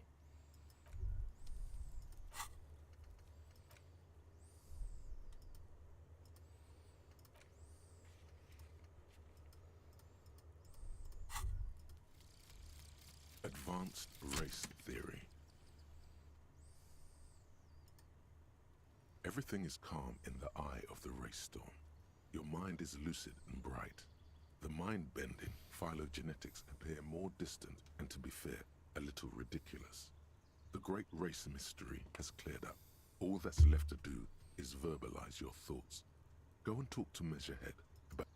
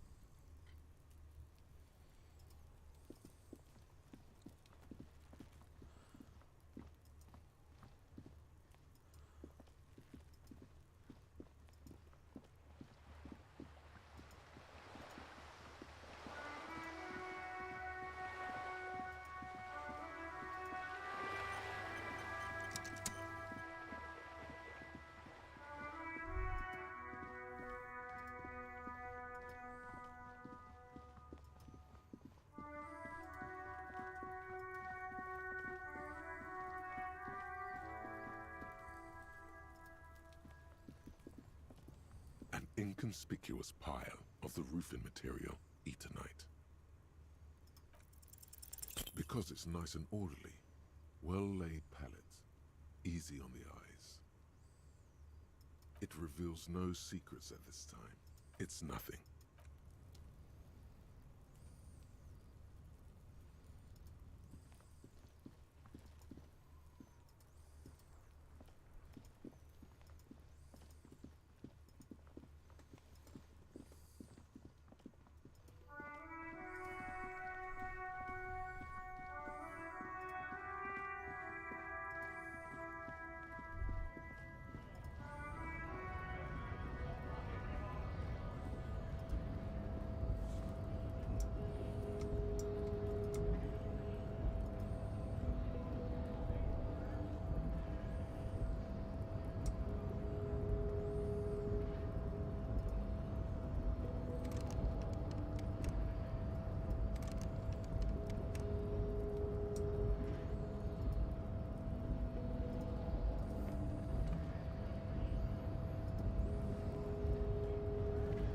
The unpromising race pupil returns.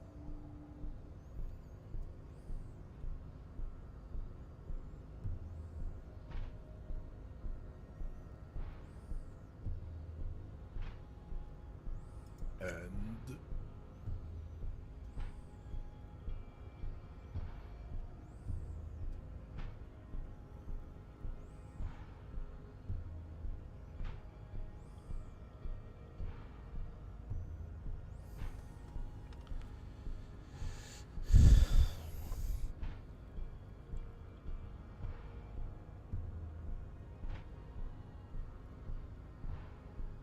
everyone can see that. It Baby, don't be mean. Give him another anything for you, babe.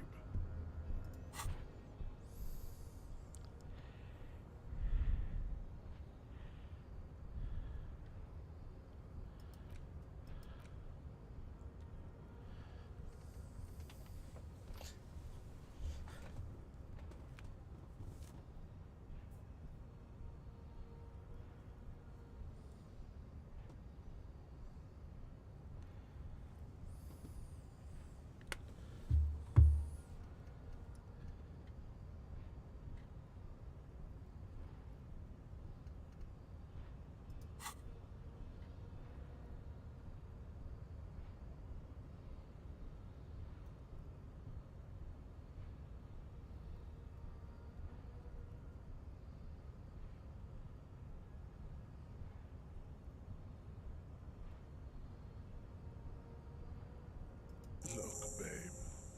When confronted with the harsh truth of his demise, the melancholic academician starts fiddling his own genitalia.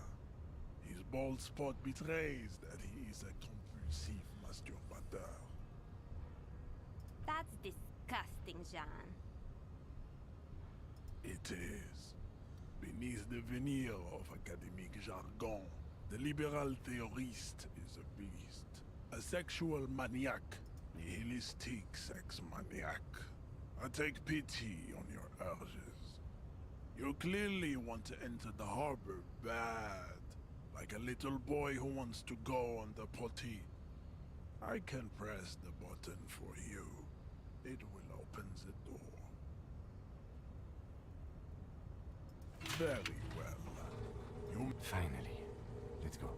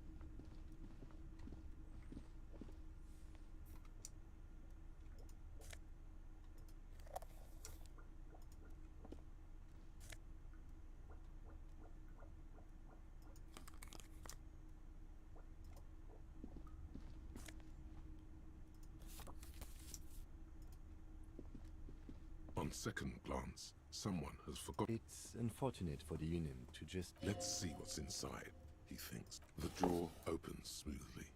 Inside is a well-organized hundreds of documents contain and the same materials being handed over to It's hard to make sense of this thicket of company names, dates. Look how blurry all the lines on these papers are. How unwieldy your own willpower is to yourself. Hermeneutics was almost within your grasp, but now only vague letters float before your eyes. Less meaningful, but aesthetically more pleasing. Is that what you're doing with those folders over there? Good. This is probably not relevant to our case anyway. After all, we are not investigating an account. Hundreds of and the same material you already went through all the drawers. Slide.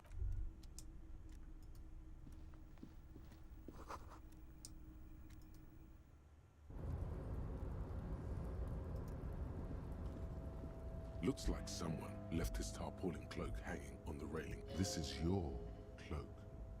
You can feel it. Yes, it does bear the RCM insignia, and we are the only detectives in Martinez. The service cloak issued to you by your station? As your fingers touch the tarpaulin, it almost feels like the I will shield you from the elements and give my life.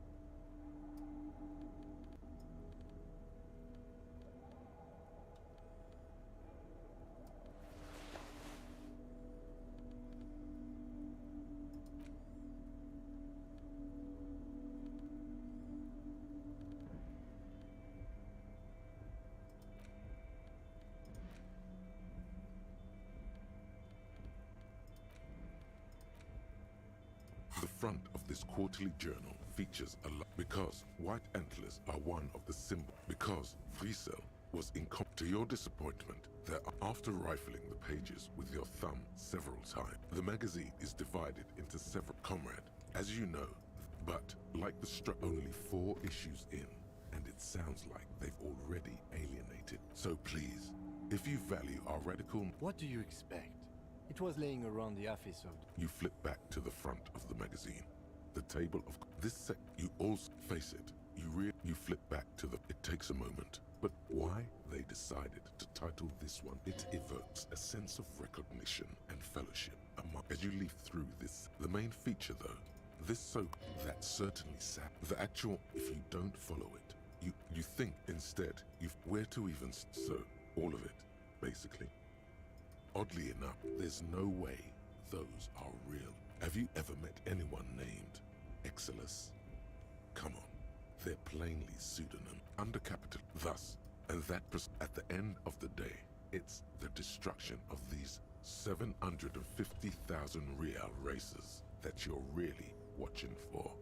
You see, one cannot avoid the conclusion that Tip Top Tourney is simply the apotheosis of spectacular entertainment under capitalism. I can safely say the thought had never crossed my mind, Detective. I'm sure most... If I had to... You flip back to the front of the... Unsurprised, you skim the headline. Finally, there's a brief article by the writer, G. Martin, accusing the owner of the Capeside Apartments of illegally attempting to evict certain communist tenants simply for not having paid their rent.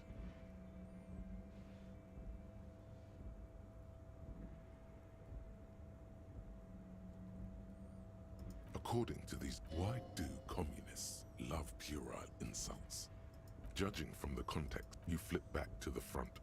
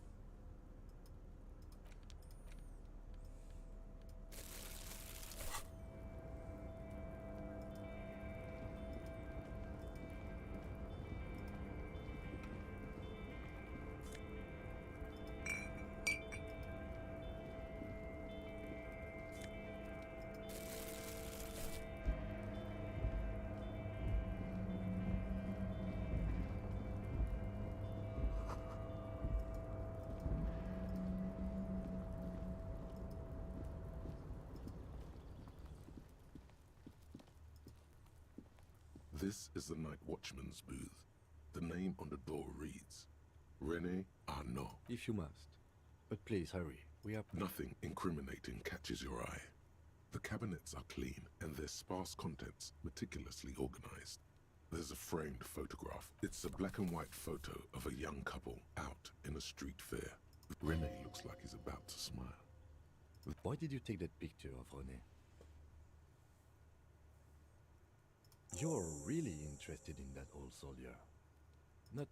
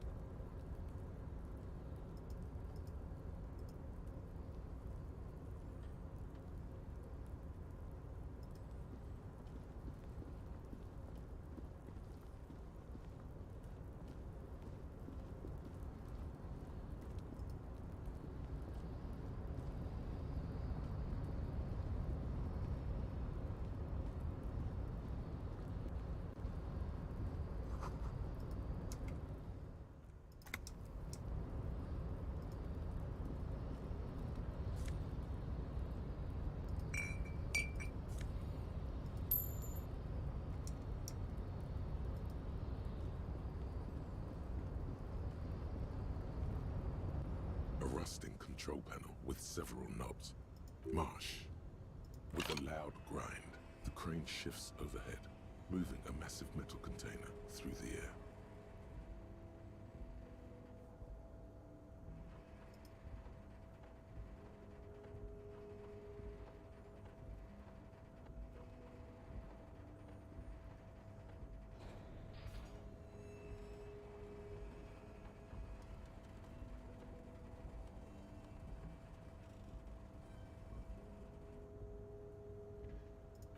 With a surprisingly quiet, this crane was built with a purpose, which has now been fulfilled.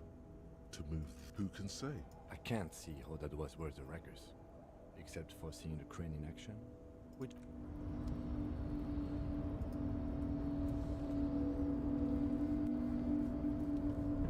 Before you stands a cargo container. Is this like you do? There are a million containers here. Why are you fixating on this one? It's a cargo container. We are not here to interact with containers. You attempt to turn the handle. To your left, the lieutenant considers your actions with some puzzlement. No reply. Why are you even trying to open a door with rhetoric?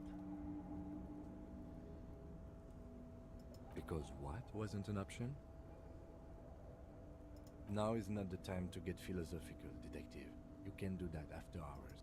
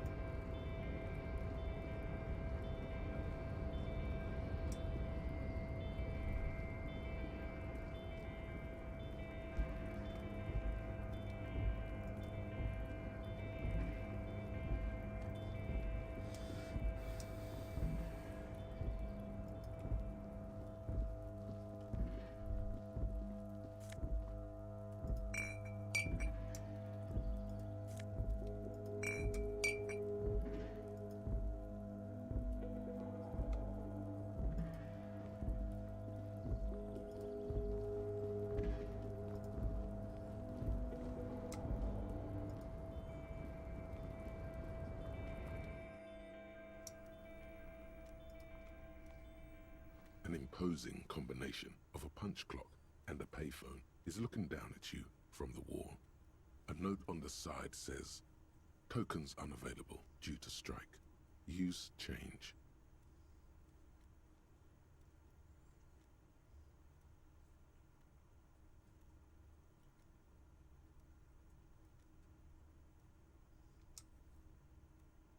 machine swallows your coin and seems to be waiting for your next move.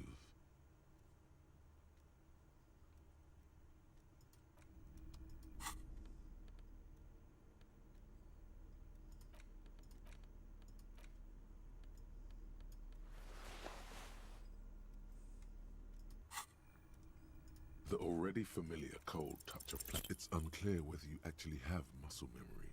Right now, your finger is just drawing vaguely, undoubtedly. Sure, why not?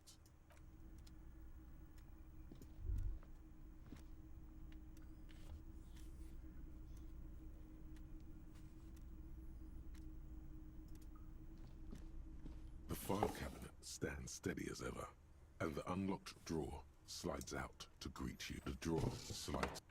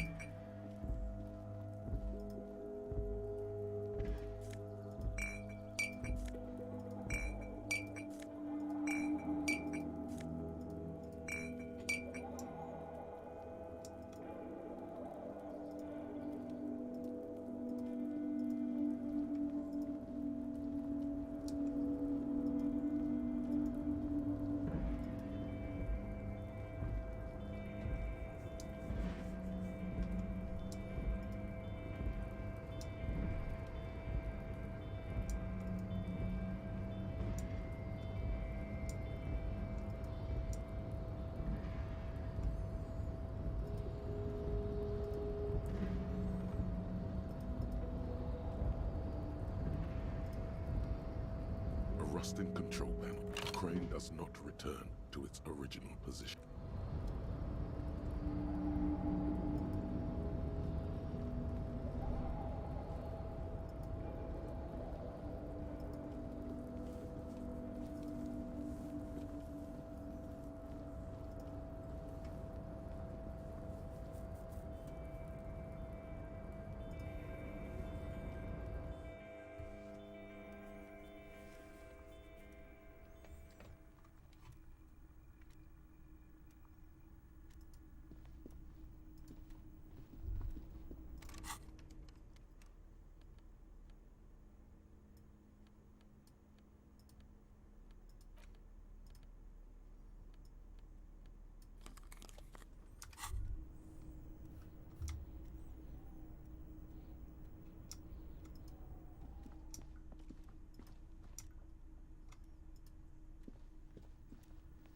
The already familiar cold touch.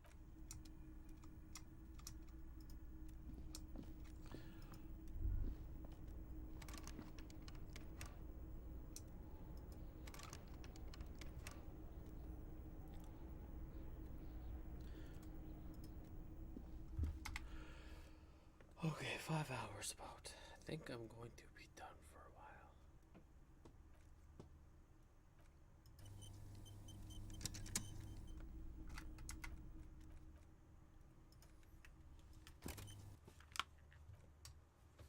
Ooh.